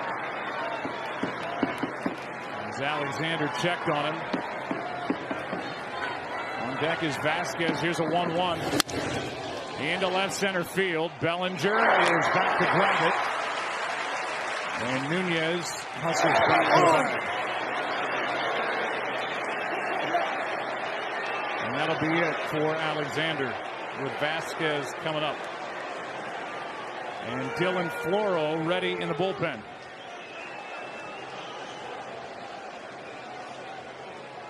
Two to 1, the Red Sox lead it. 1 on, 1 out. A walk started the trouble for Alexander. Another pitching change. for the Dodgers. What an inning for Nunez. Flipped on that pitch in the dirt. Gets a base hit on that chopper to the right side. All smiles for the Red Sox, who lead by 1. Right in the middle of the action for the Boston Red Sox. He came on in the 10th. Here's Dylan Floro, second pitcher of the inning. There are his numbers this postseason. He's now trying to keep it a 1-run game. Vasquez takes a strike. And Floro, sinking action and slider, would love to have a sinking fastball hit to one of his infielders for a double play. Not a lot of speed at the plate. You wouldn't think there's a lot of speed at first with all that Nunez has been through.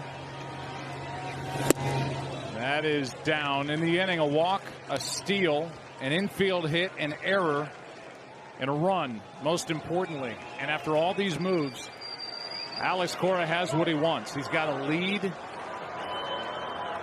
in this case in the 13th inning, and he's got Nathan Eovaldi, who will go back out there and try to end this game.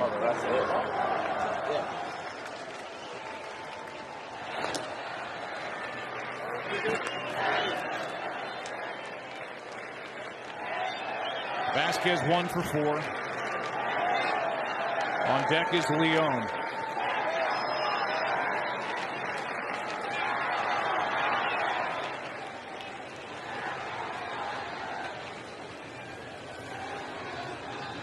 The 1-1. Runner was going as Alex Cora is trying to get more motion going on the bases, starting the runner, and Nunez okay to take off at first.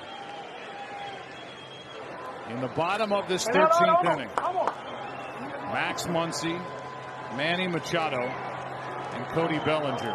If anybody gets on, Yasiel Puig.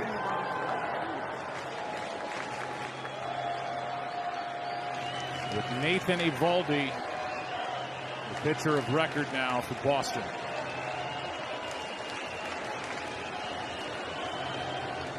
Christian Vasquez on 1 and 2 strikes out.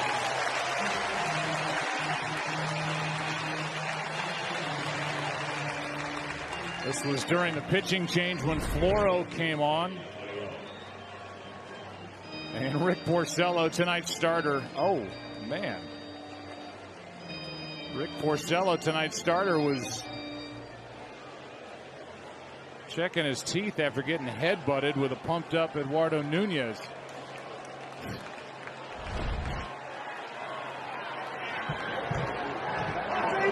He won't do that again. No.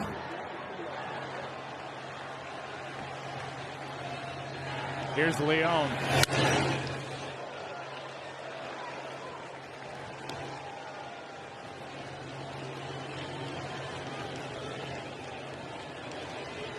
Nunez got flipped on that ball in the dirt by Barnes on the steal. Had to dive in hand first at first.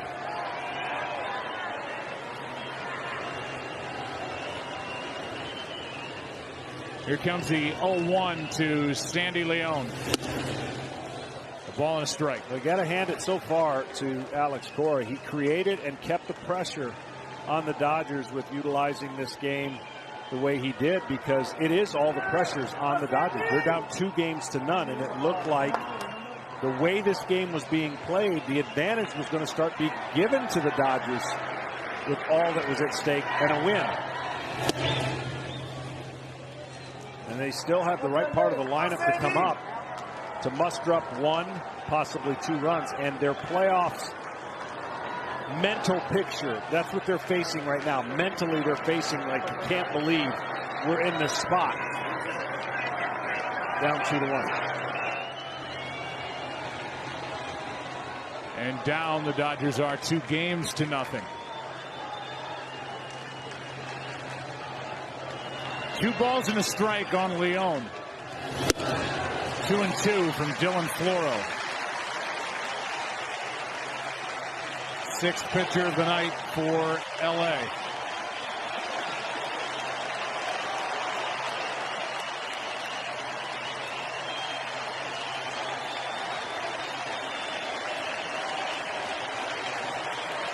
Red Sox have grabbed the lead here in the 13th inning.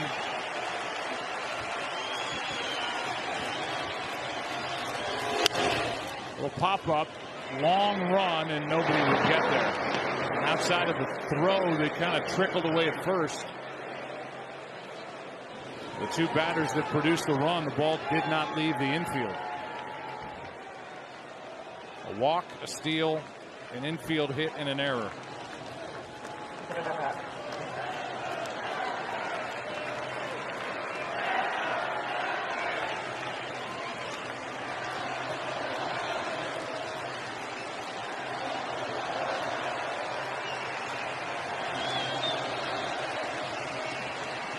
Leone trying to get Mookie Betts to the plate as the Red Sox try to tack on. Leading by a run. Here's the 2-2. That's into the right field corner. Nunez, bad leg and all, is digging to third. They will hold him there on a double by Leone. And the Red Sox, with more two-out noise, have second and third. And Betts coming up. Well, Betts won't get a chance to hit, so it'll be on Bogaerts to get it done, and I'm sure he's been in this situation before and takes a lot of pride when a manager walks the guy before him. Good at bat by Sandy Leone. Puig gets it in.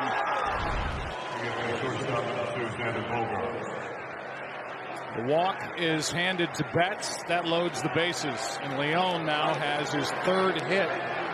First extra base hit of this World Series.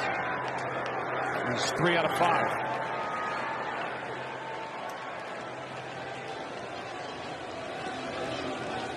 Bogaerts now could open it up. An 0 for 5 night.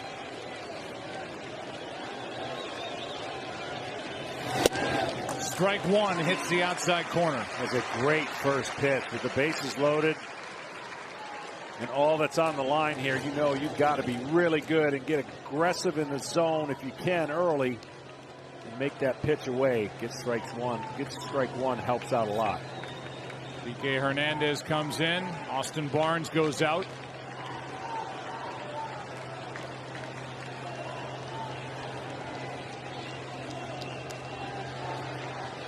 Nothing in one on Bogaerts.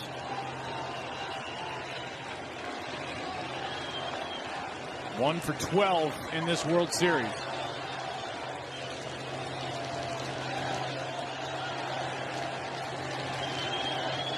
The 0-1. That is a fair ball in the end of the inning, as Barnes just has to step on the plate for the force out. And the Red Sox leave the bases loaded and have stranded 6. Bottom of the 13th inning. Big bats coming up for the Dodgers. Down 2-1. Big pinch hit 3-run home run in game 1 of this World Series at Fenway. And he got the hit that produced the go-ahead run here tonight in the 13th inning. Just by putting the bat on the ball. Not credited with an RBI, but he doesn't care, and neither do the Red Sox, who are 3 outs away from a 3-0 series lead. First up, Max Muncy.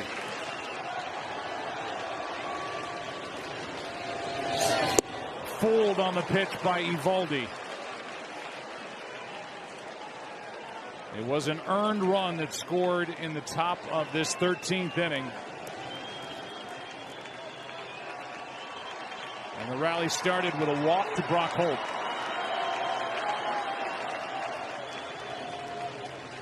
Here's the 0-1. Inside at 99. 1 ball, 1 strike. And if the media or we were talking and wondering about tomorrow's starter for the Red Sox, right now, Alex Cora couldn't care less. No, he couldn't. Getting the game to this point was an ideal situation for him. Now he hopes it pays off. It's up to Eovaldi and the heart of the order for the Dodgers. Over toward his dugout, strike two. Eovaldi took over in the 12th, had a 1-2-3 inning and struck out Turner as he was hitting triple digits with the fastball. Machado on deck. And then Bellinger. The Dodgers are going to have to show some kind of fight with two strikes like the Red Sox did for the most part in this night, especially the top half of this inning. Inside, 2-2. Because that's all it takes sometimes. I mean, you know, innocently 0-2, you figure the hitter's in a disadvantage. Well, he worked the walk, and then you saw what happened after that. That's what the Dodgers' mindset's going to have to be here. Anyway, anyhow, get on base.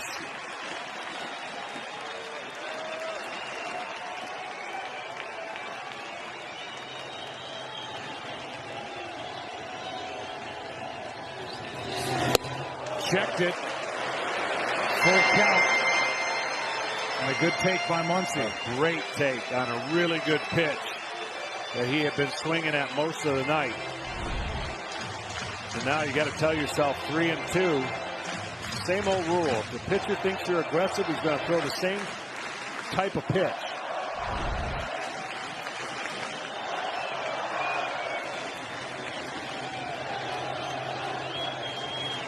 Three-two pitch. He tried to hold up and did on ball four. And the Boston bench is livid. Alex Cora cannot believe it. The leadoff man is on. Yeah, I think it looked worse than it actually was.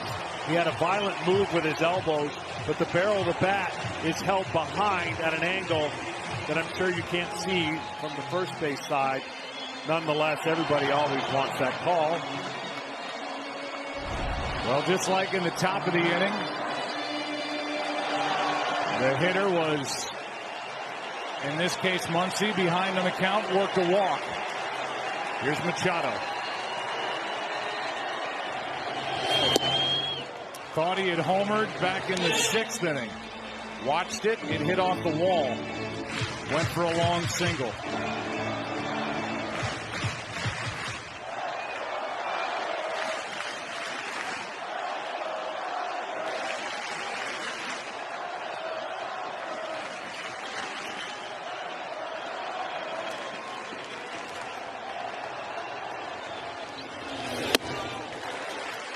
.99 for ball one.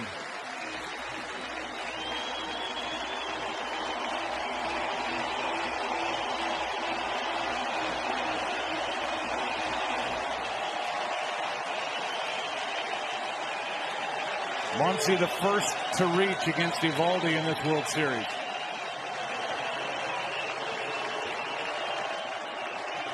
Pitching in his 4th inning. Machado with a big swing. Strike two.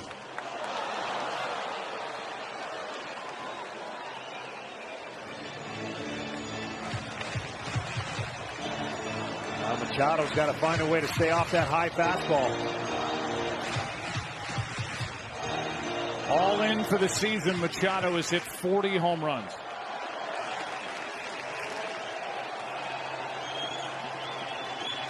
.13 in the regular season with the Dodgers, 3 more in the postseason. Set up at 1-2.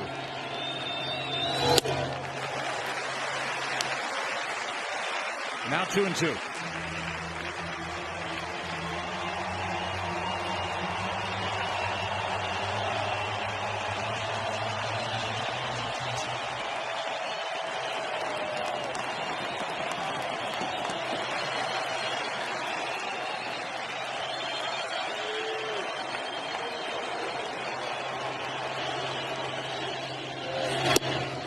Checked it on ball 3.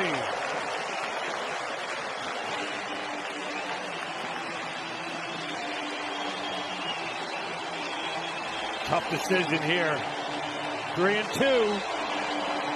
I don't think you can send Muncy. But I didn't think they were going to send Bellinger.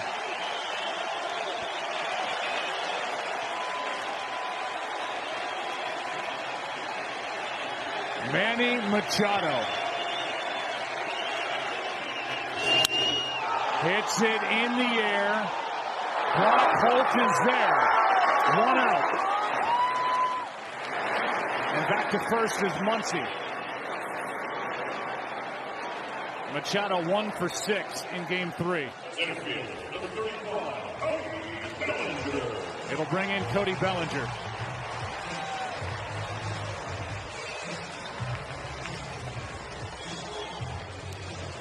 He'll be ready to swing from the very first pitch. Mentioned at the start of the game, getting closer, but still not having the production, popping up some pitches, just missing some pitches.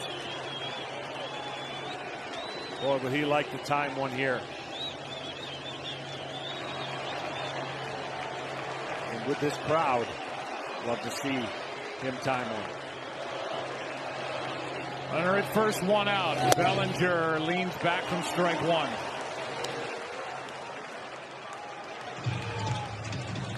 Bellinger knows how to launch his postseason. He's hit 1 home run that came in game 7 in Milwaukee. The reigning rookie of the year, 39 a year ago, 25 in the regular season in 2018.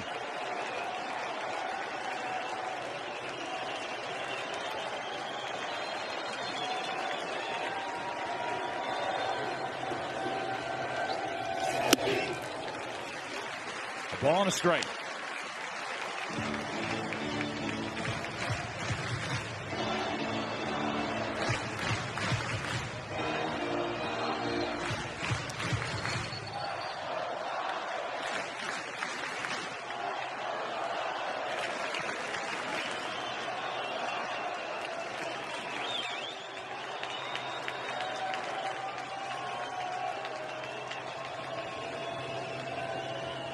One to Bellinger. Down and in.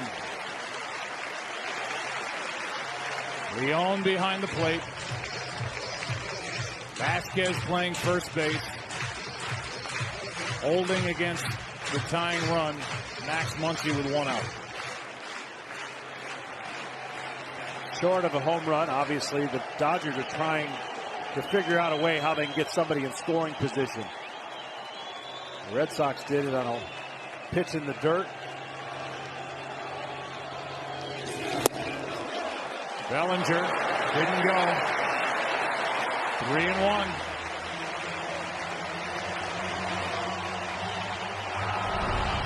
Another great take. Leverage count, 3-1 for Bellinger.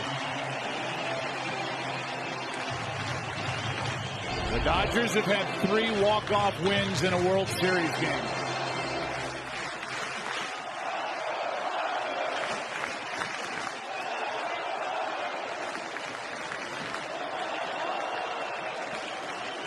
Lavaghetto in 47. Jackie Robinson in 56. Kirk Gibson in 1988. Cody Bellinger. Full count, big swing.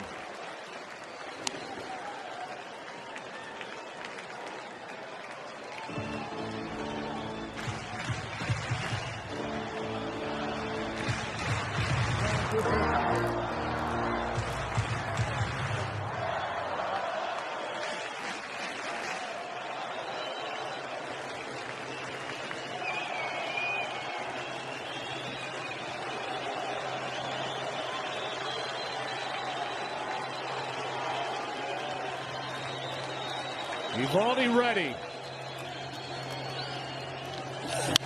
Popped up. Left side, foul ball, long run, and caught by Nunez. He goes into the seats, and with good base running, Muncy goes to second base. And the adventures of Eduardo Nunez continue as he ends up in the front row. And he had to go a long way to make that catch. He did have to go a long way because of the shift, and the momentum takes him in over from the stands. And he threw the ball back from the stands, and I think Dave Roberts is going to ask the umpires for that very reason. He's got the ball there, and then watch. We didn't follow through. Watch as he throws it from the stands. I think he's going to ask home plate umpire and get the answer he wants. So now Muncy's at second. And Yasiel Puig will be the hitter. Dave Roberts came out, talked to the home plate umpire, Ted Barrett, who is a crew chief. The runner remains at second base. 2 down, and the decision now for Alex Cora. You've got a base open. But if you put Puig on, you're putting the potential winning run aboard. On deck is Austin Barnes, who hit .205 during the regular season.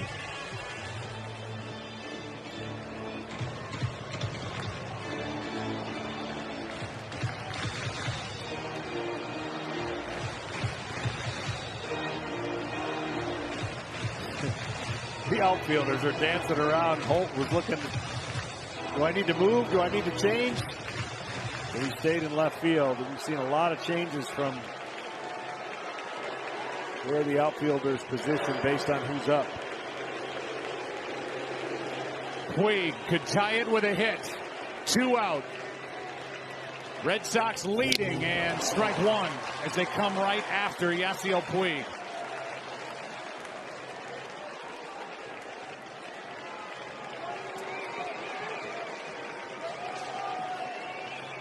Puig an infield hit tonight. 1 for 5. 2 for 11 in this World Series with 1 RBI. There's a big one sitting out there for him here in the 13th inning. The 0-1. Well, he's had some big hits already in this postseason. He may not have a ton of them, but he's had some big ones. This usually fits the Yasiel Puig mode. He had the 3-run home run in Game 7 of the NLCS in Milwaukee. Looking for a hit to tie it. Muncy at second, the 1-1. That's up the middle. It's backhanded. Throw to first is wide. This game is tied. Kinsler threw it wide. It's 2-2.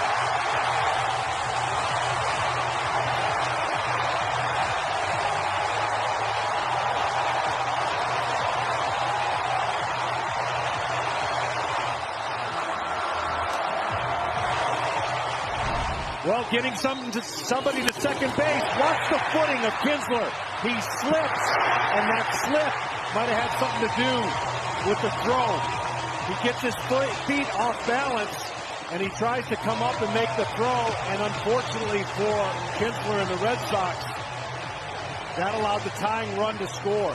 Getting to second base. So big right there on that pop-up that went into foul territory. I was just going to say, the base running of Muncy, so big.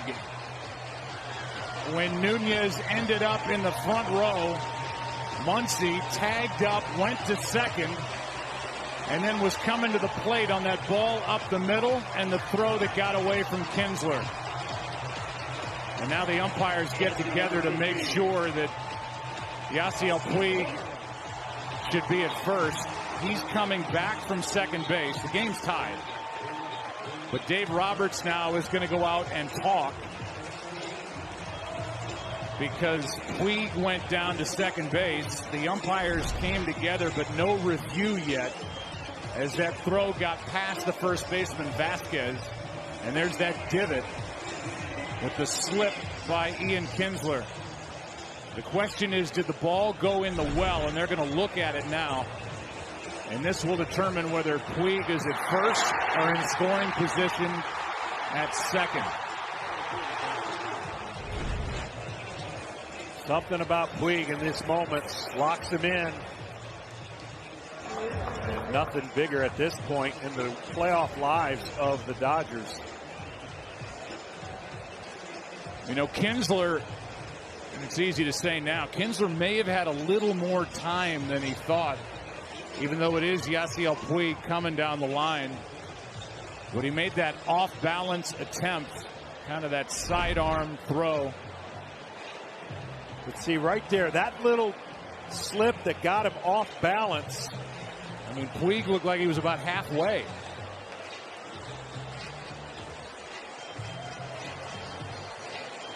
And now the review powered by Mitel. And Mitel has been front and center with these reviews. How unbelievable has this inning been, where not one ball that got out of the infield has been the reality of us even still talking about it? Well, yeah, and the inning started the same way. Yes, for each top side. half to the bottom half. Hitter fell behind. In that case, it was Holt. In this case, Muncy drew a walk. He threw a walk that was argued vehemently by the Boston dugout, thinking that he had swung on a check swing. So well, this is no small matter here as to whether this ball went out of play. Let's try to take another look. Vasquez didn't touch it. It gets past him, and then it goes out of our view. We haven't seen anything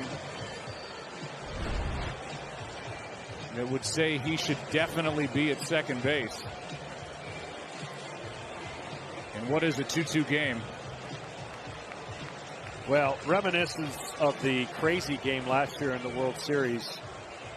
Obviously, a lot more runs were scored in that Game 5, and it was Game 5 in Houston, right? Just last year. The craziness of trying to get the final out on several different occasions. Yep. I don't think there's a definitive view. Puig stopped at first and then was alerted by the bench that he should go down to second. The Dodgers thought that ball went out of play. And now he's just trying to get loose. But here's the call by Ted Barrett. And they're going to keep him at first base.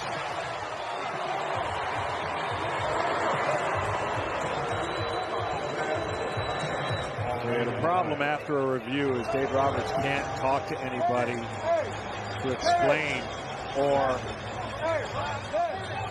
just can't talk after a review has been rendered.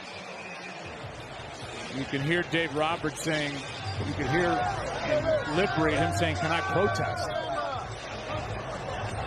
And he wants to have his say.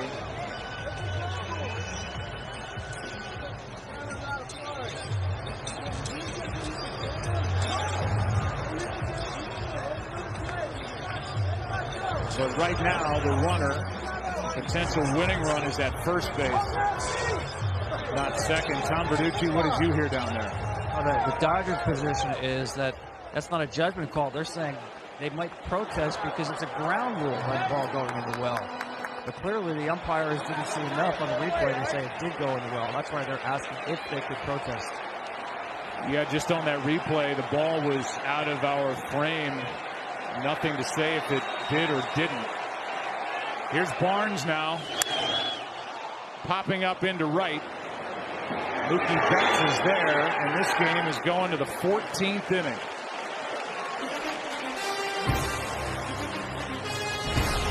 A run, an inning that started with a leadoff walk. Good base running by Max Muncy. He and the Dodgers now smile. Game 3 is tied 2-2 into the 14th. It's the 14th inning now, and the game is tied 2-2. On the ball hit, as you look at the extra inning summary, the ball hit by Puig, it went via the official score, a base hit and then an error on the throw that allowed the run to score, and Nathan Eovaldi takes a strike. So Eovaldi bats, and he's going to have to go back out there for another inning. Again, the only guy left for Alex Cora is the left-hander Pomeranz.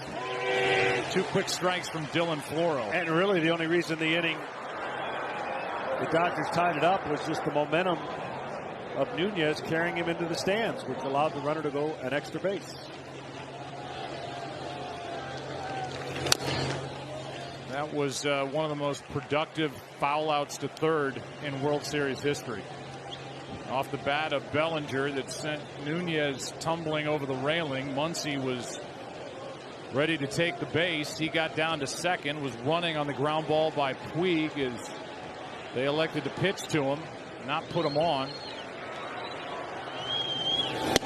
And the error allowed the run to score. That's ball one to Nathan Eovaldi. And again, all that other stuff is back in play now with regard to where the Red Sox are should they not win this game. With regard to tomorrow's game and the starter, and Alex Cora still shaking his head. Here's a 1-2. Eovaldi strikes out. Ken Rosenthal, give us your thoughts. Joe, the Dodgers have been waiting all series for the Red Sox use of the rover to ultimately backfire. And if this game turns in the Red Sox favor, they're up 3-0, okay. They can figure it out tomorrow and maybe figure it out from there. But if it doesn't, if this ends with the Dodgers trailing only 2-1, the Red Sox not knowing who they're pitching tomorrow, having gassed Eovaldi and Price tonight, with Chris Sale going in Game 5, this could crumble, and crumble in a way that would not be pretty. Floro now deals with Kinsler, who made the error to allow the tying run to score a moment ago in the bottom of the 13th inning, and he takes a ball. Kinsler 0 for 1. His first at bat came in the 12th. 14th inning, 1-0 pitch, fooled him. A ball and a strike. The amazing thing about this is we've seen the Dodgers empty their benches in games prior to this, and they have people still on their bench, right? I mean, it's amazing. Freeze is left, and he was in the on-deck circle when Barnes flied out to end the 13th. That is a check swing. Didn't go. 2-1. In Game 2 against the Brewers, had they not rallied in that 8th inning, their pitcher would have had to bat in the 9th inning. Of course, Turner hit that 2-run homer. So many things, twists and turns, changed for the Dodgers, and you see Freeze still available.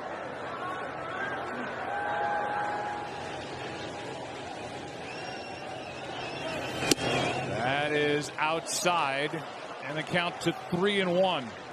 On deck is Brock Holt. He started that odd rally last inning with a walk. Same way the bottom of the inning started, and there's Eduardo Nunez. Here's a 3-1 from Floro. Trying to untie the game was Kinsler. A full count.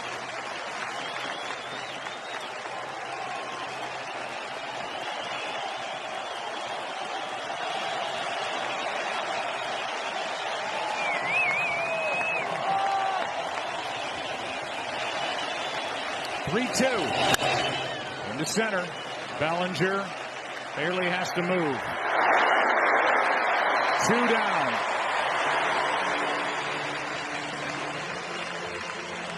Why is this big for the Dodgers? Even including all the talk about where the Red Sox go with their starter tomorrow and what it means for the rest of this series. Teams up 3-0 all time in the World Series. Well, they've been able to avoid a Game 6 for the teams that are up 3-0 throughout World Series history. And here comes Rick Honeycutt with Brock Holt coming up. 2 out, nobody on. The only team to come back down 3-0, the Dave Roberts Boston Red Sox, who came back to beat the Yankees in the ALCS 2004. Well, at this point, when you're coming out to talk with 2 outs, you're basically letting your pitcher know where, if any, is his power stroke, because you want to stay away from the home run. Good low ball hitter is Holt. And also a reminder as to who's behind him. Not that he can't just look over there, but there's some strategy with regard to what to do with Holt. You've got the right-handed hitting Nunez on deck, so after getting Kinsler, Floro can pitch how he wishes to Holt. Ball 1 outside. Urias is in the bullpen, and Certainly you'd like to save a move if you can for Dave Roberts. Only one home run Holt has off of left-handers, much more off of righties. But for Dave Roberts, if he can get Floro through the top half of this 14th, then he can make a clean switch to start the bottom of the inning with a pinch hitter. That's why it's so important.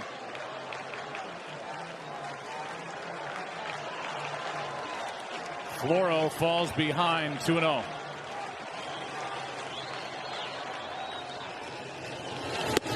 Two and one.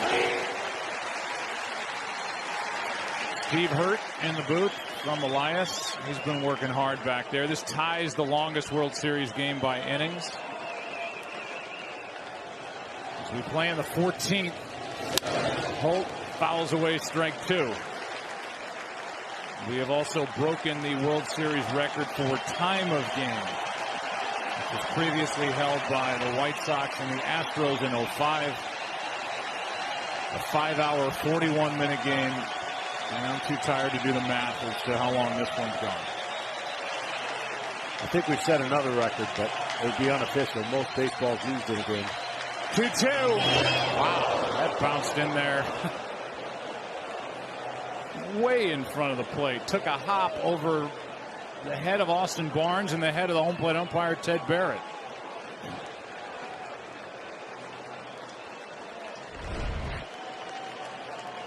Spiked his changeup.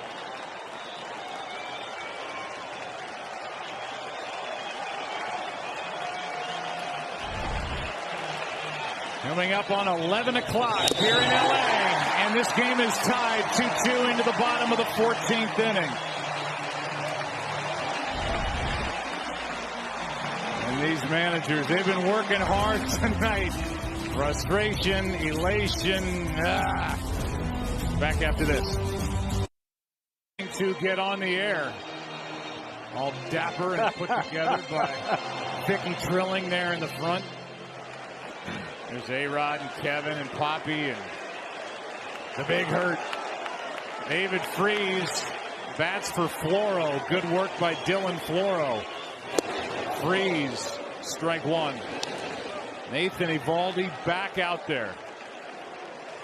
Big numbers this postseason, and a home run, 5 RBIs for the former World Series MVP.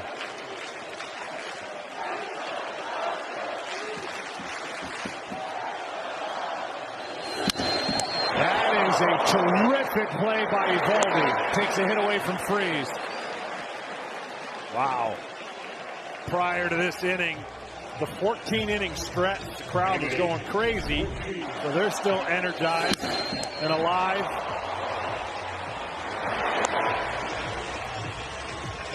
What a good play by Eovaldi. That ball was hit hard. Yeah, that was going to be a base hit. They didn't shift on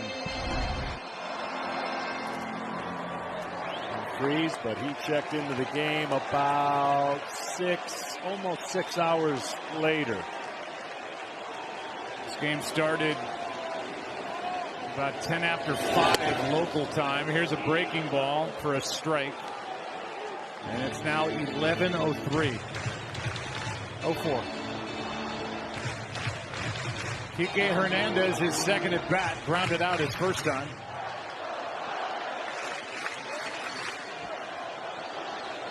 With 21 home runs during the regular season. He's had a tough time making contact in the postseason. A lot of big swings, nothing in 2. Well, the other thing, because the way this game's been played and really the choices some of the managers have had to make, you wonder if J.D. Martinez doesn't have a bad ankle, does he get pinch ran for? And he hasn't been available for quite some time because of that. So they're missing that bat. But you kind of understand that move based on his condition with his foot or his ankle. Here's the 0-2. That's into center. A 1-out hit.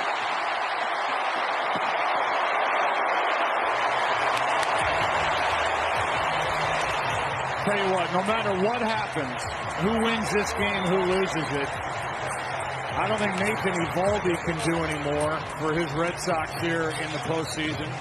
And whoever wins this, whichever side, it's going to feel like 2 wins. Yeah, exactly. That's where we're at now. The Dodgers, they need it more, obviously, for their momentum and their chances moving forward.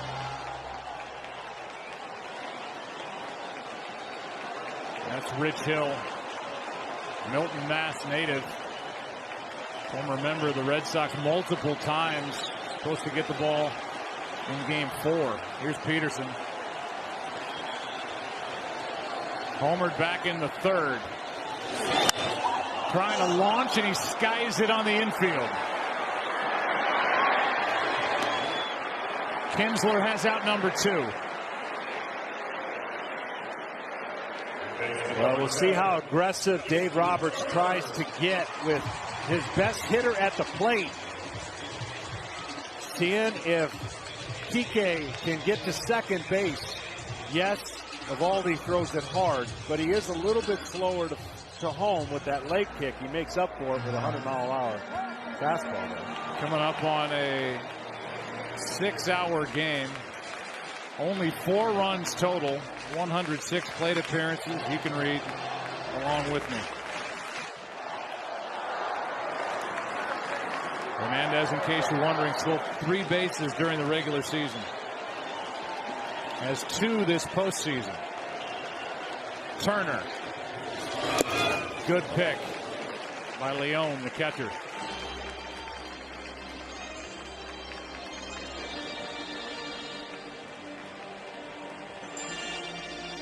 Oregon player still hanging in there. Notice he's still doing his spot, doing his job. They've gone through 28 dozen baseballs. 336.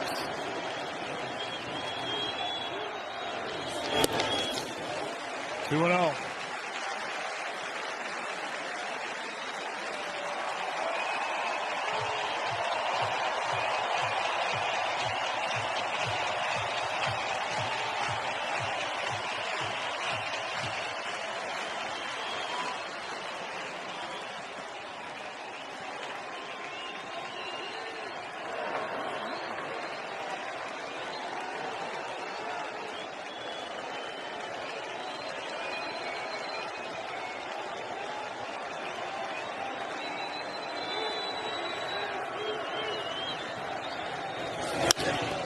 Fought it off, little fly ball into right. Mookie Betts is there.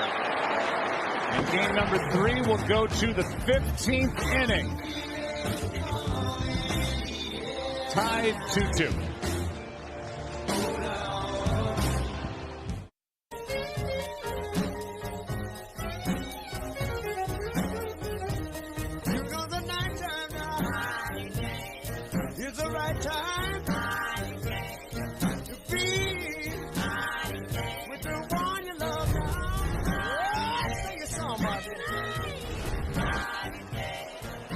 Well, now the longest game in World Series history is on your television.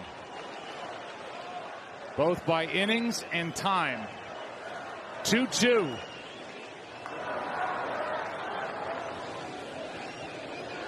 A double switch is Kenta Maeda comes into the ball game and misses for ball 1. Good work by Dylan Floro. And Maeda hasn't looked as sharp here lately in the postseason. Kike Hernandez out to left. Max Muncy goes to second. David Freese stays in at first. 2-0 the count on Nunez. The pitcher for the Dodgers is now in the leadoff spot. Jock Peterson is out. Nunez right in the middle of the action. Started a double play that ended the top of the 10th when he flied to center, and Ian Kinsler was thrown out at the plate by Cody Bellinger. That's high, and the count 3-0. We talked to Dave Roberts before the game about the stuff of Kenta Maeda. He said it's okay. It's kind of slid down with his standing in the bullpen. Can't throw a strike yet. And swinging on 3-0 is Nunez, 3-1.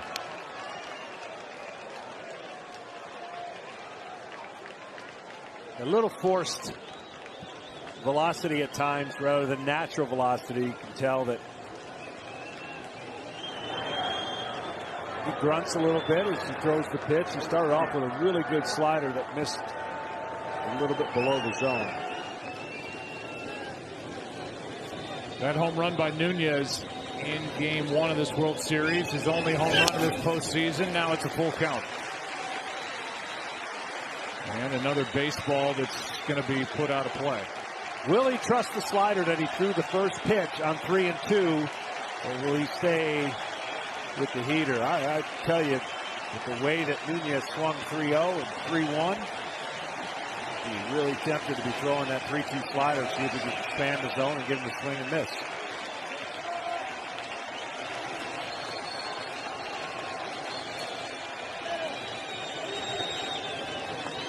3-2 on the way. Right side. Freese can't make the play. Base hit. Leadoff man is on for Boston here in the 15th inning. And another ball that Nunez hits to the right side, and Freese went way to his right and may have played that into a hit. Yeah, you see how far he was playing in the shift and really overdove. The ball ended up being at his hip almost, or just the inside of his arm.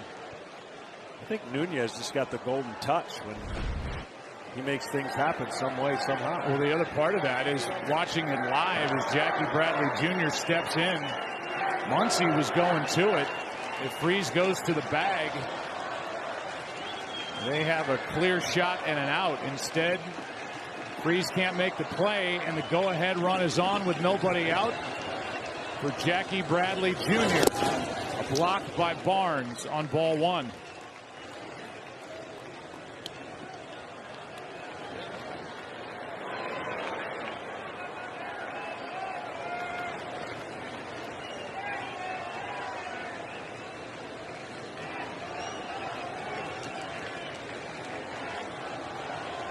To give you a look at what I'm talking about on that ground ball off the bat of Nunez.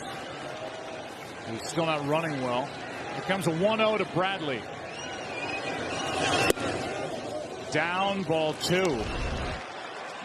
Watch this play. And Freese cut it off before Muncy was able to make a play on the ball. Yeah, even if Freese came up with that cleanly, I don't think they could have got Nunez, who was running pretty good down the first base line, trying to make the throw to Maeda. Opportunity here for Bradley, up on the count, 2-0, now 2-1. Well, in a year that has been defined by the home run, and you certainly can understand it because more home runs are being hit than ever, this game might be known for the contact play and the ball that never left the infield. Seeing a few of those late here. Bradley waits for a 2-1. Checked his swing on ball three, and Kenta Maeda does not look sharp here in the 15th. Well, he's not getting any of the hitters so far to kind of go after those off-speed pitch.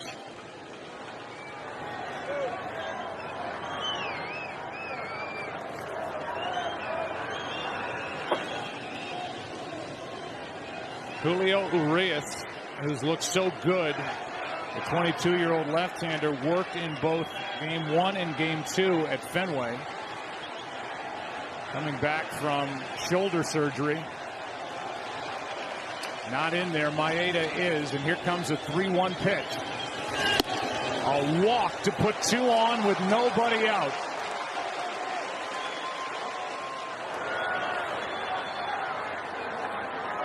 And the stomach has got to be turning for Dave Roberts.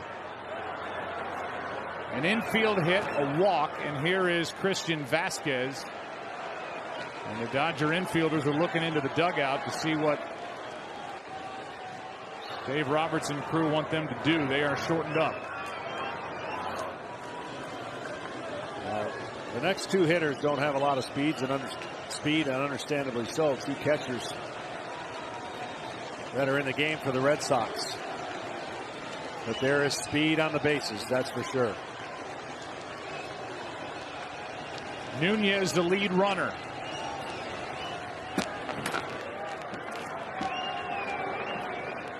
Machado gets in behind him. So you've got Vasquez up now and the catcher Sandy León on deck. And again, the ball has not left the infield, and the Red Sox have opportunity, a golden one here in the 15th. That is down for ball one. He's been behind each of the 3 hitters he's faced.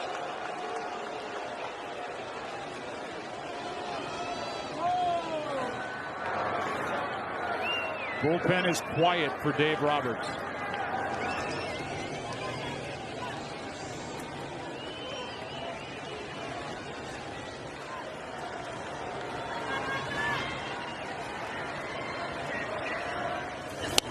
Here's a bunt. It's a good one. Third. Got him. What an aggressive play by Maeda. And a pretty good bunt by Vasquez, and Maeda just whirled and threw a strike. That's unbelievably aggressive under the circumstances. You've got to be so on point and mechanically sound. We'll see if the Red Sox want to challenge. And he was out. And that look. I mean, you practiced this in spring training. That's 6 months ago. And under the heat of a World Series game in extra innings, you haven't struggling to throw the pitch where you want to. He delivered a strike to Turner, and Turner read it perfectly, trusting the athleticism of his pitcher. That was just good bunt and perfect execution by the Dodgers defensively. Absolutely. The right play all the way around. The right play on the bunt, the right play on the execution from Maeda. Now 2 on, 1 out. And León, who doubled in his only at bat tonight, takes a strike. First time Maeda's been ahead. There are the numbers in the postseason. The reason that's the right strategy, second and third with León up, you weren't going to walk him to pitch to Betts. On the outside corner, León doesn't agree. 0-2.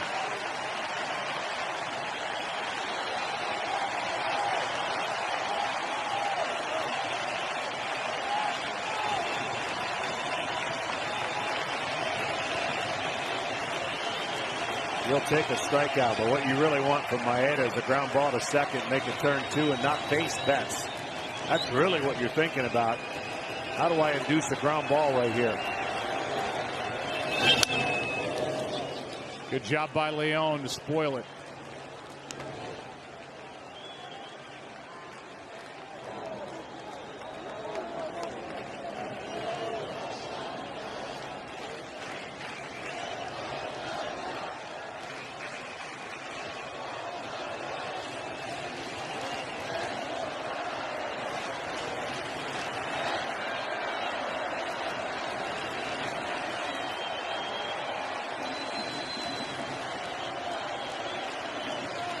Another 0-2 pitch. León strikes out.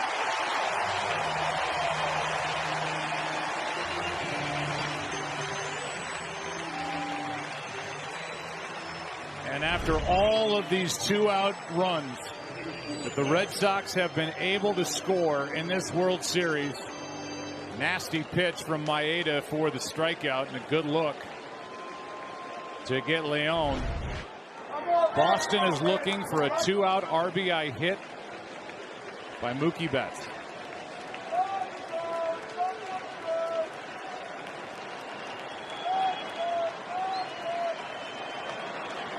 Mookie Betts surprised everybody last time up, swinging at the first pitch.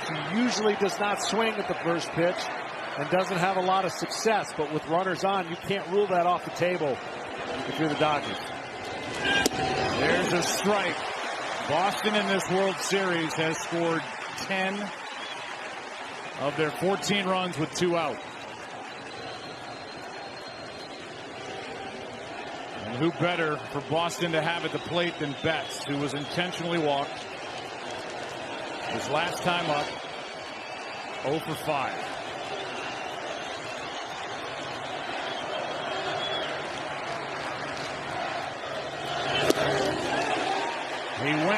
Strike two.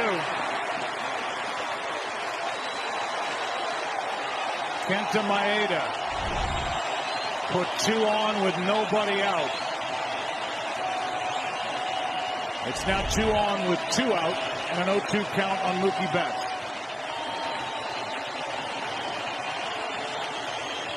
The crowd has been great and in it from the beginning over 6 hours ago. Good rip by Betts on an 0-2 pitch.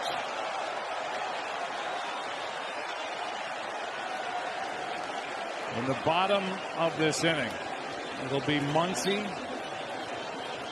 Machado, and Bellinger.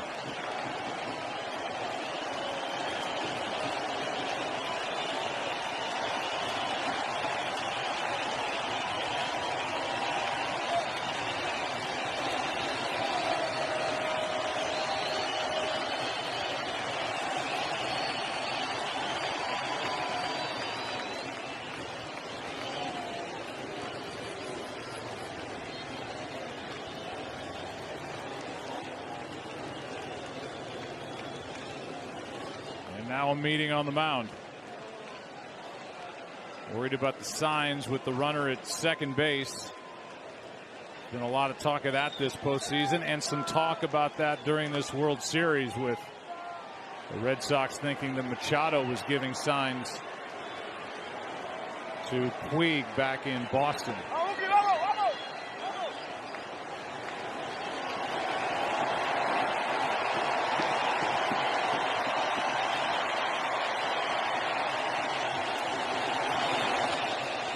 Another 0-2 pitch.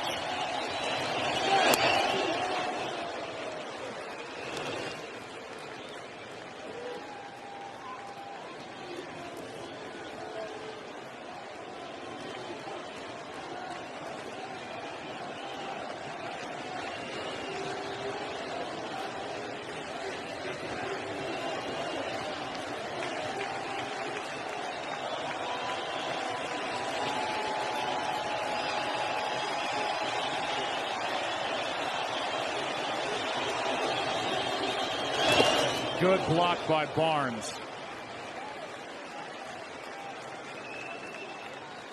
And again, this is what Betts does. I know he doesn't have a hit to show for it tonight, 0 for 5.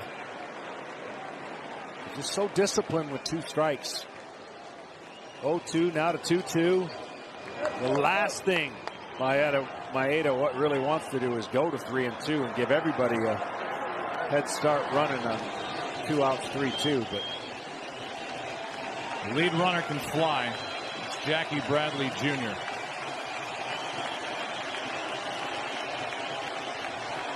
Betts trying to untie game 3. He struck him out.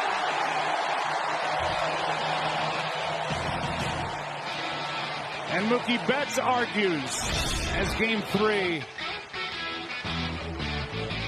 stays tied at 2. Big bats coming up for the Dodgers.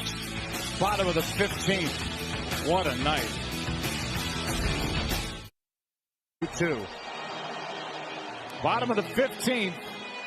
And Muncy, who's been on base each of his last 2 times to the plate, will lead it off.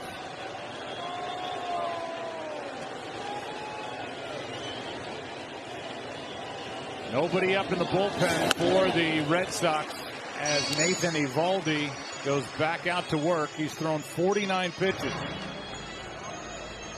in his 4th inning of work now. Yeah, at some point, this is the danger period of fatigue when you pitch 2 days in a row, day off, and now you couple it with a long outing and a stressful outing. Muncy. Good breaking ball from Eovaldi, who will be a free agent. We talked to him before the game, and he said, I can't even think about next year. There are people to handle that. I'll do my business on the field. We'll see where he ends up in 2019. Right now, he's on the mound in the 15th in game 3. Muncy takes the ball. And these guys obviously getting a look at that breaking ball, and he'll throw an occasional split. But the fastball, see the velocity that he's maintained. Again, in a perfect world, he doesn't come into today's game, and he was slated to start game 4, but now he's earning all of his work here in game 3. 2-1. Down 3-1. 35 home runs during the regular season for Max Muncy. The big surprise for the Dodgers, and arguably the biggest surprise in baseball this year. He's added 2 more in the postseason. He has the count in his favor, 3-1. Full count.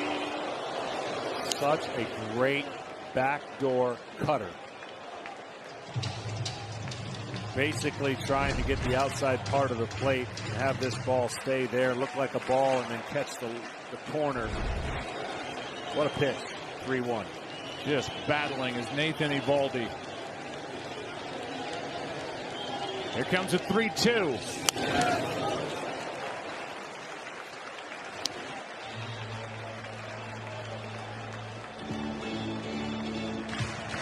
Anything on the ground for Muncy from about the shortstop position over toward third would be a real test for Nunez. He's not only way off the line, but he's deep. Another 3-2 pitch.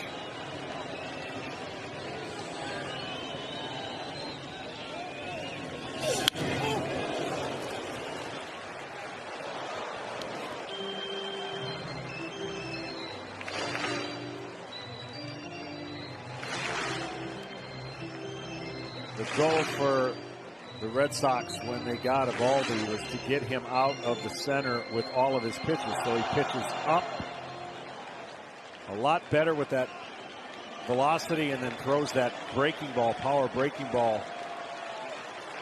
And he's been utilizing that new theory to some successful outings. Muncy making Eovaldi work. You know who's working? The organist. I know. I told you he's on. I don't know if they've switched. They may have brought in a reliever. But it's Peter Rule. He does a great job here at Dodger Stadium. He can play some random stuff, and he can play the organ. He's working hard. 3 balls, 2 strikes. Max Muncy, and Eovaldi wants Leon to go through the signs again.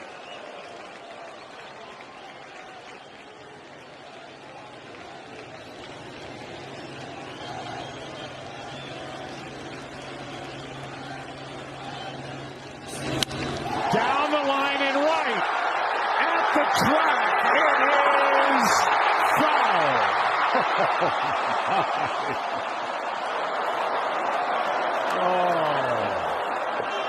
Muncy was going down the line, pleading with it, just watching as he hooked it, home run distance, but on the right side of the foul pole. Wow.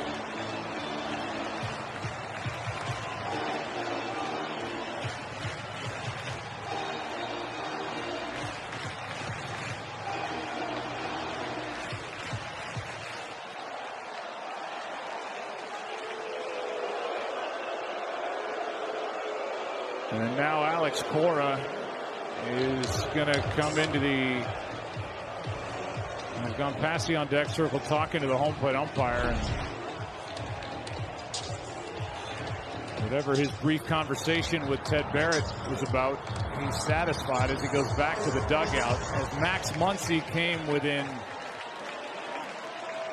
I don't know, a few feet, 10 feet, whatever it was, down the line of ending this one. Red Sox leading 2-0. Here's a 3-2. Struck him out.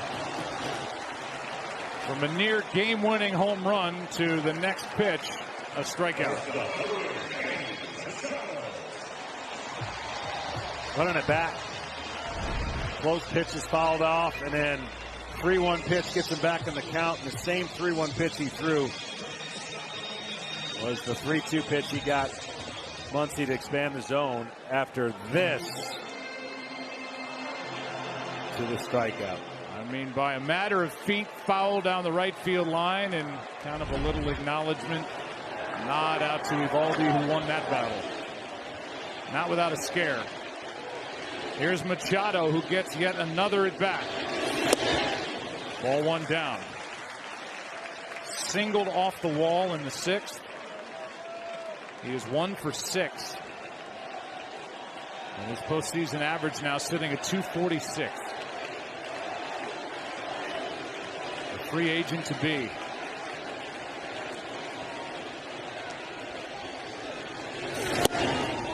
Ahead on the count, 2-0.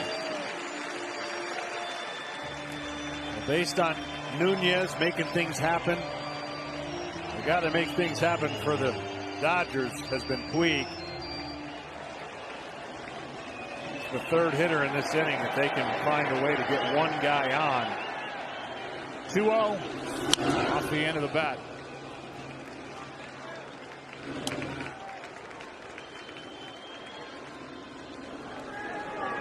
By time, this is now officially the longest postseason game ever. 6 hours, 25 minutes. On Friday night, October the 26th. Game 3.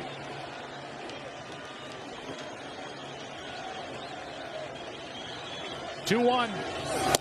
3 balls and a strike. I mean, Eovaldi is grunting and giving it all he's got. At some point, you wonder when he runs out of gas. Yeah, that's what I'm saying. Like I give him a lot of credit for all that he's done, having pitched game 1, game 2, day off, and now looking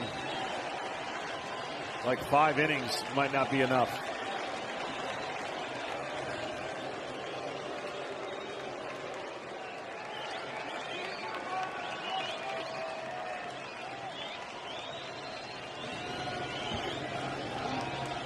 Now at 3-1, Machado takes a strike after discarding the bat, thinking he had drawn a walk. It's a full count.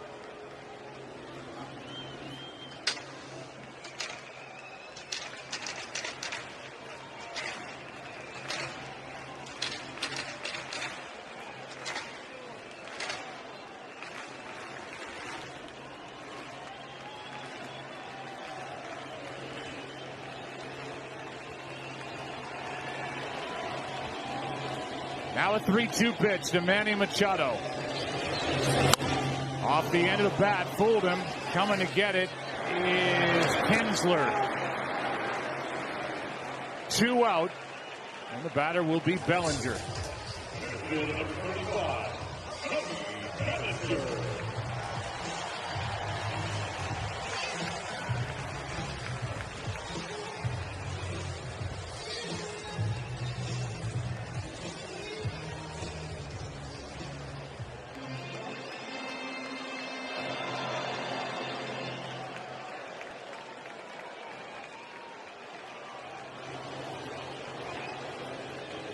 Cody Bellinger with 1 hit.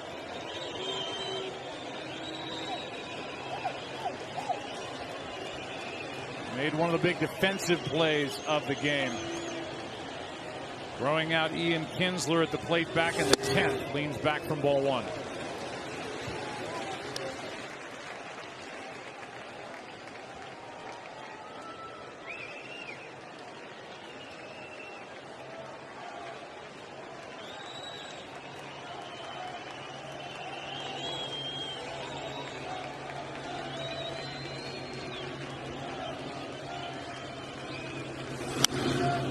Ball and a strike.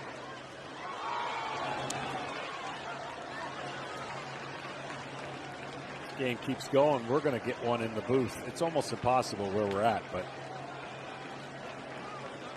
I got you covered. Thanks. 1 ball, 1 strike.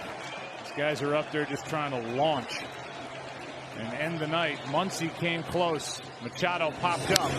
Big swing and a foul. 99 still from Eovaldi. Just blown away by this guy. Just to get ready to pitch in game 1, get ready to pitch in game 2. The travel day, come here not knowing if he's going to work tonight, start tomorrow, and he's been great. 68 pitches at least. Here is pitch number 68. Cody Bellinger. 2-2. Longest game by time ever, 8 hours, 6 minutes, a 25-inning affair between the White Sox and the Brewers, May of '84. So pull up a chair. We're just getting started.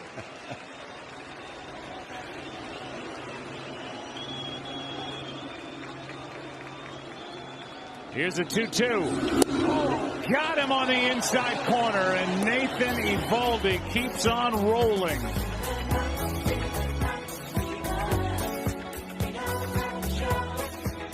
Now to the 16th after Max Muncy came oh so close. To the 16th inning. And we'll keep updating these numbers as we go as Kenta Maeda got out of a 2-on nobody out jam last inning with a good defensive play on a bunt by Vasquez. Got the lead runner at third, then did the rest. And it'll be Bogaerts, then Eovaldi, the pitcher, and he's in the on-deck circle. And then Kinsler. Bogaerts hit 23 home runs during the regular season, 1 added to it from this postseason. 6 RBIs, hitting .224 tonight. Not having any fun, 0 for 6. Maeda gets it by him upstairs at 93. Maeda's been a starter. He's been a reliever, and maybe Bogaerts pulled something here.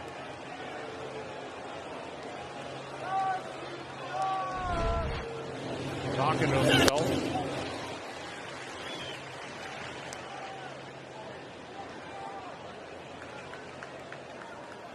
He was looking at that knee calf area. Big swing. You know what he's been trying to do, as have a lot of the players been trying to do. And he's in pain.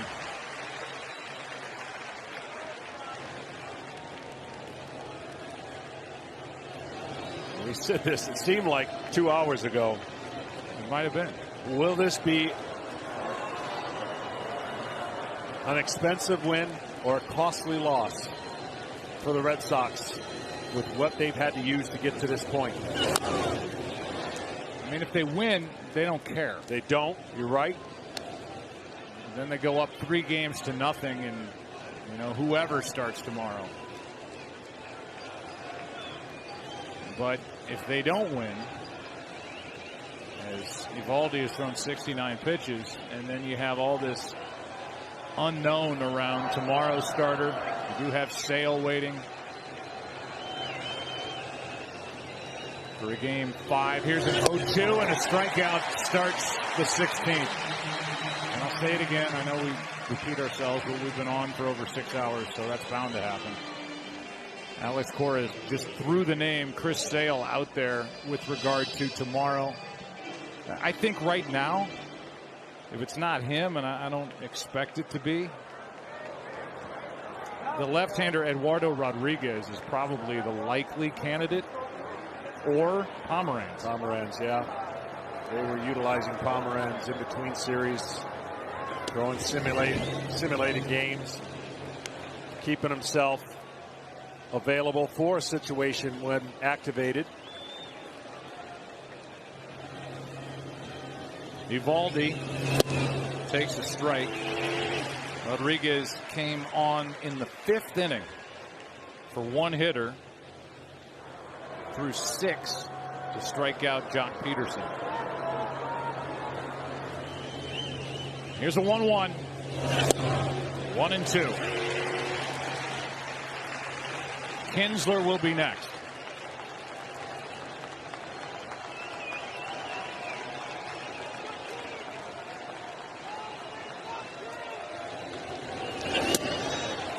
Two. I'm not sure Maeda was convinced he's not going to swing. He hasn't shown any attempt to swing. But he went with the 1-2 slider there and missed. So the young left-hander Urias getting loose. That's strike 3. 2 out. And Ian Kinsler, who started this season south of here with the Angels. No stranger to World Series play. A nice addition to this Red Sox roster during the year. As they kept waiting for Dustin Pedroia, hoping for Dustin Pedroia to get healthy. It just never came around, the knee. So Kinsler got a lot of work down the stretch. Here he is with 2 out, nobody on. Trying to launch like everybody else. Strike 1.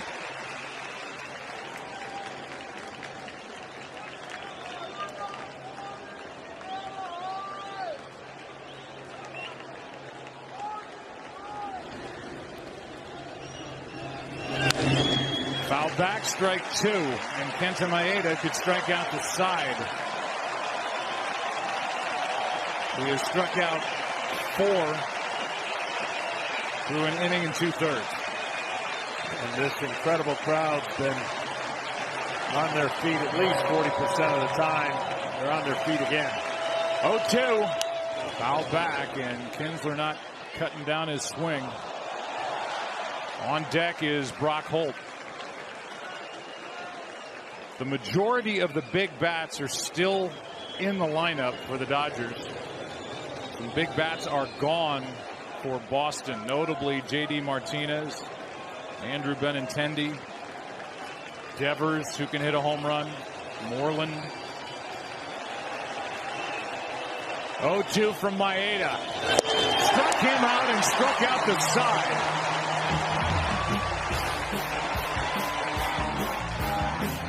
Bottom of the 16th with Puig, Barnes, Freeze coming up, tied at 2. Back after this from your local Fox station. Eovaldi is back to work. He's thrown 69 pitches after throwing 16 in game 1, 13 in game 2. Travel day. Now this. Here's Puig. You know what he's thinking about. That, a big swing.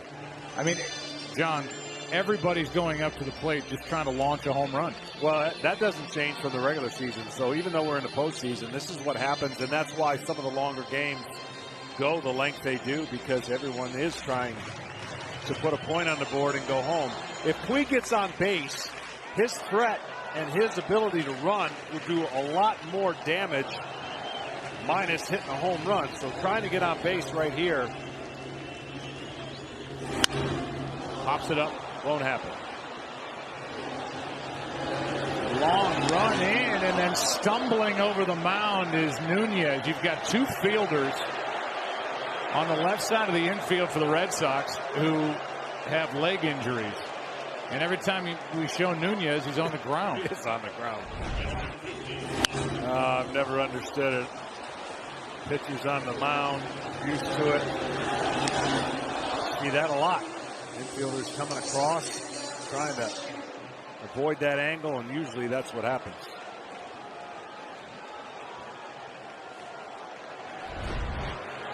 The batter will be Barnes.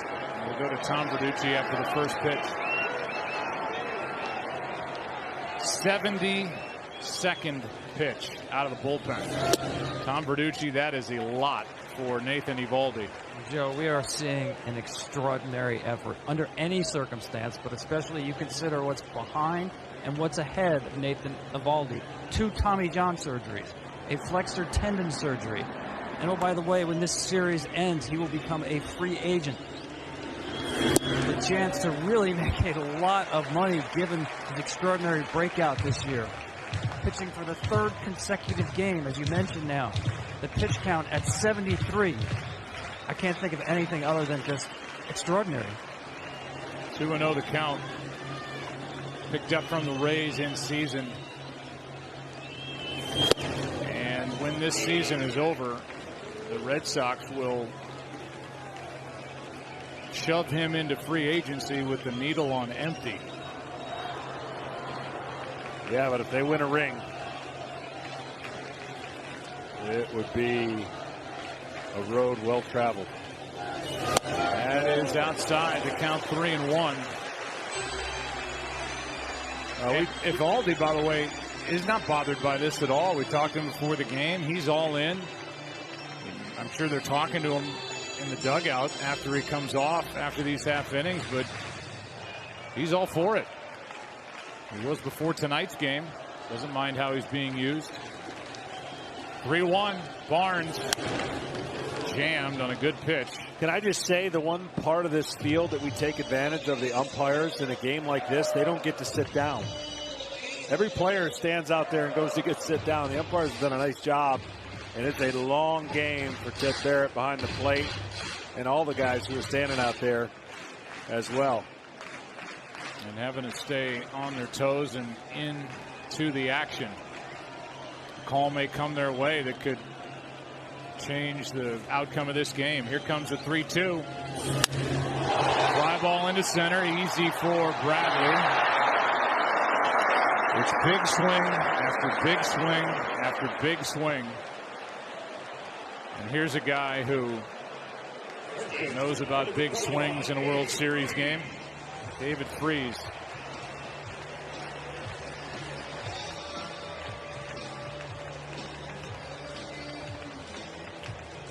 Second at bat for Freese. He grounded back to Eovaldi.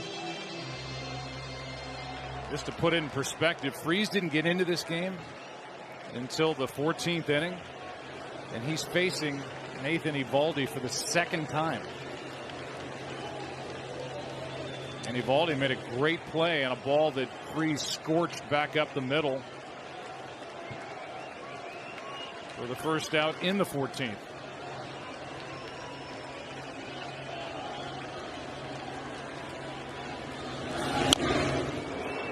Big swing and a foul.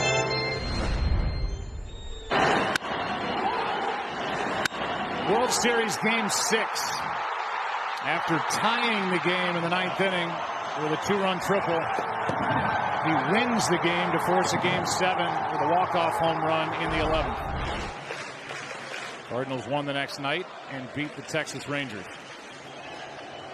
Freese was the NLCS MVP and the World Series MVP. 2 quick strikes, 79 pitches from Eovaldi. Well, folks from the UCLA game, come on over. That game's over. And this one's still playing. And anything east of here is over. 0-2. Struck him out. Eovaldi gets through another scoreless inning. On we go to the 17th, tied at 2. And a new pitcher for the Dodgers is Julio Urias. We've seen some crazy stuff here tonight. Eduardo Nunez getting flipped on a stolen base, then Eduardo Nunez getting flipped on a foul that he caught, then on a pop-up on the infield. He takes a dive after stumbling on the mound. And, oh, by the way, he will hit here in this 17th inning. It'll be Holt, Nunez, and Bradley against Julio Urias, the 22-year-old left-hander. That's just amazing to know. Not only what Julio Urias was doing most of the year, now to be in this position. 3 games, 4 innings pitched, 7 strikeouts, working his way back from shoulder surgery. And here he is. Pitched well in the NLCS and now working in the World Series for the 3rd straight game. Ball 1 outside to Brock Holt. Holt's one of the guys that can turn in a good at bat. Not just up there trying to pump one out of here. He's been on base a couple of times, stolen a base, scored a run. 1-0 pitch. Off the end of the bat into right center field, and Bellinger has out number 1. Good work by Maeda, John, as it turned out. 2 innings, no runs, 1 hit, 5 strikeouts, and the crowd is cheering because of that. It is now Saturday, October 27th. That in the Pacific time zone, which freaks our producer Pete Macheska out. Everything's got to be Eastern.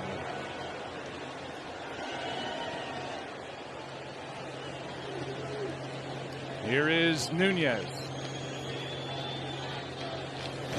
69 degrees now, I'm told. It's dropped 9 degrees since the start of the game.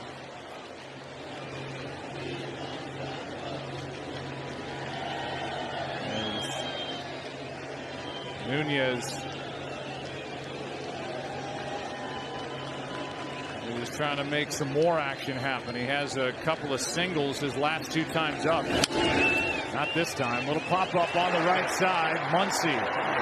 2 out.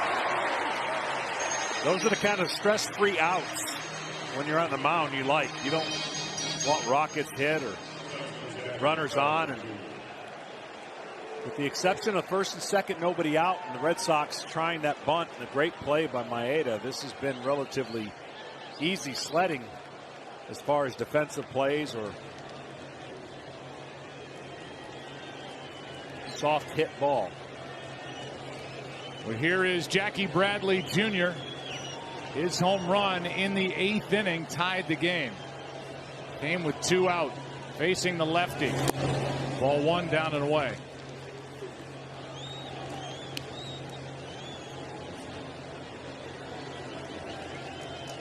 He's also been on with a walk and a single, so 2 for 5. Batting with 2 out, nobody on. It was a 2 out, nobody on home run he hit in the 8th. Here's a 1-0. A ball and a strike. In the bottom of the inning, it'll be Kike Hernandez to lead it off. And by my count, the pitcher's spot, then Turner. And that's right. Pitcher due up second. In the bottom of this inning, the count 2-1. Well, at some point now, the Dodgers are going to have a pitcher hit. Still have Alex Wood available.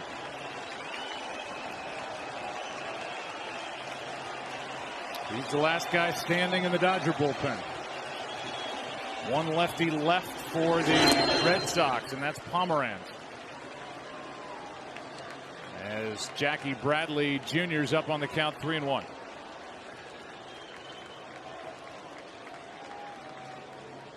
Christian Vasquez on deck. Long night behind the plate now. He's playing first base defensively. What does Urias feature on 3-1? Bradley looking for something to smoke. And it's outside. A 2-out walk. First baseman number 7. It's the 4th time that Bradley's been on base tonight. Besides the obvious maneuvering each club, I got to give these managers credit. They stay in the same spots. I'd be moving all over the place. My team hadn't scored, and I'm finding a hot spot or something. But they don't. They stay right there, their vantage point. They're leading their team, making decisions.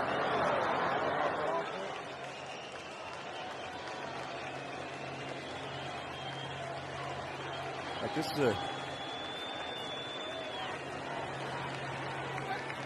situation now where Bradley is going to try his best to make it tough on Urias, to make him think that he's going to steal, and maybe Vasquez can get a pitch that isn't thrown as well with that stress of a speed guy at first base.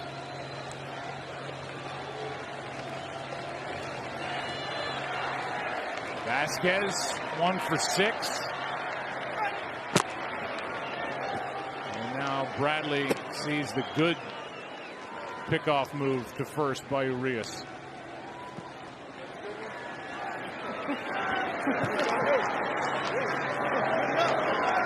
That's Tom Goodwin making David Freese laugh over at first base.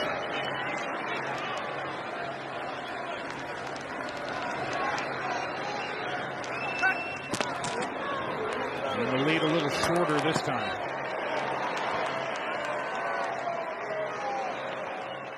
Alex Wood getting hot as quick as he can, just in case.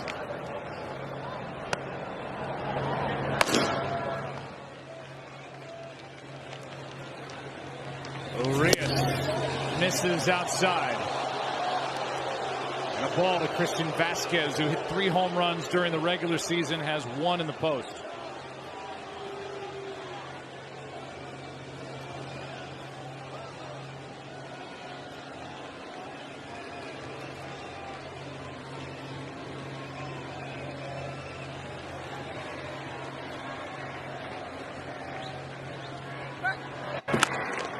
The lead even shorter. That's exactly what you want if you're the Red Sox and Bradley. Just make it as painfully hard on Urias to make the quality pitches when he does go home to the batter at the plate.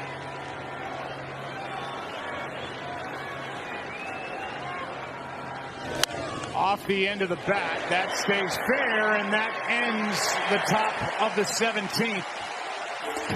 Good change of speed from the young left-hander, Urias. And now the Red Sox have left 9, and we're still tied at 2.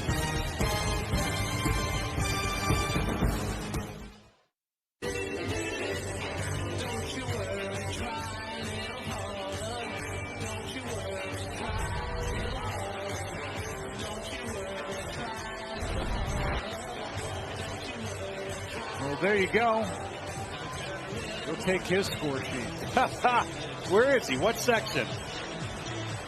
And some jackets as the temperature has dropped.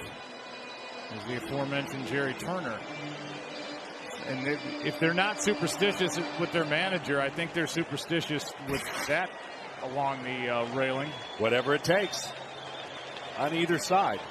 Well, will be interesting in this inning as ball 1 is inside. Clayton Kershaw has come into the on-deck circle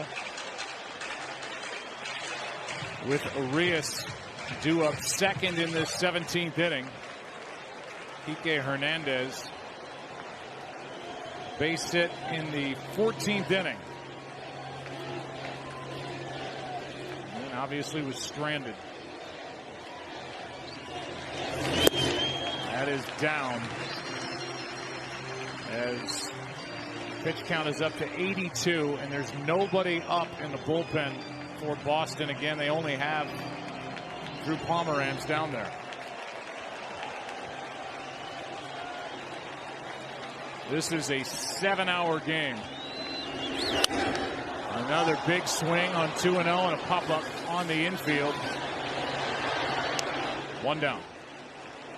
And that means that Clayton Kershaw will swing the bat as opposed to trying to drop down a bunt. Everybody's just trying to end it with 1 swing. Yes, they are. And I get it. I mean, you want to be the hero and all of that, but there just have been hitters counts, huge swings and pop-ups all over these last 4 or 5 innings. Well, the one position now that this is a great spot for Kershaw. He's got nothing to lose, everything to gain. See if he takes a strike. He does. Kershaw batting for Urias, who goes 1 inning, allowed a walk. That's it. The rest zeros.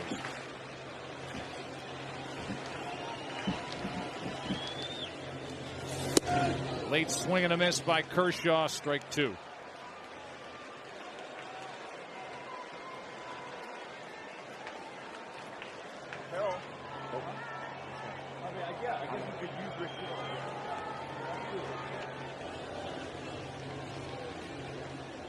Now the fans are worn out. They are worn out. You can understand it. They've been making noise all night as Kershaw fouls it back. This place would go nuts if he got on base somehow. He goes into a little grind mode too with 2 strikes, not quite like his teammate Rich Hill, who we think will pitch tomorrow, but who knows? Who knows? No balls, 2 strikes on Kershaw with Turner on deck. And a fly ball into right center will carry to Betts. 2 out. The last Dodgers pitcher used as a pinch hitter in a postseason game, the late, great Don Drysdale, batting for Sandy Koufax in Game 2 of the '65 World Series, struck out against our friend Jim Cox. In this case, it was Kershaw batting for Urias, and he flies out against Eovaldi. And the batter is Turner with 2 out, nobody on.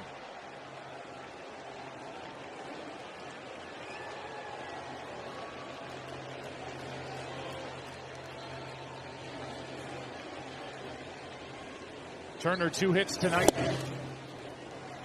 Takes a strike.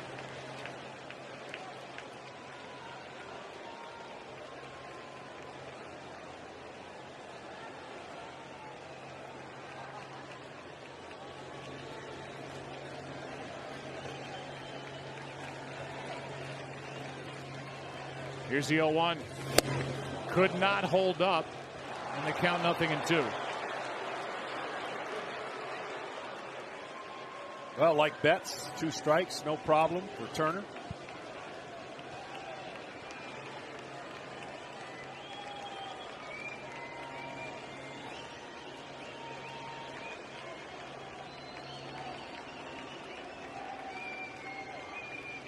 Bases empty, 2 down, 0-2 the count.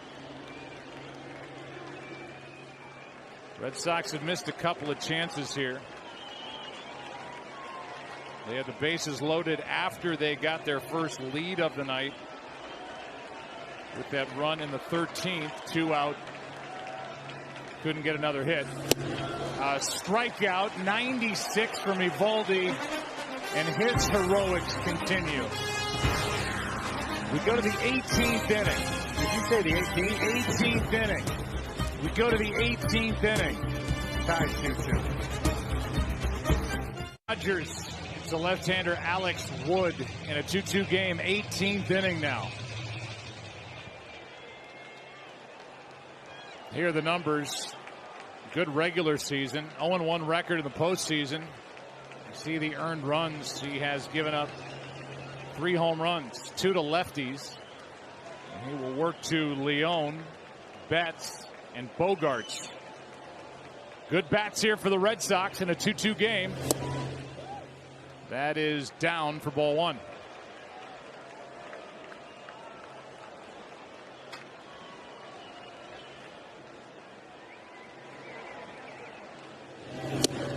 That is outside for ball 2.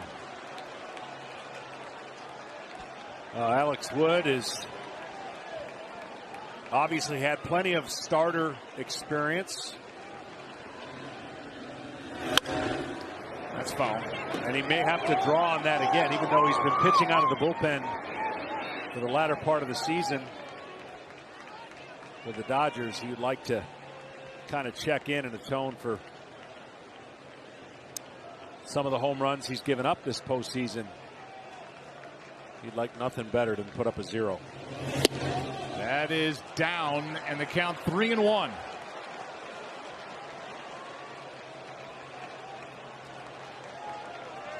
Betts on deck. A leadoff walk from Alex Wood. An opportunity knocks yet again for the Boston Red Sox. Here's the postseason for Wood. Freddie Freeman, game 3 of the division series in Atlanta.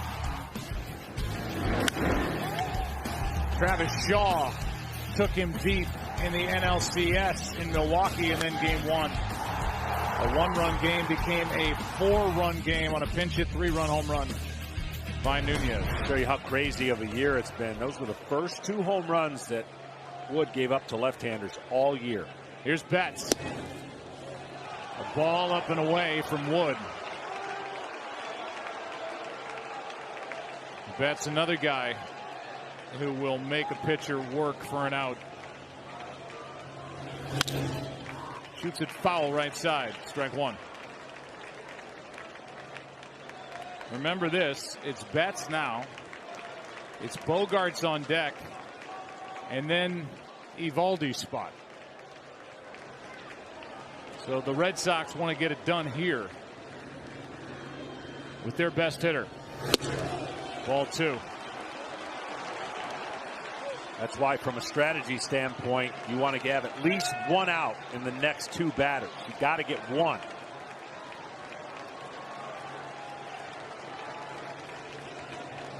Here's a 2-1 pitch. That missed. A borderline pitch, doesn't get the call. The count 3-1.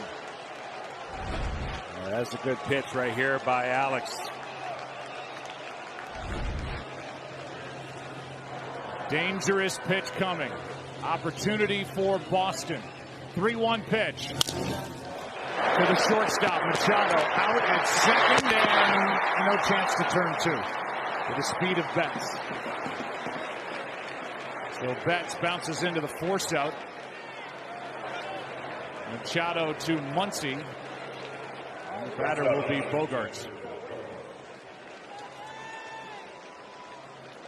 Well, now that that out has been recorded, the reason I was saying it's so important to get at least one out in the next two hitters is because of what you mentioned with Eovaldi being on deck. Well, right now, and there's Nathan. Nobody is up for Boston in their bullpen.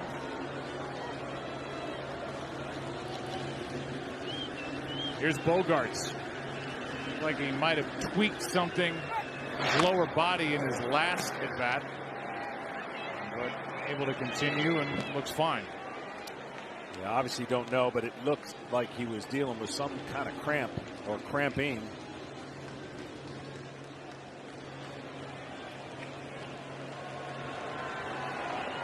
Now the runner at first is Betts. He would love to do some running if he gets the chance. He stole 30 during the regular season. He has stolen one this postseason, which came in the first inning of game one.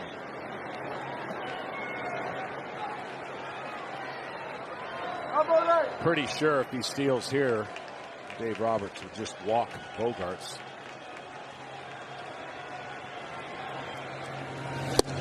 On the outside corner for a strike.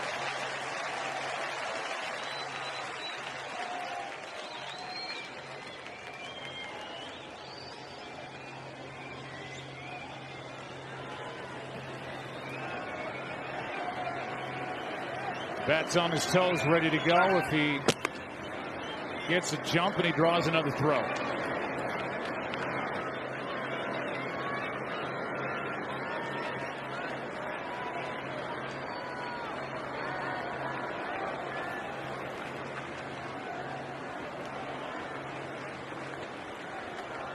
There's Eovaldi, he's next, and after him it's Kinsler. Breaking ball misses, a ball and a strike.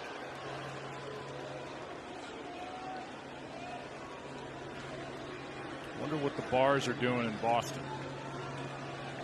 3:20 in the morning. They kicked them out. Let them stay. Let them stay. 1-1 pitch. Down and in, 2-1.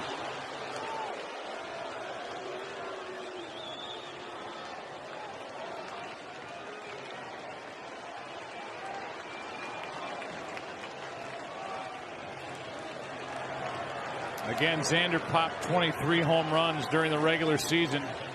You got the pitcher on deck, counting the hitter's favor, and a throw to first.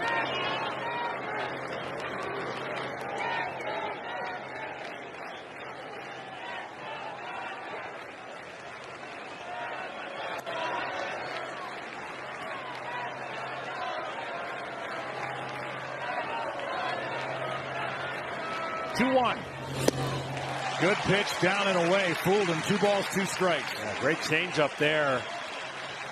Alex Wood relies on the funkiness of his mechanics and the funkiness of his pitches. There's the changeup. He's known for his slider, and that slider down and in is the one pitch that Nunez was able to hit for that unbelievable pinch hit 3-run homer. Here comes a 2-2. Left side, Machado, Muncy, and got them both for a double play. Scoreless inning put up by Alex Wood. The big bat coming up again. Muncy, Machado, Bellinger back after this from your local Fox station. And Nathan Eovaldi has been terrific. Wonderful, brilliant. 90 pitches in relief. Unbelievable. Here's Max Muncy. Outside for ball one. Muncy came close his last time up. Hit one down the right field line that just went foul. Brian Dozier doing anything he can think of. Try to change the Dodgers' luck. Down 2-0. 2-2, 18th inning, Muncy. 2-0, and look at Eovaldi, still throwing 98.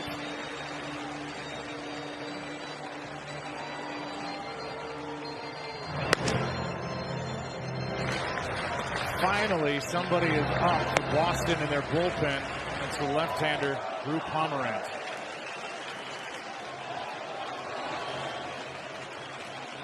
Muncy takes ball 3.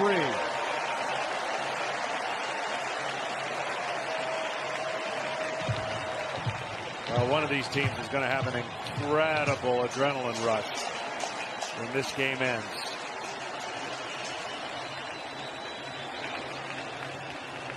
Three-0 pitch.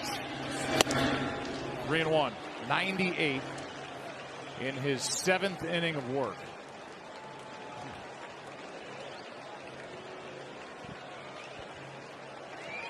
I remember Mr. Roger Clemens pitching about 7 innings in an 18-inning game. 2004, maybe. Here comes a 3-1 to Muncy. Full count as Eovaldi tries to battle back.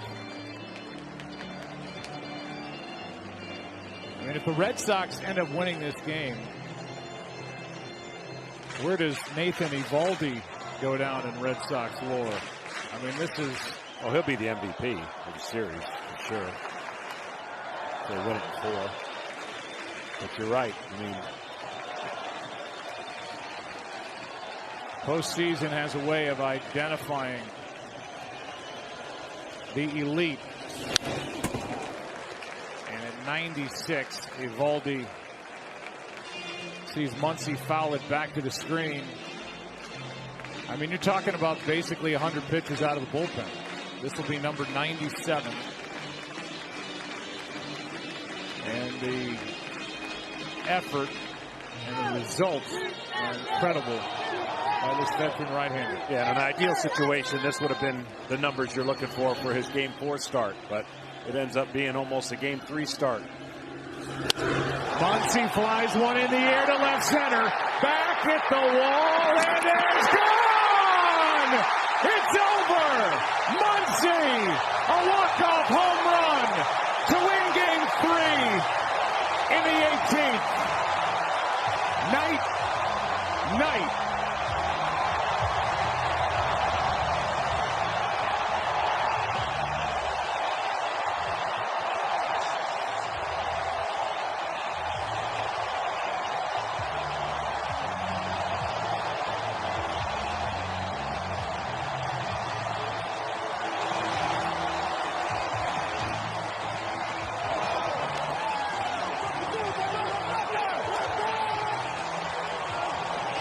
The most unlikely story of the Major League Baseball season, Max Muncy, let go by the A's a couple of seasons ago, went to work with his dad to reconfigure his swing. Had a good year in the minor leagues last year with the Dodgers, but they didn't think enough of his season to activate him for the postseason, so he watched with everybody else. Started the season in the minor leagues. And he just gave the Dodgers the biggest swing of his life at the end of a 35 home run season. And tonight, at the end of a 7-hour, 20-minute game, the Red Sox lead this series 2-1. That's unbelievable. And I said that adrenaline rush was going to be had by somebody. And now the Dodgers not only feel like this game and the patience, again, the patience of the Dodgers, you got to think that they feel really, really good about the twist and turn now in the series with all that had to have happen for the Red Sox. What a game. On a chilly evening, able to get it out of here the other way. And in the 18th inning, over 7 hours after it began, Max Muncy is the hero. What a night. What an early morning. Let's go down to Ken Rosenthal. Joe, thanks a lot. Max, this game took over 7 hours, 18 innings. When you strode to the plate for that final at-bat, what's going through your mind?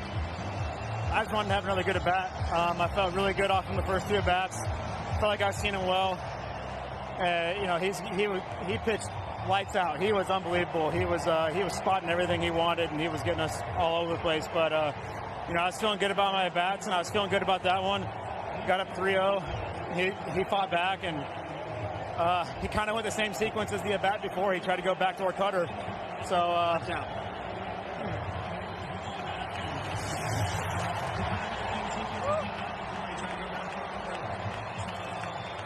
I guess it's refreshing at this point. Yeah. Although it's kind of waking me up. I don't want to do that now. I want to go to sleep. It's a long game. Max, the 15th. It looked like you hit one out there. What did you think? Did you think it was going to go fair? I thought I had it. I really thought I had it, but just barely got foul. And then he made a good pitch. Like I said, he went the backdoor cutter. I was kind of defeating at that point, but I was able to get up there and get another shot. I know it's probably hard to think right now, but you're down 2-1. They've used their pitching staff an awful lot. How do you like your chances the rest of this series? Feel good. You know, we got Richie going tomorrow. We got Dick Mountain. He's you know, he's been great the last couple of starts, and I got a feeling he's going to be unbelievable tomorrow. And I'm looking forward to it. Max, congratulations. Thank you very much. Joe, back to you. Kenny, thank you. He's now on a list with 3 others for a Dodgers walk-off hit in World Series history. Lavagetto in 47. Jackie Robinson in 56. Kirk Gibson, the pinch hit home run off Dennis Eckersley in 1988. And Max Muncy goes opposite field to end game 3 and put the Dodgers on the board, down 2-1, and end a long game 3. What a night. It really was. It was some of the craziest stuff and some of the greatest performances that we'll see in a long time by a lot of different players. It came down to a battle between Max Muncy and Nathan Eovaldi, who ends up the tough luck loser. Wood gets the win. These guys are coming up right after this break as the Dodgers win it in 18, 3-2. Max Muncy. He's the latest Dodger hero. Stick around for our post-game show right after this. 3-2 LA.